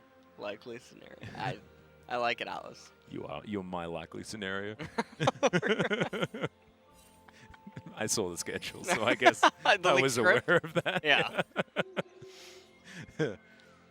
All right, well, T1 just going to have to calm themselves down, and we'll see whether Faker can get his hard carry pants on this time, because the shockwaves certainly weren't landing when he wanted them to that first game. Well, we'll see what T1 can manage to do in the early phases of this game, because if Set doesn't come up with anything super early on, everything is just going to be really, really doomed. Because he is not able to keep up with Graves' clear speed, and Graves will just outscale him. And I mean, right off the bat, we have Cuz going for a very gambler start. He's just doing red straight into blue. He'll get level 3 and then start going for gangs. And what he can try to do is utilize the pressure that he exerts early in order to try to convert into Scuttle Crabs as a means of making up for the fact that he's not as fast as Graves, and what ends up happening when he elects for a jungle opening like this. So, wow, Teddy and Effort just lost the experience of 2 minions. That might actually be a relatively big deal. Carrier is not going to find the Mantrid Q. This isn't about Teddy and Effort not being very good, by the way, guys. This is an obscene lane to go up against. Karma and Ezreal are very, very strong in tandem. And also melee and short range, not necessarily the greatest up against double ranged. So there will be a lot of extra poke. This will certainly be a lane that DRX can play through. You can see that's already happening. But the lead isn't gigantic, not insurmountable or anything like that. And Teddy is very, very good at Kalista. Yeah. And you can see Pioche not going for the pin on the Scuttle Crab. It's actually located in between the 2 trees, right where Set is right now. You can actually pin the Scuttle Crab, it can't move. Yeah, I believe that Cuz was actually spotted. Yeah. As Pioche gets down a ward, and should have Quick Draw actually available as well, looking for a back. Is Chovy taking a bit of damage here, as you generally do in a melee versus ranged matchup. Cuz looking to come in, he's just doing a wander through the mid lane, not bad. And you can see Faker doesn't want to actually CS any of the minions while Cuz is there, doesn't want to share EXP. Yep. And now Graves, he's about to do all around the world. He's going to go Golems, Wraiths, Wolves, Gromp. Love it. And just full clear. And this is what's so exciting, is that the onus isn't on him to do anything. It's basically saying, Set, you need to figure out what you're going to try to do, because my champions are more effective than yours on their own accord. Faker in trouble, actually. Electrocute proc goes down. Cuz was in the area, but Chovy just trading very, very well as he makes his way back with his teleport. Sand Soldier's not quite able to do enough, and you can see Cuz just here to try and make sure that they can shove out this lane. The Timewind is coming through thick and fast, and it looks like they're not actually able to achieve their goal. Oh, yeah. That's a disaster, waste of time. Right, and also Cuz is absorbing so much EXP, and because Faker's mana pool is so low, Chovy's able to shove in again. Oh, man. Yeah, there goes the exhaust onto Effort. Titan's Wrath was okay as Deft gets the flash out of Effort. It was an arcane shift away from him just being dead, so I do like the flash, but Teddy also having to use the heal is a huge deal. Pardon the rhyme. And now even Pyosik in position to go for some sort of counter gank. This ward just dying as Pyosik turns up. Bit of a disaster, to be honest. Well, all right. Can we just skip to Korean just for a second there? Just to translate, he said, I thought he was going for a counter gank or something, anticipating a set, but... I think he was teaching Cuz how to shove a lane for your laners, maybe? Not entirely sure. That was very perplexing. That was very surprising, actually. I thought he was going to hide in the brush, because he had the sweeper active, and it looked like he was anticipating a counter, and you saw Nautilus waiting maybe to go for a hook, but actually just came in to shove out the wave. But with the size of that minion wave, I don't think Ezreal or Karma were really in any danger. No. So he actually just stunts his clear speed a little bit. Not the end of the world, though. He is still ahead of set. Speaking of being ahead, Faker is laning very well at the moment on his Zia. Able to at least clear out these minions very, very effectively. Does have 4 in the lead as the dust settles as well, so we'll be about a minion wave ahead. Chovy moving on down towards this bottom side of the map. Does have his ultimate at the moment. We'll see whether he's actually skilled it. Some echoes that like to hide their clone. It looks like Chovy has skilled it, so not going to go for the next level. Skuz comes on in, should be able to clear out this control ward as Carrier makes his way up. Possibly getting a sort of pincer here. The Canna's roaming down, yeah. Alright, DRX just to give Doran the extra time, and they will give up on that one. Yeah. And Pyosik almost going to be level 6. Cuz as well. And remember, Cuz, even though he is down a little bit, he has shared a lot of EXP with Faker, and big trade. Yeah, once again, Chovy going in onto Faker. Do need to keep doing this over and over again, otherwise you do just get abused by all of these Sand Soldiers, making circles over and over again. As Cuz is going to move on in. Now looking for Deft, who's just going to flash. Actually had Arcane Shift on cooldown, and then Cuz face breaks the air. All of those little air molecules are broken. They have little broken molecule faces. Okay. That sounds painful. Yeah. To be honest. That, you know, I'm not entirely sure what, you know. I mean, I don't know how else to explain it. You know? At this point, you can see that the junglers are trading sides, and this is going to give Set the blue, and Chovy uses parallel conversion, or his ultimate, to get back into the lane. All right, good ulti there from Canna, but he's going to break his own ultimate, and now the flash in from Pyosik. What? This is absolutely everything.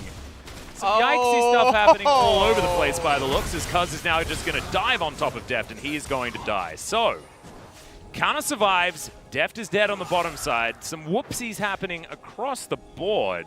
It's getting late here in Korea, but certainly some weird stuff going on, as hopefully they've shaken their sillies out now. But it was a good dive there from T1 bottom side, and will get themselves the first blood, as Canna is going to interrupt Doran, and this could just be that first solo kill that they're looking for. Nope. He's going to have that Searing Charge available relatively soon, as well as Pyosik going to take down Shelly. And Chovy gets himself a turret plate in the mid lane, and that'll help even out the gold just a bit. And Chovy is going even, pretty much in the laning phase. Pyosik does pick up the Rift Herald. Does have a bit of an XP lead over Cuz, but that top blunder, which is all that you can really call it, is very unfortunate. Kana doing a very good job this time around.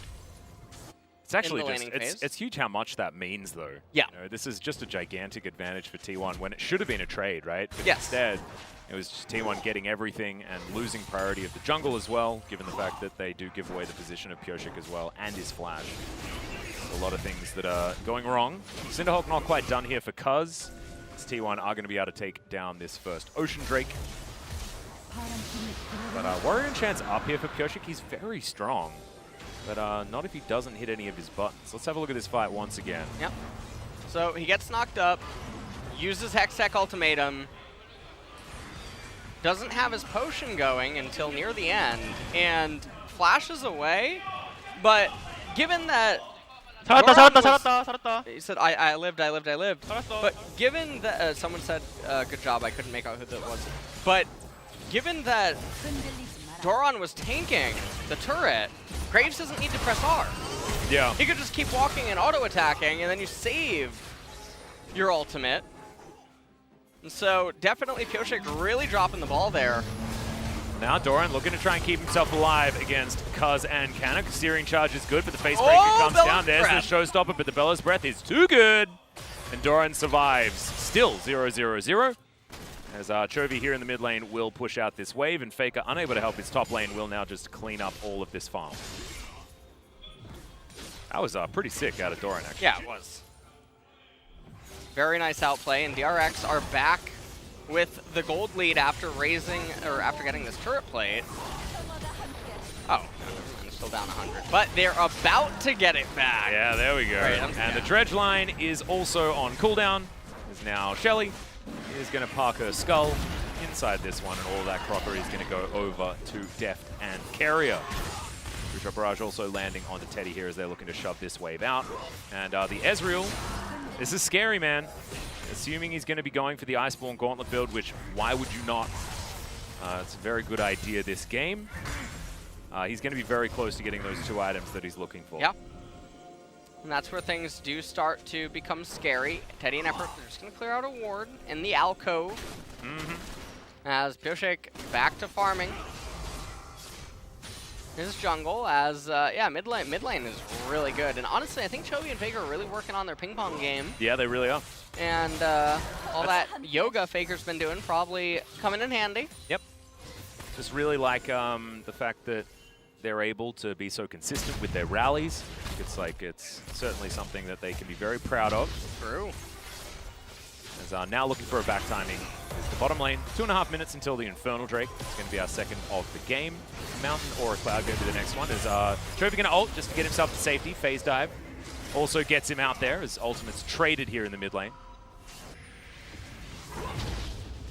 Deft just barely dodging the Callista. Spear right there as Camille now does just have the Phage and the Tiamat. Got herself a second plate up in top. Parallel Convergence not going to be able to get Faker, isn't it? No, it does get him, and it actually does. He's doing a lot of damage here as well. Gonna have to shift the stands. There's the flash. Exhaust comes out, and that is going to be Chovy's first kill of the game. Just a bit of an optimistic teleport there from Faker. All right, well, a little bit of lost sight here, I guess. That went off a lot faster than I was expecting. As that's a very big kill, because that's not just the kill on Faker, it's the cannon wave missed, teleport going to nothing, plus the minion wave that he was trying to come back to. So, and the turret plate that Chovy was able to get as well, so it's even more of a swing. The effectiveness of that kill was just so big. And another Hextech ultimatum. Can he do it again? How heavy? Got flash this time, is going to use it. There's the searing charge. Bellow's Breath is a little bit late. Haymaker comes down. Cuz very, very low. Canna's going to take a couple of turret shots, but is going to be fine. True Shot Barrage looking for the set, but does not find him. And Pioshik not going to be helping out either. Not going to go 1v2. And remember how big this is for them to get the Camille. Okay, Canna's just going to go the other way as Pioshik. His eyes are on the red dots. And now Chovy looking for Faker, not going to find the stun. Shifting Sands comes out. Chovy can do that all day though. As you can see, Canna's just going to go back home. Ooh, that was timing. Well, really. Oh, there's the Emperor's Divide. Chovy just going to use the ult. Cuz knew exactly where it was going to be. Did have the ult, didn't use it. Sorry, I believe you've been trying to say something for a really long time, and then just like little skirmishes happen. It's totally fine. Don't worry about me, Atlas. I am perfectly okay over here. All right. 5 seconds till the Infernal, and Faker had to recall, so this should be a very easy pickup. DRX rolling very well. Now this is a very big dragon for Echo, by the way, given that he auto attacks a lot. Yeah, so double scaling. The 80, yeah, the 80 amp is super big. Doran does not have ultimate available. They might not actually contest. Well, no, the teleport is coming in here. We're That's very a lot close of damage. to Bjornhorn. By Dragon.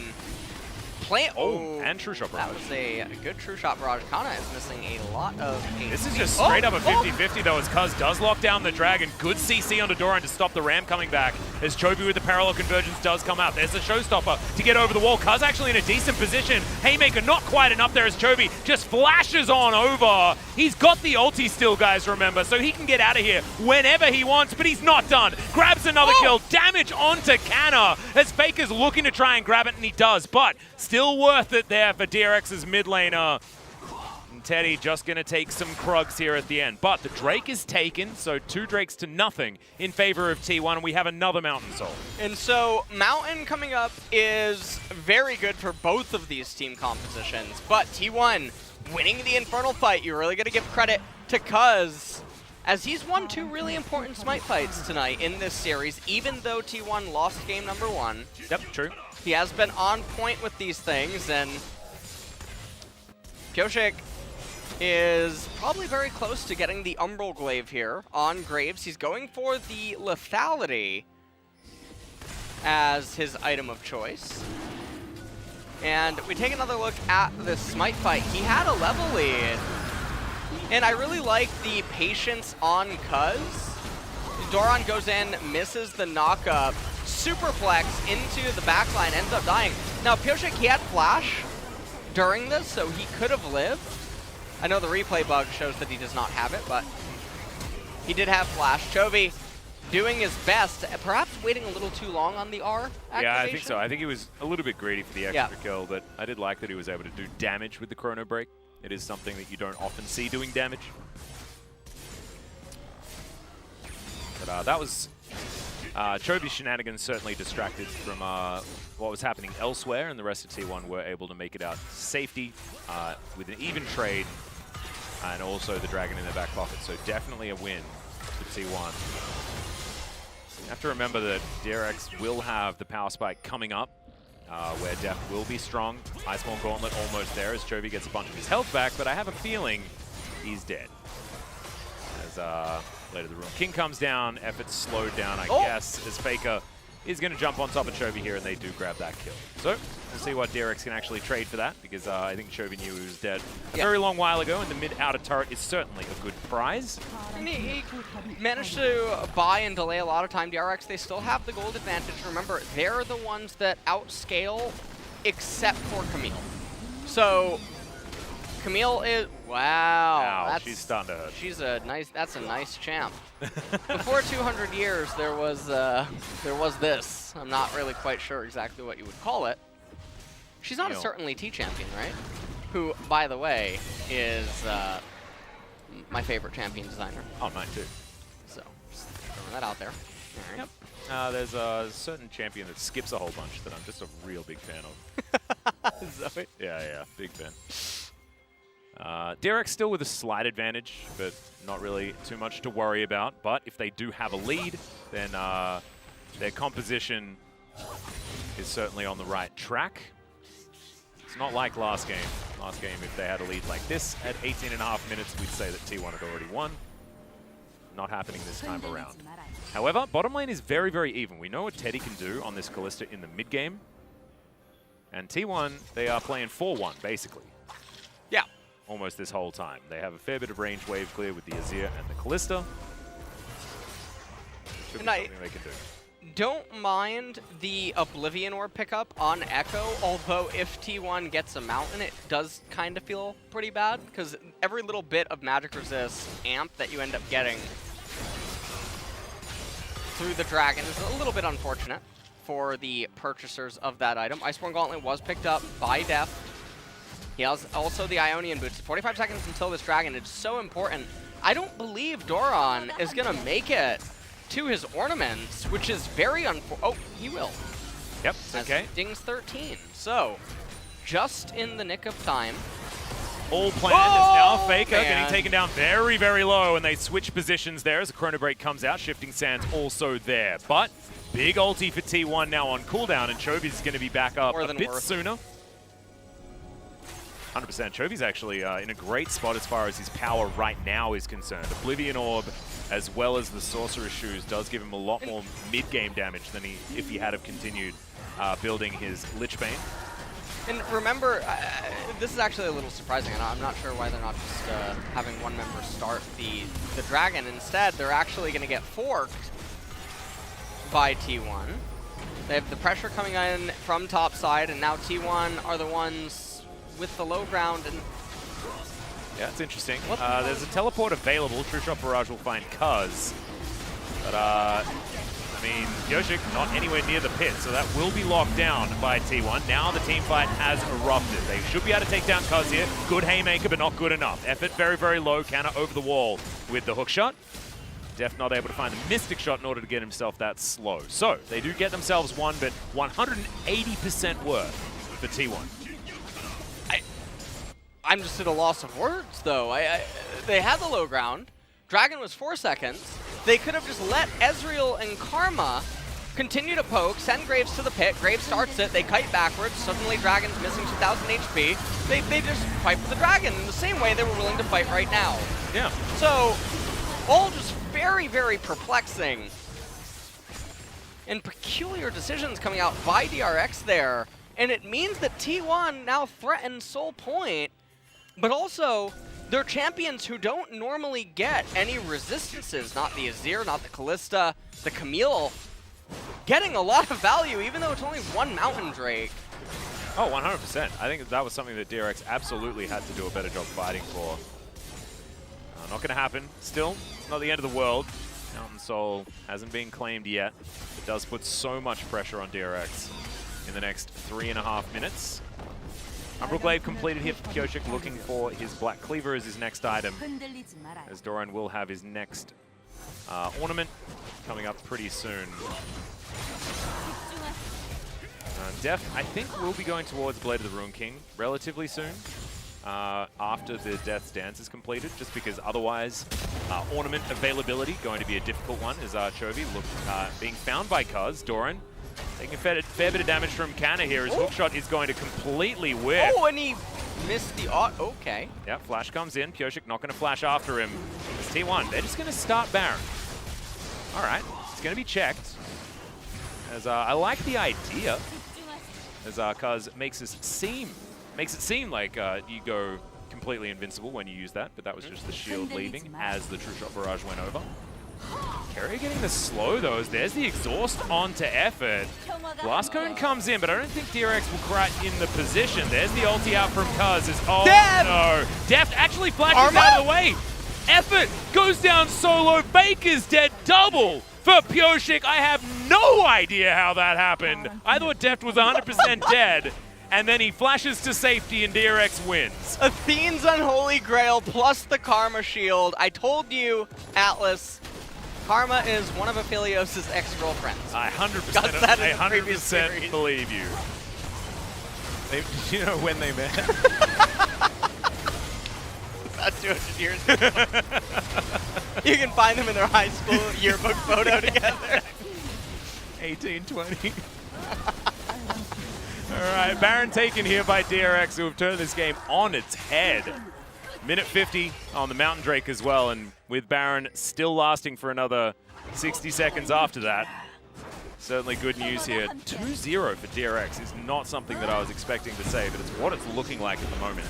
Not over till it's over, of course. T1 fans out there still know that this is a team that can take things back. Why is Def still alive at the end of this? Like, that is insane healing and shield at the same time. Well, they didn't have enough damage to burst him down during the knockup, and then the shields and the heal would guarantee there's no way at that point. So, Karma giving a lot of value there. Almost has Ardent Sensor now as well. Forbidden Idol completed. And that's going to be where it becomes a bit lights out. Because Ardent Sensor just does so much work. For Pyosik, for Deft, for Chovy. I mean, Doran even likes bonking people with his big hammer. And, I mean, this is the point of the game where DRX will absolutely get the next Mountain Dragon. So at least they'll have that going for them. And the other thing about this is, remember, we forecast this from the champ select. Everything will come down to Camille now. Because the Kalista, Nautilus, Azir set, they're out of fuel. Take a look at Set right now. Look at his items, look at Graves, look at his base levels, look at every other champion in the game. You feel really bad.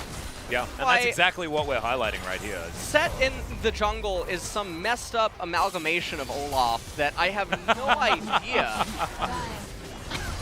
I have no idea why teams... Well, Empress Divide comes in, and Deft is well and truly dead, but he's going to take Faker with him. Koshik has to flash to get himself out of the way, and will be taken down. Double kill comes in for Teddy. Chovy gets on top of him, though. He's down very low, but there it is. Able to get himself out to safety. Doran teleports in very, very late. Now Kana gets forward as well. So Faker the only one dead on T1's side. However, heal up. Deft and Pyosik both in the death chamber for now.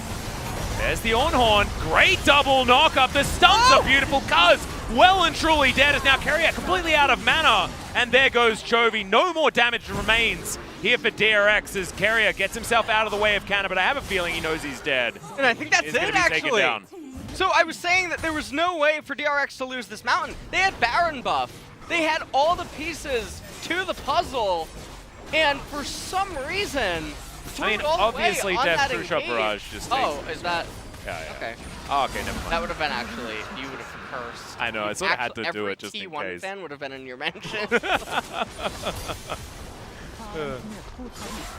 Sometimes, yeah, well, try. But take a look at what's going on here. And Faker lands the Shurima Shuffle onto Deft. He gives his life for the fight. Pyosik gets locked up as well. He goes down. Carrier, full-on retreat. And then Chovy fails to land the assassination onto Teddy. Effort manages to stun him up once. And then this was a pretty nice sandwich attempt. But they forgot the peanut butter as Kana is a very, very big Camille. Doing so much right there. And this is going to mean that T1, they have Mountain Soul. This has made things very interesting. Very awkward. Because the Baron is also, it's up in another 2.5 minutes. Like you were talking about, Mountain Soul claimed by T1. And that's just going to make Kana even more of a menace in a side lane. Might have just been the full swing here for T1. Baron going to be up, like I said, 2 minutes time and close to 5 minutes. And we'll have ourselves an Elder Drake as well. Yoshi coming on over, looking to try and get some damage down on effort. Not going to be able to do anything. This is what we're expecting. Kana in this side lane on the Camille only gets better and better as this game goes on. As Chovy gets a death charge for his trouble. There is essentially like one timing where DRX can still try to win, and it's through the ornaments on all the champions that they have currently right now, and the fact that Set is still down about 4 levels from every other champion. So even though there is the 2 Mountain Drakes and the Infernal, if they can win a Wombo combo teamfight, get Baron, the death timers are high enough, lane in a good position, they will win. Otherwise, I mean, this is T1's game to lose now at this point. That's what it's feeling like. Doran does make it underneath his turret. Thought it was a little bit dicey there, meeting Kana in the jungle as Faker's going to move on over. They get a ward down. DRX relatively in the area, but I have a feeling Doran just needs to get the heck out of here. Puts a control ward down, gets the bad news. As T1 not going to be diving him today. But yes, ornaments have started to come in. I sort of disregarded the Frozen Fist for Deft when I was talking about ornaments earlier on, but I guess it's fine. Being able to get extra mana is actually good. Does equate into damage if you've got the mirror mana. Yep. And this is the scary thing, is Ornn cannot hold Camille anymore, so it's part of the problem, where it's just going to be this never-ending song and a dance. 20 seconds until the Baron comes up. And if T1 get that, then I have a feeling it's 100% lights out. Yeah. As Bertha takes a lot of damage, but is going to be eventually taken down.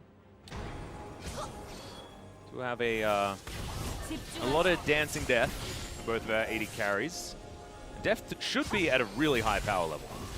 Now has himself his Executioner's Calling also, with the double lifesteal already collected by Teddy, certainly going to be working out there as far as the 1v1. DRX is starting off the Baron. All right. T1, they do know exactly what's going on here as Faker. Spot the parallel convergence. Oh, that is... And T1 are given a lot of time to set up for this. And in they go. There's the Ornhorn looking for Cuz. Faker gets exhausted. There's the ulti. Deft will find a lot of damage. Faker struggling now against this Ezreal, and in goes Chovy from the backside. Haymaker for a huge shield. True Shot Barrage seems to do nothing, but it's only Carrier that's gone down yet, and Canna getting the heck out of there. It's a 1-for-1 so far, support for mid lane. And Mountain is just so giga-busted in this game, giving them so much HP, and those resistances as well to boot. Things are just so scary. Even though they ended up getting Faker, you saw the difficulty in doing so, and everything was just such a close call. I have a feeling Pyosik, Chovy, and Def can just pop over the wall and take the Baron if they want to. They could certainly try. I mean, let's take a look at this one more time. So the Baron's going down extremely slowly. Effort comes in. Carrier, Deft, and Chovy are on entirely different pages. And then look at the, okay, look at this instead. Yeah, they are going to start that Baron again. Effort's just dead. Canna is on the bottom side of the map. This is a free Baron for DRX. And this will actually go into Elder, and the only thing that can beat a soul is the Elder Dragon. It is the true Exodia of League of Legends. I mean, you actually do literally get dragon wings that come down from the sky to kill things. Like, it's like basically Exodia, let's be real. Yeah. Lord Grompolis, Kevin Ribbiton of Croaksworth being taken there by Kana. Yep. Had a bit of a name extension. It's his actual name. Okay. Well, Faker ends up going down in the replay, superplexed by Kana, and the Haymaker right there. You can see the so close of a lockup onto Kana. They go over the wall, they start the Baron like you were actually talking about. Literally what? Yeah, that's cool looking. And you can see Effort, I mean, he comes in here, he sees what's going on, but too late, ends up going down. Not bad. Pyosik in for a flank here as in goes the Ornhorn. Doran does find one of the knockups here, but he's looking to save Pyosik. Showstopper comes forward. Base breaker's good, but Pyosik does get himself out of the way. Effort now going to be taken is now Faker. Finds 3 with his ult, and Canna's taken 2 down already. Doran running for the hills. Chovy, nothing he can do. Deft there in a similar boat. And now the Elder Drake is live, and T1 in prime position to take it. This game is absolutely insane. This game is super bonkers as T1 are going to be able to get the Elder Dragon. Chovy is trying to respond, but the teleport is there from Faker. Not even going to be able to raise the mid-tier 1, and had he been able to do that, that would create an interesting dynamic where really every team fight can get scary. Yeah. Where you can just run it through mid, not run it down mid, that's a different thing. Yeah. As Doran, he starts this fight off, and then he goes for Kana. And they just don't have it. Pyosik flashes out of the way. The Haymaker, Kana hunting for Graves. Manages to get him the knockup as well. Locking up Carrier, and the Camille is just out of control in this game. In the Mountain Soul, it's doing so much because it makes echoes and gauges almost seemingly invalidated. Yeah, because he can't get through Doesn't that have amount enough of damage. extra shield. You're exactly right. Now DRX find themselves with a basically no gold lead whatsoever, and you add Mountain Soul to that, especially with this Elder buff for another 1.5 minutes. It means that DRX just are unable to fight. They're just not going to be able to fight T1 for the next little while. Teddy with his Bloodthirst completed as well as a Mountain Soul is just silly.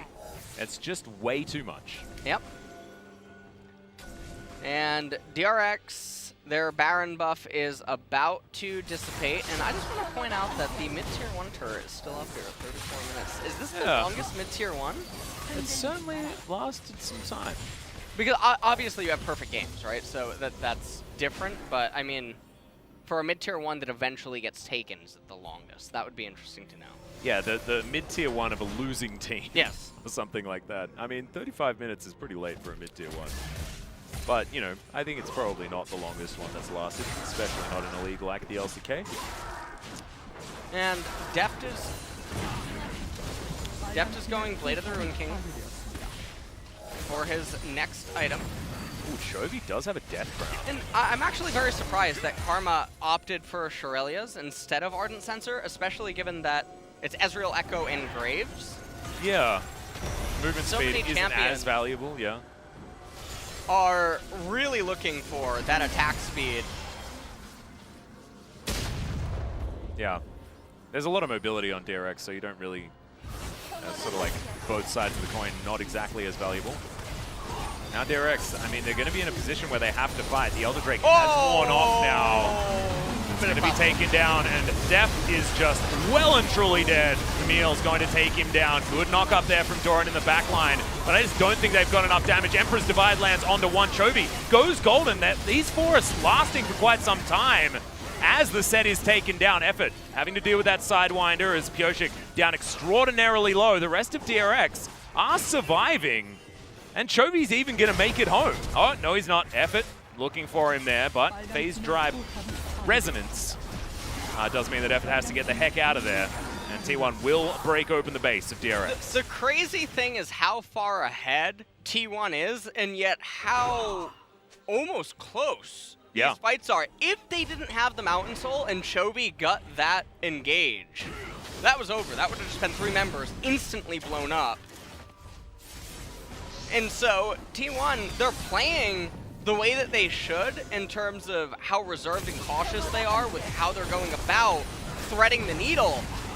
But DRX, they're not giving up without a fight. You see this, Deft is just locked up. He's not in the fight no, he can't do anything. time. So take a look at this engage by Chovy, the parallel convergence, so much damage. He gets the Zanyas off as well, manages to get out. Actually taxis onto Cuz in order to get out. And they get the Guardian Angel of Camille, which is very big actually for the next Yeah, that's fight. true. I didn't notice because that. When you consider that that was a 4 versus 5, Deft wasn't there.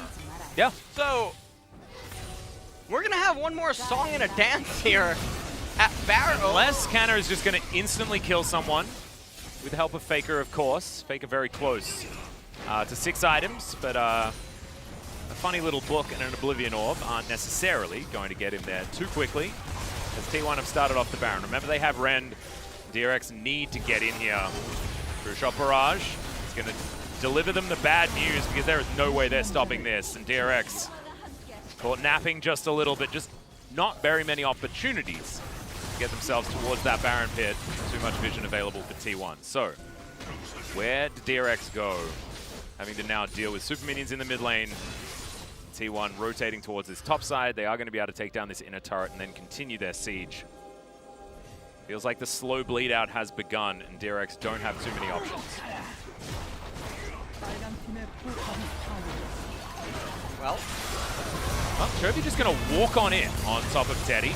One comes down, Doran misses it completely, and that is a very dead Echo. I have a feeling DRX understand that this game may not have too many legs left. As Effort just playing brick wall. Bella's breath there from Doran is okay. Superplex is going to land onto Def, though. Arcane Shift gets him to relative safety. As Effort goes down low. Teddy playing frontline. True Shot Barrage finds nothing. And then the flash out from Faker was very interesting. Didn't actually have ultimate, so it wasn't going to be a Shurima shuffle or anything like that. Now T1 looks like they are just going to play it safe by the water. Make sure all of the fences are in place before they get in the pool. All that sort of stuff. Bella's breath is okay. I have a feeling Doran is going to die here. That's fantastic work out of Canna as well. The Haymaker will finish him off, and the Nexus falls for the 2nd time in this series, and T1 will bring us to a tied-up series. That was an extremely long game. Yeah. All things considered, with how things went in the early stages, DRX punted it away at several points throughout the game. T1 playing very cautious at executing the ending there, and that was very good. They managed to end up getting that. Kana with a super good performance in that game. I ended up giving him the MVP because I think without the Camille in that game doing what she did, getting so many eviscerations basically in team fights, everything just goes very different. He was such an integral part. Yeah, and actually I think a lot of the reason why it felt like DRX were in so much control throughout a lot of the mid-game is that Canna had such a lackluster performance in the first game, and then came back and turned it absolutely all around. So really impressively played, and just shows that he has really picked up some of the resilience that T1 has, right? I mean, they now go into a game 3 with, I think, before draft begins, an 80% better chance of winning. Because DRX are a team that are known to fatigue a little bit faster than others. Yeah. And T1 do literally the opposite. And DRX, I mean, the other thing you have to worry about is also Till, because that ending was not like all the other fights. It looked like Chovy got a little bit panicked. Yeah. And went for an engage, and obviously there was the Whiff Thorn ultimate as well. But so many things just very uncharacteristic. Deft in both of these games has been getting caught a lot. Yeah. And didn't have 200 years to bail him out in this game number 2. Well, I mean, he did, but not... This is a hard game to play as an AD carry, to be honest. Yeah. I mean, you got Depth Charge, Hextech Ultimatum, you've got Showstopper. There's all sorts of things that you have to watch out for, right? And so, I mean, he did okay, but to be perfectly honest, it wasn't good enough. Right. And T1 do walk away with the win. So what changes in the draft for the next game is going to be a big question, because we have the side swap once more, and so far it's been blue both times. You know what? I've predicted incorrectly now twice, so... Oh, yikes. Who am I cursing? Well, spreadsheet's not working at the moment. We'll see you after the break for Game 3.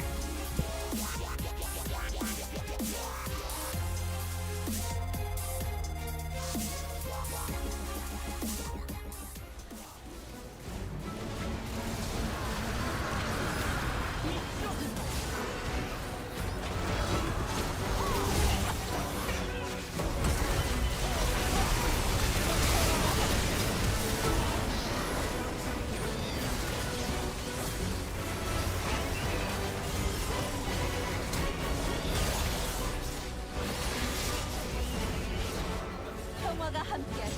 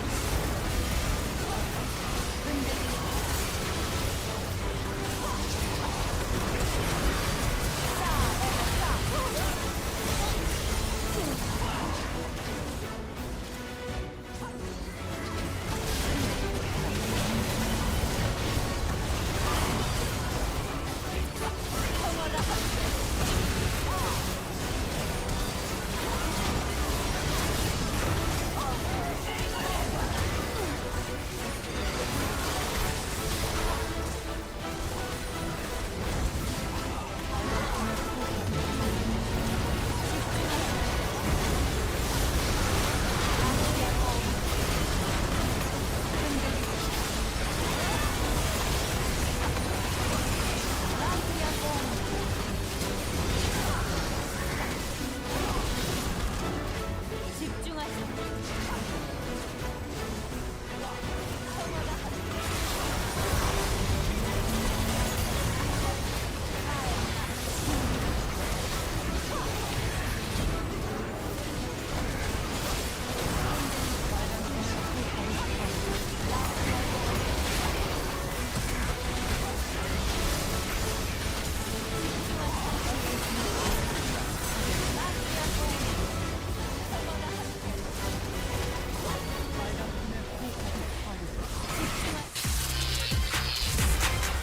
이번 MSC에서 저희가 아쉽게 떨어졌는데 MSC 경험을 바탕으로 열심히 준비하고 있는 것 같습니다.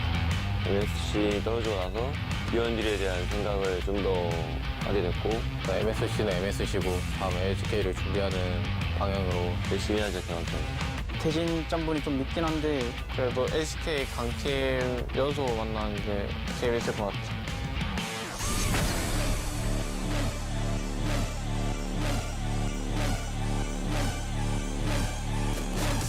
그때 플레이오프 때 도란 선수를 솔킬 4번 따서 돌아가기 전에 그냥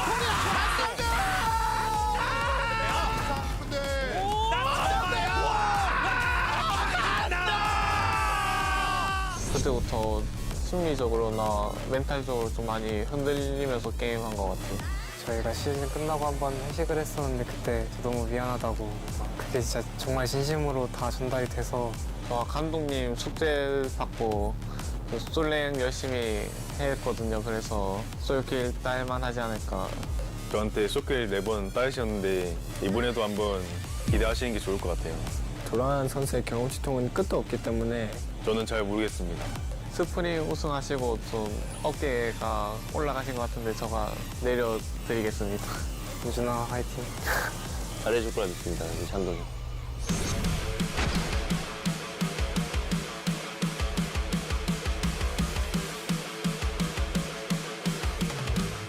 핵심 라인은 미드 원딜인 것 같습니다.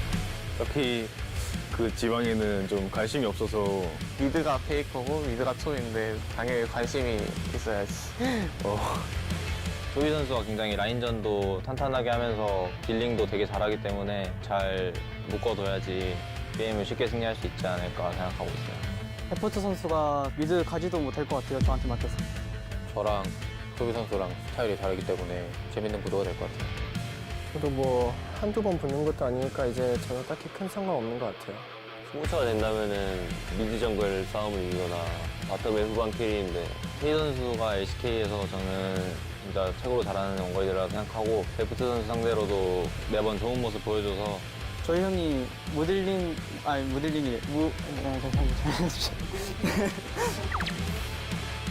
딜링 뭐 딜링? 뭐 딜링. 숨 안 쉬고 게임하면 저희 데프 선수가 더 잘할 것 같습니다.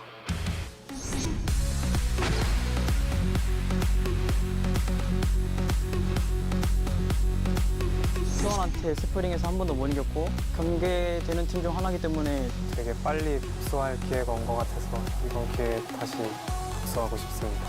계속 만났을 때 저희가 계속 이겼으니까 이번에도 한번 이기고 싶네요. 첫 경기인 만큼 반드시 이겨야겠다는 생각을 가지고 있고요. 지난 스프링처럼 이번에도 강팀들 상대로 많이 이길 수 있게 열심히 준비하겠습니다.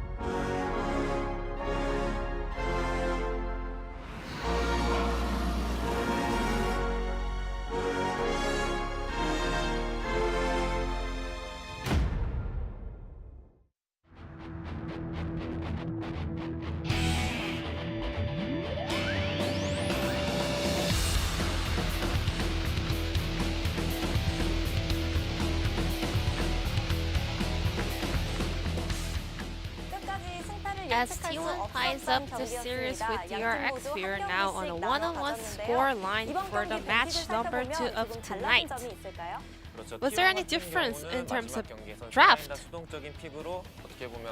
for T1? Well, actually, in game number 1, they were having very passive picks, but this time around, they went for an Ornn versus Camille match, a very aggressive one. DRX on the other side, they locked in Echo as a counter for Azir. 힘을 실은 라인 자체가 약간 다르긴 하지만 So 지난 경기에서만 each team focused on a different lane, 후반에 모든 걸 쏟아붓고 but 후반에 무조건 유리하고 this time around, it was not a one-sided match. DRX did have a gold lead throughout the series, but with the T1's teamfight ability, T1 got all their neutral objectives and then turned the game around. 사실 이번 경기 너무나도 So we can say it was a very close series and both teams were doing a great job. 어떤 장면부터 살펴볼까요? 사실 한타 This will be 이유가 the 정말 first 중요하다는 highlight. 게 저희가 또 This one LCK kind of 이후에 더 많이 mentions 깨닫게 why 되는데 the post-team 무호흡 fights 운영에 대한 부분을 actually 말씀을 드리려고 matters. 준비를 한 게 있습니다. So 바로 this is about the 앞에서의 macro 시야전의 after the 과정에서 team 서로 간의 fight. 전사자가 있었어요. 여기서 So it was a 그레이브즈, trade on 선수의 mid 체력도 laner 많이 and a 없었고 support, 분명히 DRX도 and 쏟아붓는 게 Graves 있기 was 때문에 really low on T1은 여기서 약간 HP. 관성적으로 So T1, they 이러면 actually 정비 didn't 타임이다라고 have a 생각을 heads 했었던 up on the DRX 그래서 Baron 칼리는 burst, 미드라인을 so they were 먼저 밀고 overstaying 칼날브리 on 쪽으로 the maps. 빠지고 Kalista was 카밀은 저플로 쪽으로 clearing 침투를 out 하면서 the minion 정글을 wave, and 빼먹는 also 골리를 보려고 했지만 Camille 정작 stayed DRX는 counter jungling the DRX jungle. However, DRX, they were so quick for regaining health. So Pyosik, with the lifesteal, he quickly regained his health and versus the Baron. So they picked up effort over there and then rotated to the Baron, gaining so much profit over here. DRX 같은 경우는 카밀이 바텀 밀기 전에 빠르게 바론 플레이를 So DRX, they were able to pick up the Baron even before Camille was able to raise a turret in the bot side. 중요할 것 같다는 생각이 들어서 저희가 좀 골라봤습니다. 네, 맞습니다. 또 T1의 한타 집중력도 한번 But 짚어봐야 할 것 moving 같아요. on, we 역시 do want to mention 한타하면 about T1입니다. T1's teamfight ability. 포터 노틸러스가 Effort. Look at this miracle hook, finding DRX depth. 입장에서 장로 드래곤이 끝나고 우리 이제 조금 DRX was actually waiting for this moment to the Elder Drake buff to fall off from T1, but at that right moment, Effort was also able to hook on Ezreal. In addition, Camille was doing a lot of work in the side lane, but at the same time, Camille was so powerful in this team fight. So there was no one to reach to Kalista on the DRX side, but T1 players, they had a massive resistance from the Mountain Soul. Then let's check out who will be the player of the game for game number 2. Kana, the first non-bot laner POG for tonight.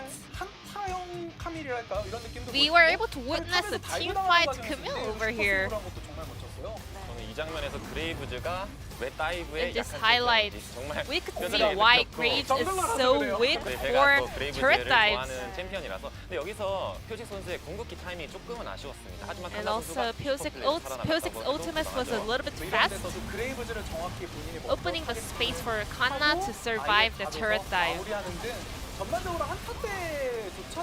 And Kana was having a huge contribution all throughout the team fight in game number 2. He was especially so good at focusing on the opponent AD carry, locking him up with his ultimate. So Kana picked up 8 votes out of 12.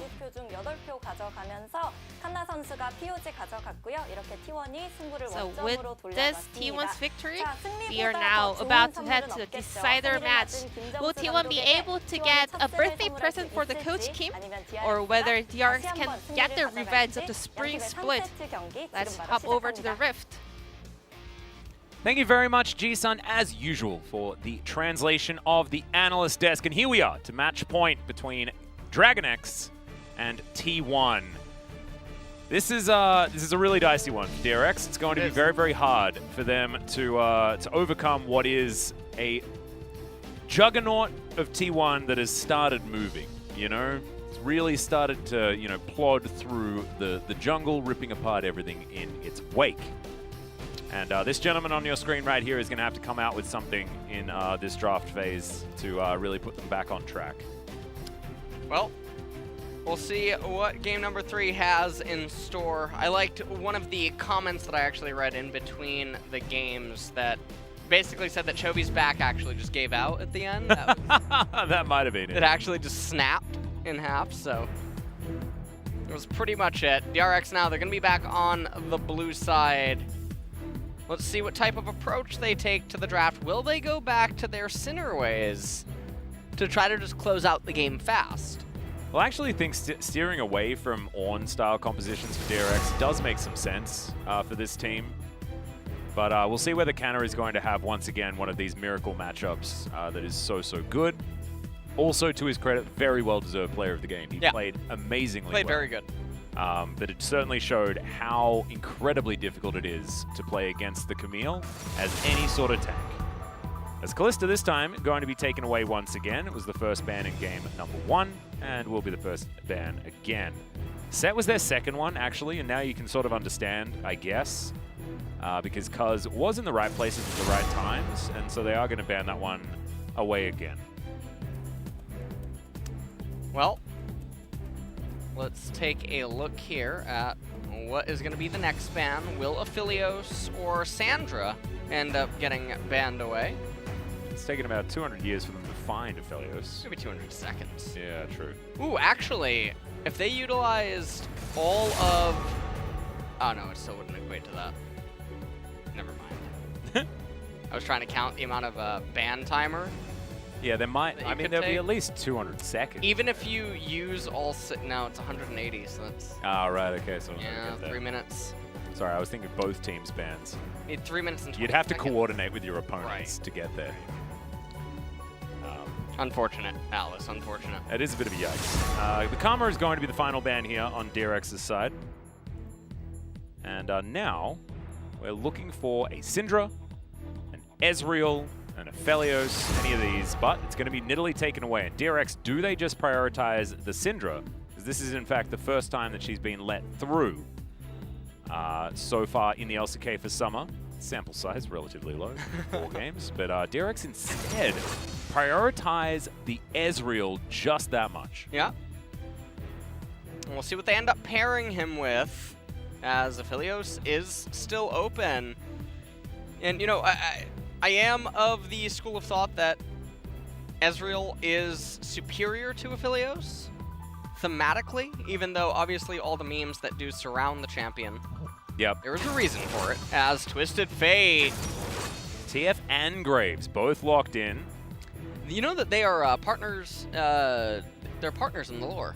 Yeah, right? Yeah, I think his name is Malcolm, right? Malcolm Graves. It actually reminds me of X-Men like a lot, right? Because it's Gambit and it's Gambit and Wolverine. Yes. Yes. 100%. Gambit and Wolverine. Yep. It's actually really cool. Okay, that's what we can call the duo. That was easy. Lee Sin being considered here by Pioshik. 1 second to go, and they are going to lock it away. The first Lee Sin that we've seen so far for the Summer Split. This is a good champion. LS, I learned this when we were doing the mid-season cup. I sensed the Sin. It was a champion that was winning, which was absolutely insane. Casa had, like, if you guys didn't watch the tournament, Casa had probably one of the best Lee Sin games I've ever seen. It was so good. The really scary thing here is that if they actually go B3 Ornn, T1 can just respawn R3 Camille.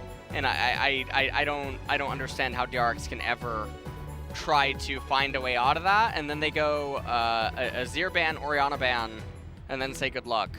Yeah. To DRX. I feel like that is the line. Alternatively, they go a Zir Syndra ban, but they're gonna R3 Aphelios instead. So I feel like Syndra would have been such an easy pickup for Chovy. I mean, I think it's likely that we're going to see DRX picking up Zoe for Chovy where they can, and allowing the Ezreal Zoe mid-game control to really get them towards their ornaments and get control of the game. But now we are in for 200 years of power in the hands of Teddy, which will be very scary. There's the Braum, for some reason. Well, Braum banned away by T1. And DRX now have to decide on what they want to ban. Will they just ban the Camille? If they ban Atrox, I am walking. I think it has to be. Right, okay. I mean, Camille and Fiora are the obvious bans, right? You kept me Because Fiora does longer. basically the same thing. Yeah. And we know that Canna wants to play it. He was hovering it. They were making the decision between the two, I believe, in the last game. Well, let's take a look at what T1 are going to ban next. Honestly, I have no idea where they're going with it. It's going to be the Azir themselves I think Syndra would have made a lot of sense there, though. I find it really interesting that Syndra has gotten this far through, and they're not going to be picking it. Yeah. It's very strange. So, DRX now have to decide on a champion. Wukong going to be the choice. Wukong, yeah. And T1... Now, there is a lot of value in utilizing support counterpick. That is a very real, legitimate thing that they can do. That might be top Yasuo. Could be. Nope. Do get a lot of armor penetration, but it might have been Teddy just memeing, because of course the back-to-back losses of Yasuo Gragas bot lane still haunt many a T1 fan. And that is the Nautilus, 200 years under the sea, I think, is what we're going to call this bottom lane, because we're seeing it a lot. Nautilus Aphelios, I think that makes a lot of sense.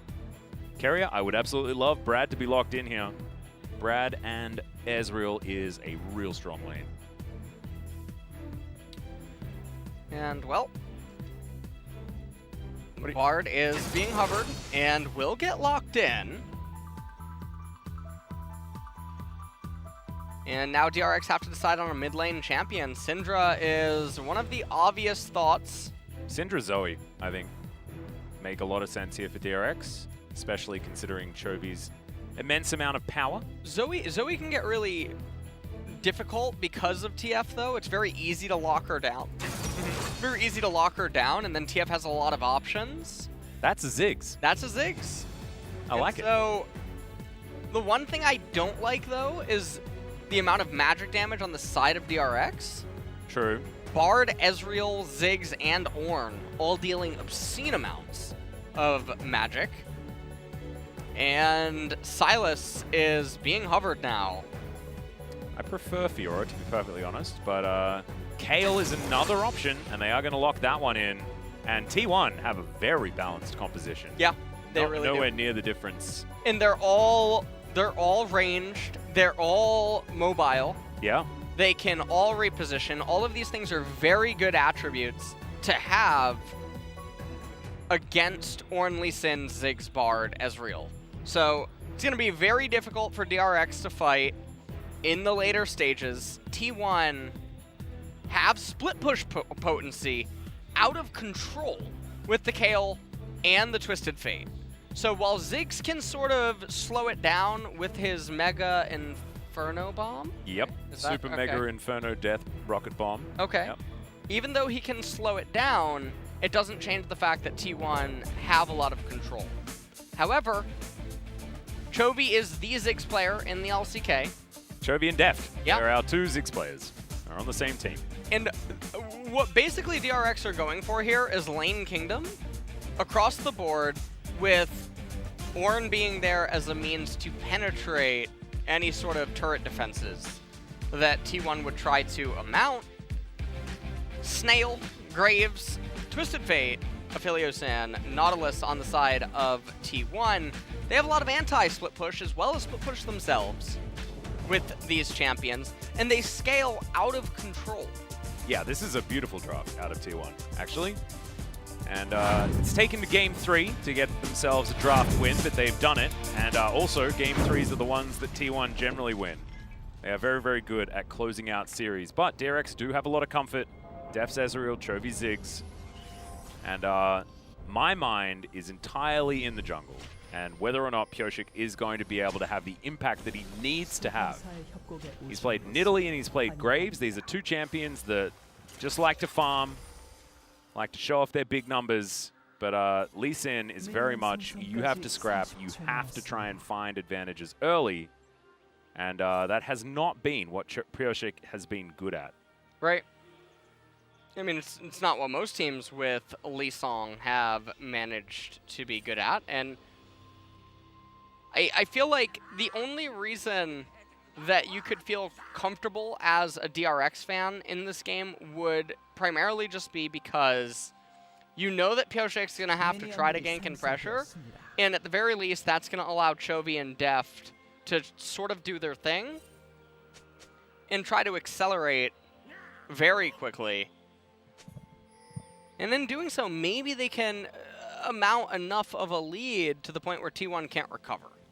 Yeah, and it feels like something that DRX are very used to doing, right? Yeah. They will have the Ornn insurance, but I think Kayle insurance is just a little bit better. This Canna moves on down, and we'll just take a bit of damage there. A grass proc. Huh. All right. So he has Grasp of the Undying. You may as well bop him. You could just skirmish, and sure, Kayle's gonna hit you back a little bit as well, but you're gonna get at least 2 procs. Yeah. Which, no reason not to. And then with Lee Sin to the south, you have definitely some new options that can be created depending on what happens on wave 2, but choosing to play it very safe. There's a satchel charge coming out there from Chovy, just trying to get some chip damage onto Faker. He's already blown his first Corrupting Potion charge. No Corrupting Potion to be picked up here by Chovy, opting into the Doran's Ring. Asked his top laner for it. He said okay. And Carrier with Jump Bud, looking adorable. And deft as usual. He was a Pulse Fire Ezreal for a long time, but he's gone back to the Frozen, the OG, the Double Lift Ezreal. Wait a minute, is this the new Bard skin? Is he using... It's the Luna one. Yeah, sorry. Looks like pajamas because they're... Oh my, it's the Cosmonaut Bard. Awesome. The Astronaut Bard.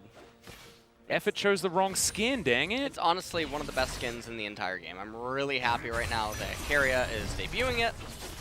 And yeah, Effort did not choose the Astronaut Nautilus. I know. So. And Doran didn't choose Astronaut Timo. I'm so bothered. Yeah. This is terrible. And I'm not sure what Doran's doing here, because you can see he has Q, he has W up. He's not immediately shoving in the wave, and so this is going to cause this next wave to get here and start to come back to him. And you can just see this is very awkward timing for all of this to happen. Well, especially with Cuz making his way up. Minion wave in time here as, yeah, Cuz not going to be doing too much damage there apart from the end of the line. That's been nerfed in this patch, if you remember. Yeah. The initial Q damage is down by 0.2. Yeah, Rift Scuttle's going to be traded this time around. Kyoshik unable to take his 100% record of the first 2, which I believe he had throughout the series. And so far in this game, though, not a whole lot happening for DRX. And when you pick Lee Sin, I talk about this all the time, no matter what region I'm watching, you have to manipulate your lane states to be favorable for him to gain. Because if you're just perma-pushing over and over and over and over, there's no opportunity for Lee to go in and try to get any sort of a gank. And so, in a very bizarre way, it ends up working against DRX. Yeah, it should be a situation where top lane, like Canna, will be shoving out. As the teleport right onto the enemy turret is going to allude to something different on Doran's side. Very coordinated teleports back to lane for both of our solo laners on DRX's side. There's another cheeky knock up there from Doran, but going to trade that damage back by taking a turret shot. A lot of vision available for T1 though in this river. It certainly shows that T1 understand that the Kayle is something that they need to protect. As Chovy's bouncing bomb flying on through here. Getting a bit of damage onto Faker, who's looking for a blue card and finds it. And the other thing that is going to make matters difficult here for Chovy is Faker went Boost of Swiftness, first item, on TF. And so he is moving so fast, it's going to make it so hard to land those bouncing bombs. And that ward did not see Graves. Cool, but Cuz was just getting vision. Some pings out there. Kyoshik discovers that Graves not doing the Drake, but he might actually... Oh my goodness, he is... Effort's going to move up. Walks over the ward, and I think now DRX no. Oh man. Chovy has Mega Inferno Bomb. He could use that in the Dragon pick to check. But it looks like they are just going to be able to take this one down. That's free. It's good use of vision, but I think a little bit unlucky there for DRX that they couldn't see the Dragon with that ward. They're going to thank Pyoshik for pulling the Drake out of the pit for them. Well, at this point, it looks like T1 is just sitting really happy in this game. Nothing's happening. Yeah. Quite literally nothing. Why? I mean, Lee Sin is just perma-farming with the Graves. He's obviously going to lose out when this is the case. And nothing is really happening. So we're in a very bizarre kind of lull state. And you take a look at Twisted Fate's turret, and nothing's happening whatsoever. So Ziggs not going to be able to even threaten first turret of the game. He's not getting any plates for himself. And Kayle, I mean, she's so comfortable. She has a call inside of the lane. Yeah. Doran, I don't even think he's been farming Grasp of the Undying procs. I mean, at least Doran is even on farm. That's fine. Problem is, it's a Kayle. So going even with Kayle's bad news. Still, he's going to be relevant moving into the mid game. Chovy going to grab his blue buff. Yeah, Doran, sorry, Kyoshik really needs to start doing something. Magical Journey is going to get Keria out of the way, but Deft is going to not be so lucky. I feel like this DRX lane probably should be in a better position than it is right now, as Kana trying to chase after Doran. Well, no, this is a disaster. Yep, Horn comes in, and Kana throws down the ultimate. Cuz turns up. Q's going to land there from Kyoshik, who does have the Dragon Rage kick available, but that is going to be a stalemate in the end. Both junglers' positions are now known. Yep. And Doran just going to clear out the wave. They know about Cuz. It looks like they're trying attempting to to bait do some it. bait. Yeah, they're trying to bait it. And remember, Twisted Fate, ultimate available. Yeah, he's walking towards the mid lane now. Things come in. He is seen, but it looks like DRX not wanting to muddy the waters at the moment. Cuz should be able to grab Shelly very comfortably here, though, as Effort comes over, takes out this control ward. And Deft farming bottom side is certainly helpful. Teddy moving up the river. Ezreal free farming's good, but I just don't know whether it's good enough to warrant giving away everything in this early game. Doran doesn't have ult. Faker is right here.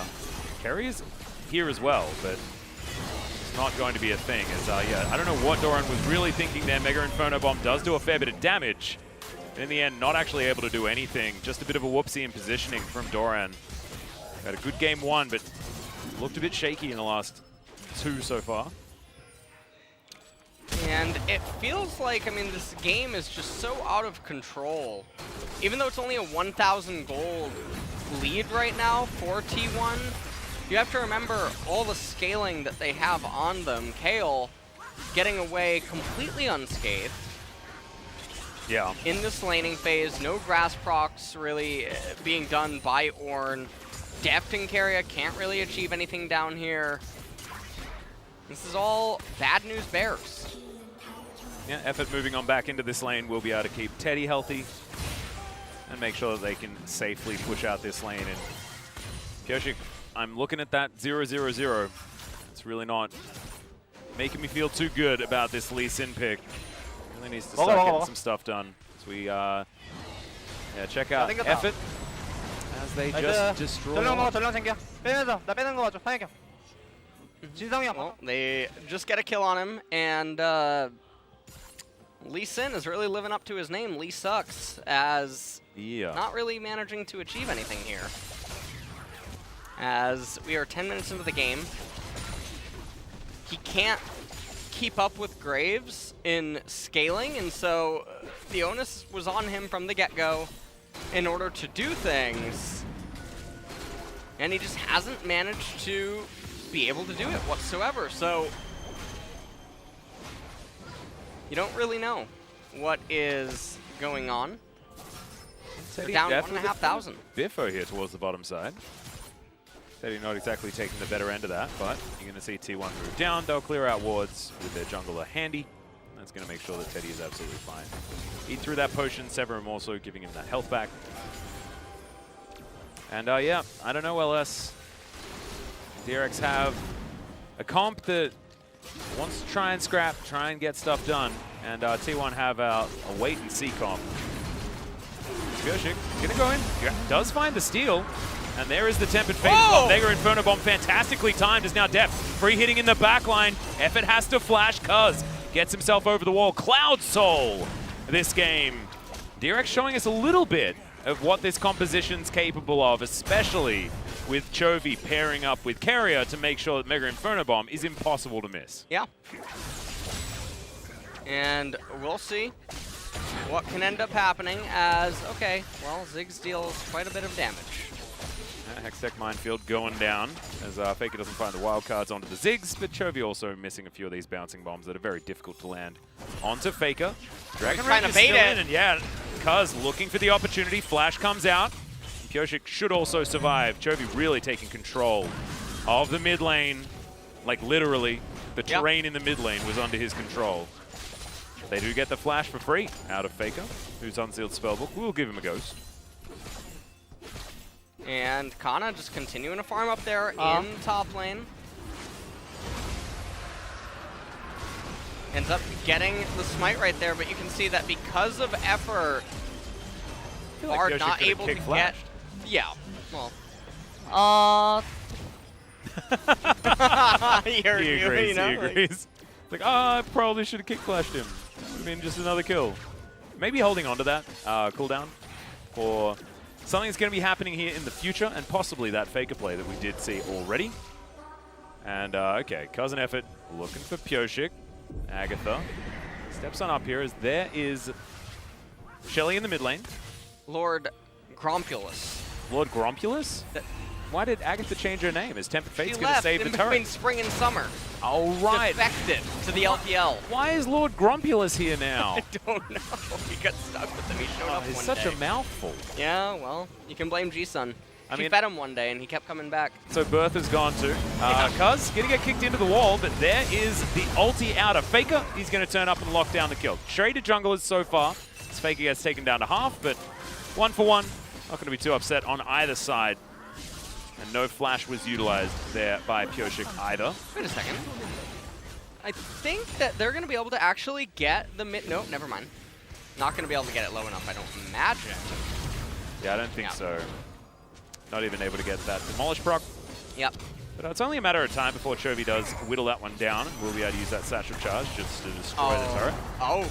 That was it. I mean, I think that really captures how he's probably feeling. This game. Ow, my head. I love playing dodgeball against Ziggs. Well, I mean, Faker does have the boots for it. Yeah, he does. So at least there's that. I mean, it's a bit of dodgeball on both sides. Even wildcards are pretty annoying to deal with. Just everyone having to stay on their toes. Yeah. And Kana's level 11 with a 900 gold lead, has the call completed. And let's take a look at how this all transpired here. So, you can see Pyosik goes for the Q, Twisted Fate coming in with the gold card, able to be there, otherwise it would have been a quick pickup. Yep. Minefield comes down, satchel charge, Faker doesn't take too much damage there, Rod of Age is completed. But the turret plates have all fallen down. T1 do have a slight gold advantage, about 1.4k. Deft has been very quiet this game, but has solidified himself about a wave ahead as far as farm. His Effort taking a lot of damage here as well. Regline traded for a Tempered Fates, bad news for DRX, but at least Effort is chunked out to a point where he's not going to be able to stick around. And I'm just looking at this Kale, man, and I just don't know what DRX is supposed to do.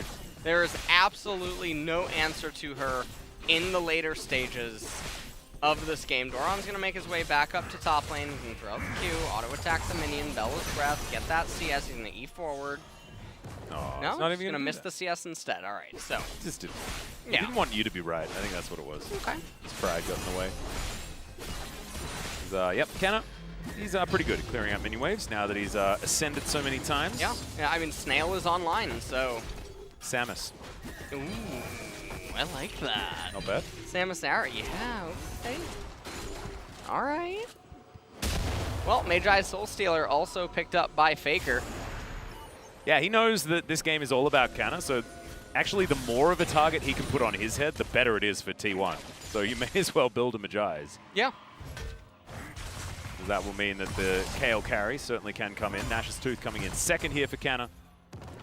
does have the Gunblade already completed as DRX move on over to this Cloud Drake. One Drake apiece so far for both of these teams, so not going to get these early souls that we've had. Cloud Drake not exactly pivotal for either side. As there's a Tempered Fate, misses, thank you very much. Says Faker to his Swiftness boots. And DRX with 4 strong here in the mid lane are able to control the area very nicely. Hextech Minefield is good, but the Mega Inferno Bomb a little bit off time. Still gets the flash. And the stopwatch, so a lot of big cooldowns. As Canna's probably just going to kill Doran here. I just don't see how he's supposed to survive. As, yeah, he knocks up Faker. Never mind, I think that was just a solo kill anyway. Don't know why the Destiny was even necessary, but you may as well get yourself a Magi stack if you can. And DRX will be able to take down the Cloud Drake. At T1, I don't think there's many members of the team that care about that at all. Well, it seems like this game is probably over.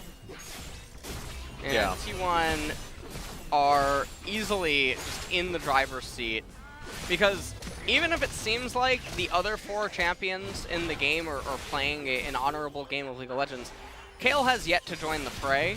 Yeah. And as soon as she starts entering team fights, everything changes. And did you mean to quote Kayle when you said that as well? What? Into the fray. Wasn't that a thing that Did she she say that? Yeah. Oh wait, you only played in Korea, so you wouldn't know. And I play with sounds off. Yeah. Yeah. I think she does say that. Okay.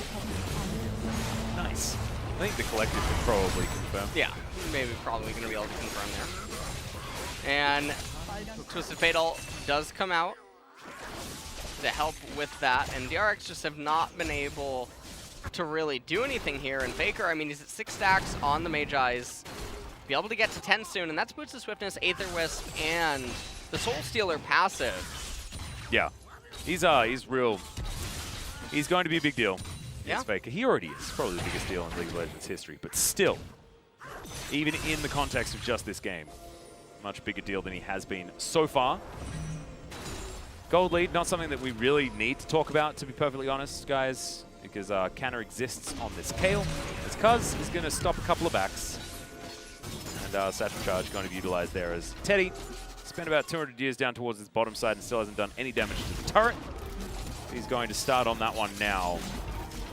Goshik over clearing out vision. Now they're looking to do the 2-man face check. Dredgeline is going to land. The Lee Sin in trouble. As there it is, the Destiny comes down. Tempered Fate's fantastic as Def finds some damage onto Faker. Teddy moving on over though, as there's the Mega Inferno Bomb. Effort taking so much damage from the sweet spot of that ability. And now the hunt is on. Moonlight Vigil, I believe, just landed. Is now area. What the heck was that? What? The most amazing cosmic binding we have ever seen, and Canna is the only man left standing. And that is a triple kill for Chovy. Cameraman, cut away from top lane. Yeah, we don't want to watch that. Got we want to at least have the idea that DRX can look win. At Ziggs left clicking up mid lane. Fantastic, Alice. Unbelievable stuff. 10 seconds now until the Baron spawns on the map. Canna is able to walk wherever the heck he wants. And it seems like it's absolutely fine. There's no outer turret here. But still, not a care in the world because he's so incredibly strong. Let's have a look at this one again. I mean, if Carrier's done anything, he's at least proven that he's one of the best supports in the world. Well, even if they lose this series. We take a look at this, and honestly, I mean, the Bard Ultimate is so fantastic. As well as Def getting so much damage. Chovy coming in there with the bomb as well. Keria taking a magical journey, and then watch what he ends up doing. Throws out the Cosmic Binding, flashes. So gets sick. the double stun, and then unfortunately, he didn't need to walk forward. He actually, that was over. He didn't. Yeah, could have walked He back. felt bad for how much he did them dirty. He felt guilty. Oh, slightly mistimed on that one. Makes up for it, though. Yep. Has another magical journey, doesn't use it right away. I like that he sets up the magical journey and then lines it up, takes him down. Oh, nice, nice. Said, oh, nice, nice. Yeah. Although that was in English, I guess. Yeah, you know what I mean? Didn't quite need to translate that one, but I'm really glad that you did. Yeah. anyone at home who Thank doesn't you. speak English and is for some reason listening to the English broadcast. Certainly translating the English to English will be very important for them. Guys in chat, not a big deal. Oh dear. 40 seconds until the next Cloud Dragon comes up. As, all right, Faker is going to summon Rift Herald at the Wolf Pit. Yeah, Shirley just wants to see some puppies before she decides to go headbutting. Speaking of Faker, he now does not have any stacks on his Magi's, which is another result that is positive for DRX out of that team fight. Cuz going to make his way in towards this top lane, where Doran does make it underneath his inner turret, but my god, the damage out of Canna is starting to get obscene. And as this big zoom out continues, Canna he can take as many turret shots as he wants. Yeah, it's legitimately something straight out of solo queue where, like, oh! Mega Inferno Bomb for the zoning. The kickback's brilliant, and Def will take down Teddy. Now Carrier looking for effort and does just bully him out of the area. Doran, good knockup, but I think the Canna probably still kills you. Like, he's just trying to hang on. Yeah. Doran's like telling the rest of the team, like, guys, like, I know you're having fun and stuff, but please stop. And they should be able to get this turret. Yeah, Satchel Charge, able to raise it. They're on a timer, though. Oh, yeah. Kayle is a weapon of mass destruction, and she's going to pop off soon. She's almost level 16. She's going to get exalted. Now Carrier's going to try and find another Cosmic Binding. Effort. Oh! Ooh, not going to get stunned. He would have been dead. Now we got Soul Point. Yeah. Guess that's good. Soul Point is very good, and this is actually very big because 30% CDR on Ziggs' ultimate, plus he has Ludens, plus Fiendish Codex. If he has that, oh, Mega Inferno Bomb gets the ulti out of Canna. This is a Venn diagram if I ever saw one. Yeah, we'll but take it. the Ziggs ultimate is really big because it means that Chovy can shut down side lanes. Also, Chovy, a little bit of a savant, did reposition the Ludens Echo in order to get the Rabadon's Death Crown. It's all coming together. It is. It really, is there anything he can't do? I think we need to talk to DRX about those jerseys. I want Chovy on the back. 100%. Actually, no, I've been a Deft fan for too long. I'd need to get the Deft one, so you can have the Chovy one. You know what? I'll get a Choky one, actually. Someone on Twitter did say that. Like, no, not Chovy. You should get Choky. I'm like, he hasn't turned up yet. I don't know whether he's still on the team. We'll have to find out. Stay tuned for the rest of the summer split of LCK Summer. The potential Chokies. But he's certainly not here today. 3-0-1. He's ahead by a lot of farm as well. All right, now Kayle's come to the bot lane. We're not, ooh, got the fake. flash. Flash, yeah, really nice. Kayle is on. I mean, I would feel bad if I'm Doran. Really, he should also get a Bramble Vest, by the way, for what it's worth. Yeah, in the fights that could be helpful. In the team fight, I mean, it's certainly not going to matter at this point. No, this is why I'm finding it very difficult to commentate this game because I feel like it's already over because of one champion. Snail has. Oh no, Snail's coming for him. He knows it. He can sense it. Yeah, Samus got all of her upgrades, man. This is like you've skipped to the end and you've got all of the stuff. Interestingly enough, Chovy went for the Banshee's Veil. So that is very big. Another interesting thing is Faker's death actually took away basically an item from him. He doesn't have the Magi stack. Yeah. So that is very big. So even though T1, they're not that far behind in gold, their 4 champions are behind versus DRX's, but they're winning the mini game is what is happening here. Yeah, and remember, I mean, Samus is a solo bounty hunter, and that's exactly what Canna is right now as well. It's almost irrelevant what the rest of the team are doing. Is Teddy not going to get one shot by that one?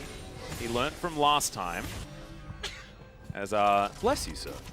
As Canna, he's going to go back home now, possibly complete his Rage Blade. Quite literally. Oh, no. Lying in wait. Oh. Okay, there's the Destiny. Flash comes in. Oh my god, Chovy's just the best player ever. I knew you'd come around. It was very, very good. Cosmic Binding's also going to land here as Carrier gets a bit upset that we were praising Chovy so much, and he's going to lock down the kill. And, what? That was a flash for some reason. Mega Inferno Bomb once again going to tag Teddy. I feel like this 4v4, DRX is winning, and then this 1v9 that Canna's doing, he's winning, you know?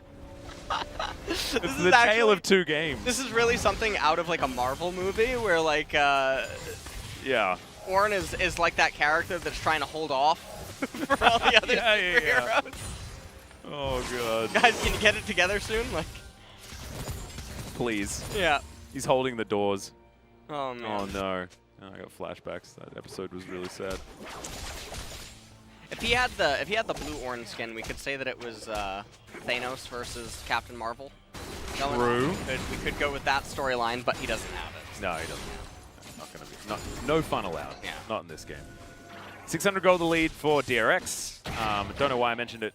It's basically irrelevant. It's about how this game is going to be played by both of these sides, and the more money that Canna gets, the more difficult it becomes for DRX to do anything at all as this game continues. Deft is close to his death dance, and his Ezreal is in a much better position than it was in the last game. Still, and then I look at the Kayle, and I'm like, why am I even talking about DRX? Yeah, Alice, stop doing this. Honestly, it's getting a little bit weird. I'm trying to do play-by-play things. And, now, I like how instead. Kayle, even though she's 16, she's stopped advancing forward.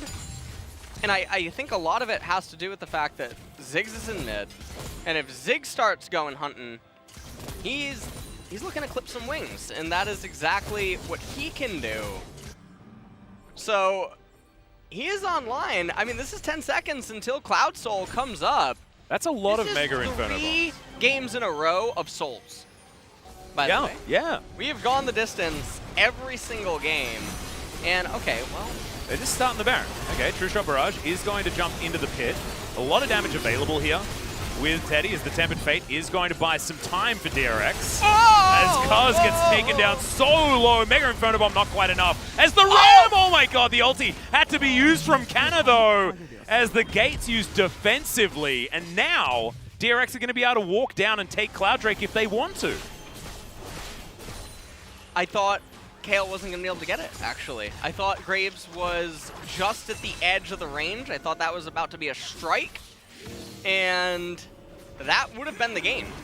That would have been Baron and... Anna trying to get sneaky. And now this is what T1's team comp is diminished to almost. It's smoke and mirrors. But they don't even know that they're doing this. What? Canna just wanted to get to the minion wave. Okay, so that is going to be Cloud Soul for free. And T1 thinking that they can do back. No, they're not.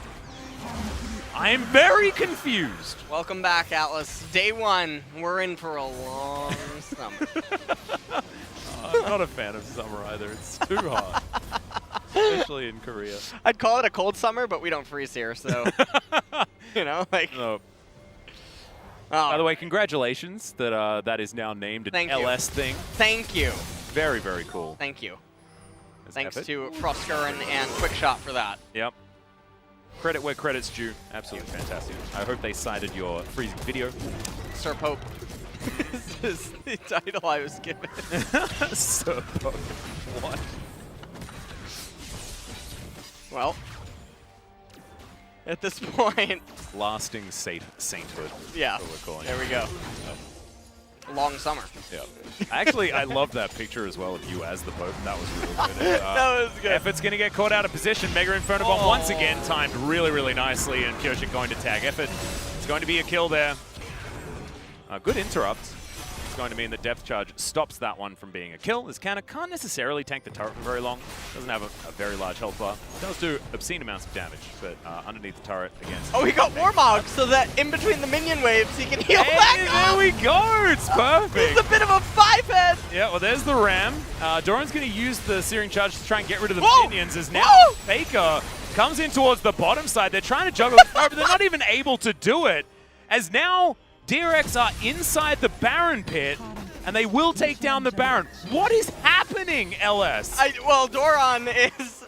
I mean, he was molded in the fire, it seems. Forged. But, yeah, quite literally. Mount Doom. He's back to full HP. Oh my goodness. He came up with a really good idea. And honestly, this didn't even click in my head until after he did it. There is actually 2 games of League of Legends happening right now. Like, T1's winning the bottom lane, but DRX are winning the game. Oh, man. Inhibitor taken on the top side of the map. Now Tempered Fate is going to go wide. Teddy with a fair bit of damage there. few years worth, as you may imagine, as the satchel charge lies in wait for this turret to go down low enough, and they will be able to take it down. DRX, I don't know how they've maneuvered this, but they're in a game-winning position. The Sinner comp is fighting back against the one angel that is in the game. That is exactly what's going on. Oh, we've moved to Tyrael territory right now as far as what this Kale's going to be representing. I thought it was Samus. I thought she was hunting for bounties, but nope, it's a fallen angel. All right, well, let's 40k damage to turrets. Jovi's done a good job. I have no idea. The DRX stands for Defile this game. As T1 is being told that it is not looking very pretty for them. As with this wide open of a base and how quickly Ziggs we're going to ignore that book. Oh, another Tempered Fate going to land onto Teddy here. Mega Inferno Bomb comes down. My God, he was almost the one-shot again. As now what? Wait, what? That's so much damage. Did he die to his own death dance? I think he might have. Wow. Oh my God. You can stagger it, but you still take the damage, unfortunately. And now 2 inhibitors have been taking and make that 3. As T1 are trying desperately to defend. Cuz down to about half health, and now the full brunt of this siege power is brought to bear. Effort goes down relatively low. Canna is still here, but can he actually get the damage done? Mega Inferno Bomb must be respected, but it is. And they don't take the damage. The bouncing bombs, though, are doing absolutely enough. It's Cuz he's an Arcane Shift away from dead, but Death is going to die first. The Kale's going to take him down, but the T1 health bars are just too low. Pioshik jumps on in with the resonating strike, and then Nexus is just dead. DRX 2-1 over T1. And honestly, it is on the back of Bard and the Ziggs in this game. The Wombo combo from the Bard ultimate into the Ziggs ultimate, just so impressive. Oh my God, like, Keria and Chovy just played some of the best mechanical League of Legends that I've seen in a really long time. Yeah. I mean, I don't want to say too much about like Keria's Bard as like best Bard in the world or anything like that. Lumao exists, things like this, but that game was just beautiful to watch. And I think what ends up, what you have to really pay attention to here is, I think Kana's decision to stay isolated away from his team for as long as he did, I think was actually a really poor decision. Even though he was constantly winning the minigame, after they fell apart in their red side jungle to Keria's engage, he needed to start joining in with his team, and he never ended up doing that. So eventually Doran, he found a move 78, and he built the Warmog. He found a move 78 in order to bring down the AlphaGo Kale, and that was all that was necessary in order to buy enough time. The Ziggs, the Bard, eventually taking over the game. And this is just, like, the result of this game is actually twofold for DRX as well, because they have a really difficult start to the season. T1 followed immediately by Gen.G. Gen.G, no slouches in regular season by any means, and were also fantastic during MSC for a large portion of it until getting crushed in the semifinals, but they were the only team from Korea that made it to the finals. But the fact that DRX have now won this, they will have the momentum, and somehow they also did it in a game 3. And that is not how DRX win games. They win like, it's like 2-0 or nothing for this team, because they don't tend to have the longevity and the sustain in order to get through. But this game 3 told us that, yes, of course they do have that in them. Yeah. They had the ability to go the distance. They were behind in this game. Yeah. They had the impending... They should have lost, right? That Kale was... Kale. Oh my God. Well, you know what they say, Atlas? They say kill it with fire. And Ziggs did indeed. A Mega Inferno, in fact. My God.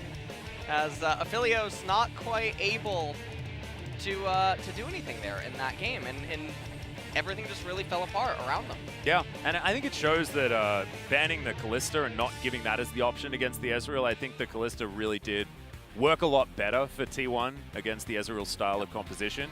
But I think that the Ziggs and Bard were just a masterstroke. The way that Keria and Chovy worked together with the Tempered Fate Mega Inferno Bomb was just really beautiful to watch.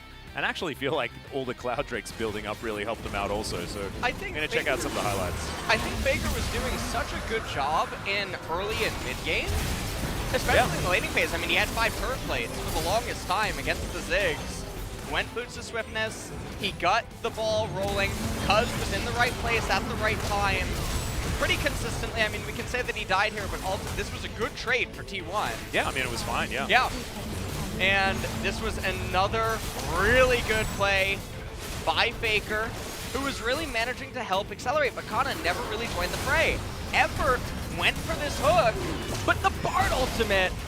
Oh, just carrier. They got carried really hard in this team fight. And you can see Teddy, he couldn't make up his mind with what he wanted to do, and then watch Carrier in this fight, magical journey to save the game. If this doesn't happen, this was a very big turning point because it bought them so much control, it got them so much gold that also T1 was deprived of, and it helped them stabilize in this game. Another really good ultimate by Bard. Def trying to get in a lot of damage, and there was the pinball, and I actually thought that Graves was going to end up going down there, but strike denied. Another fantastic Bard ultimate.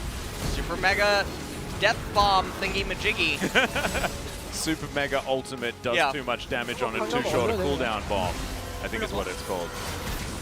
As this is exactly the combo that we were talking about, and Teddy dies to his own staggered damage. 미드 가자.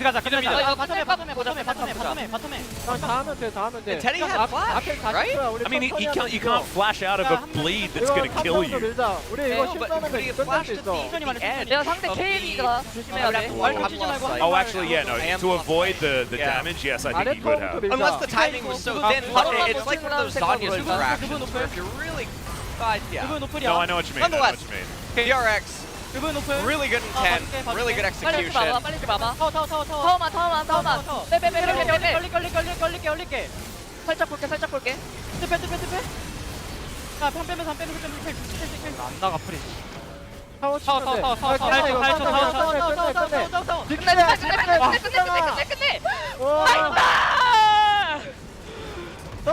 Yoshik, so incredibly happy with that win. Looking very angry, actually, in his player cam. He shook his head like almost... No, I think I know exactly what he's thinking. He's thinking that should have been game 2, because when Def plays Ezreal, he needs to perform, and in game 2, that wasn't the Ezreal performance that you're looking for. Maybe feeling very flustered with himself in that player cam.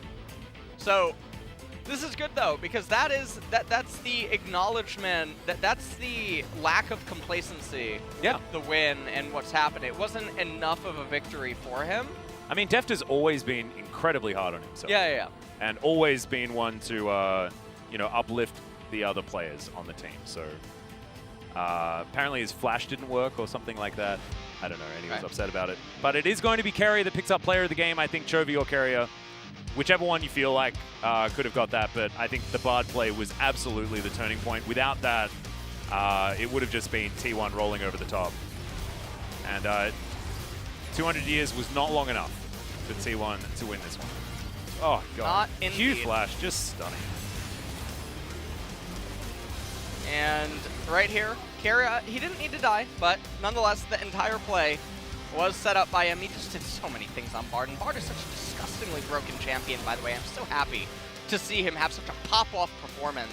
I think he's like disgustingly broken, but also like you don't want him to be nerfed, because watching good Bard play is just it's so very good. akin to Thresh. When you watch a good Thresh, it feels very rewarding, and when you watch a bad Thresh, you're like, wow, please pick it again. Absentee. Yeah, like... So it's not how it's supposed to work. But I know that there is a Wadid somewhere who is just extraordinarily happy at watching this game, at Carrier in general, and how that performance went. And a really fun first day, actually. I think Afrika performed much better than expected in our first series, and then we get this banger of a full 3 games here with DRX versus T1. Of course, guys, don't think that T1 are out of this. This is day 1 and their first match, and this is not a team that generally starts off super strong.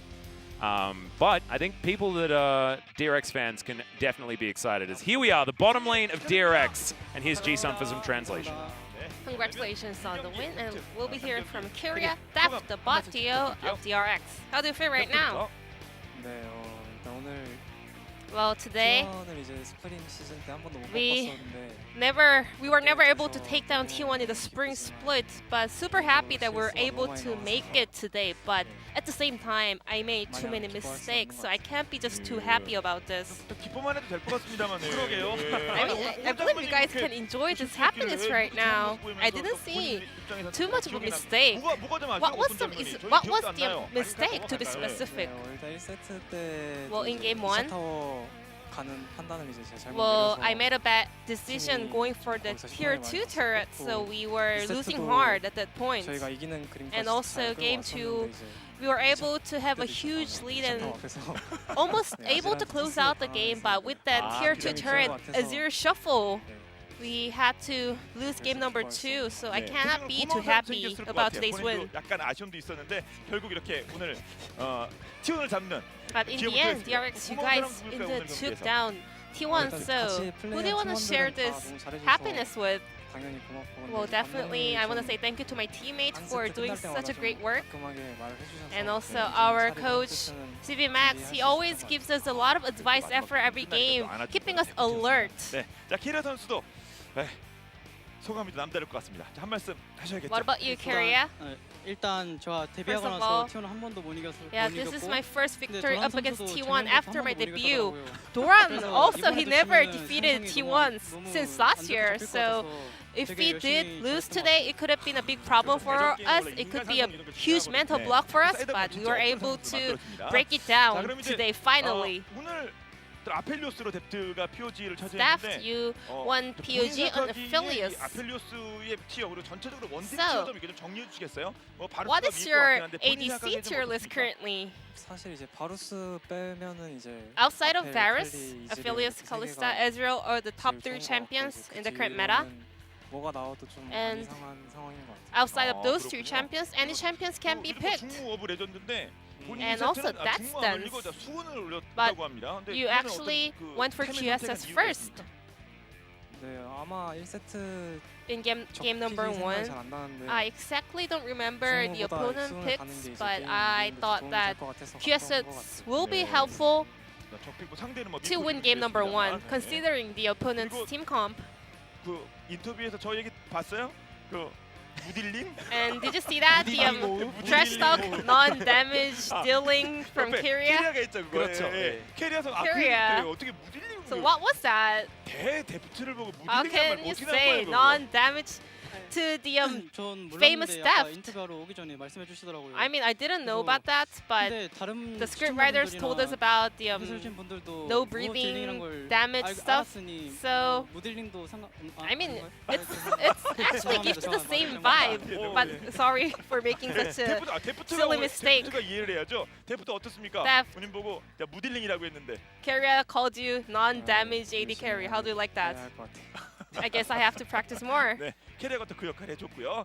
자, 이제 3세트. 자, 캐리아 바디 Moving on 얘기 to 한번 game 해볼까요? number 3, 그렇죠. Kyria, 바드 your 플레이를 하는 performance 데 in 있어서 꽤 Bard 부담감도 was 심했을 것 on point, 같은데 but I 되게 believe you also 적극적으로 felt 자신감 있게 특히 드래곤 a 쪽에서도 little bit of 앞으로 치고 pressure 나가면서 명장면도 만드셨어요. because it was a 좀 decider 어떠셨어요, game, 바드 but you were 플레이하시면서? going forward and you were really proactive. 좀 자주 했는데 I played Bard a lot during the practice game, and also CV Max told me that Bard connects with me really well, so I had confidence in this champion, so I was able to pull off a good play on this champion in game number 3.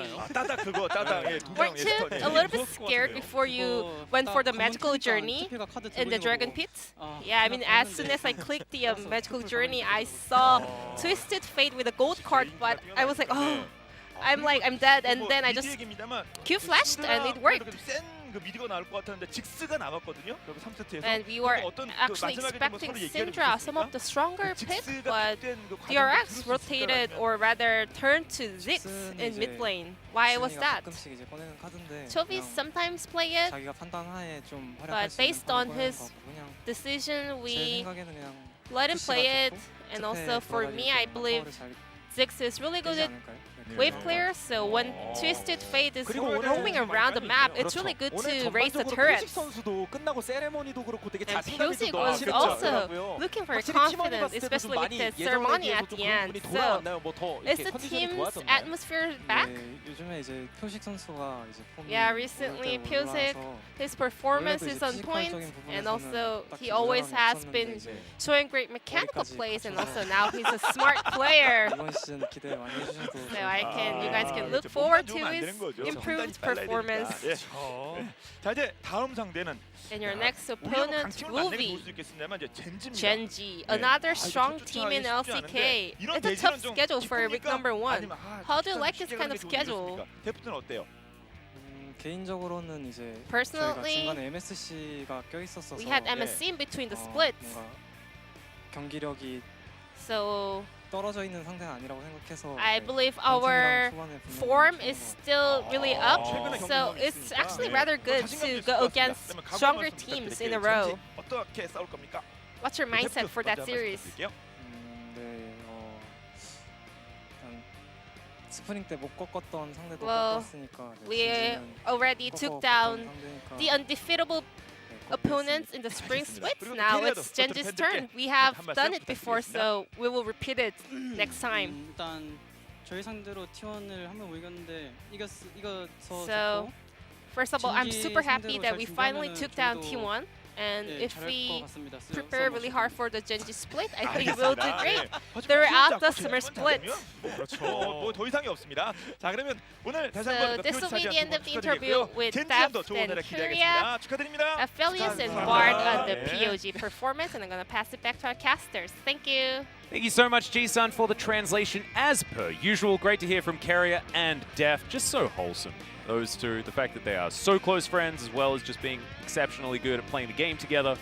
And just DRX winning that game is not something that I would have predicted. However, the way they played it out was just fantastic. Yeah, I mean, I would have called it, 12 minutes I would have called that game. Right. T1's favor. But the thing is, like, we assume that T1 is going to have a certain level of macro play, right? And then they throw away a Cloud Soul and they throw away a Baron, and you're starting to scratch your head about what's going on.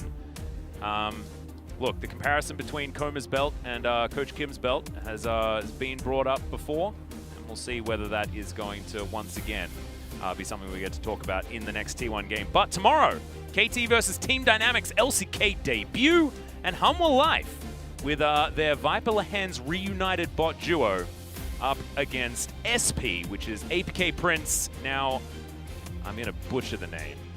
Solyebol Prince.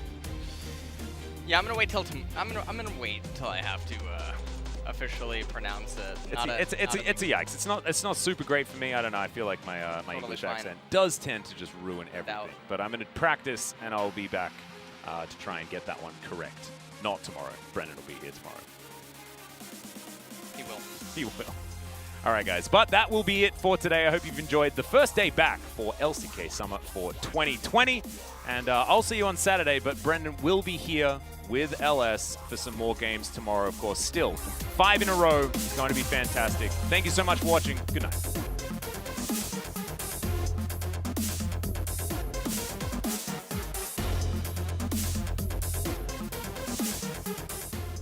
Change and I am ready to take it on.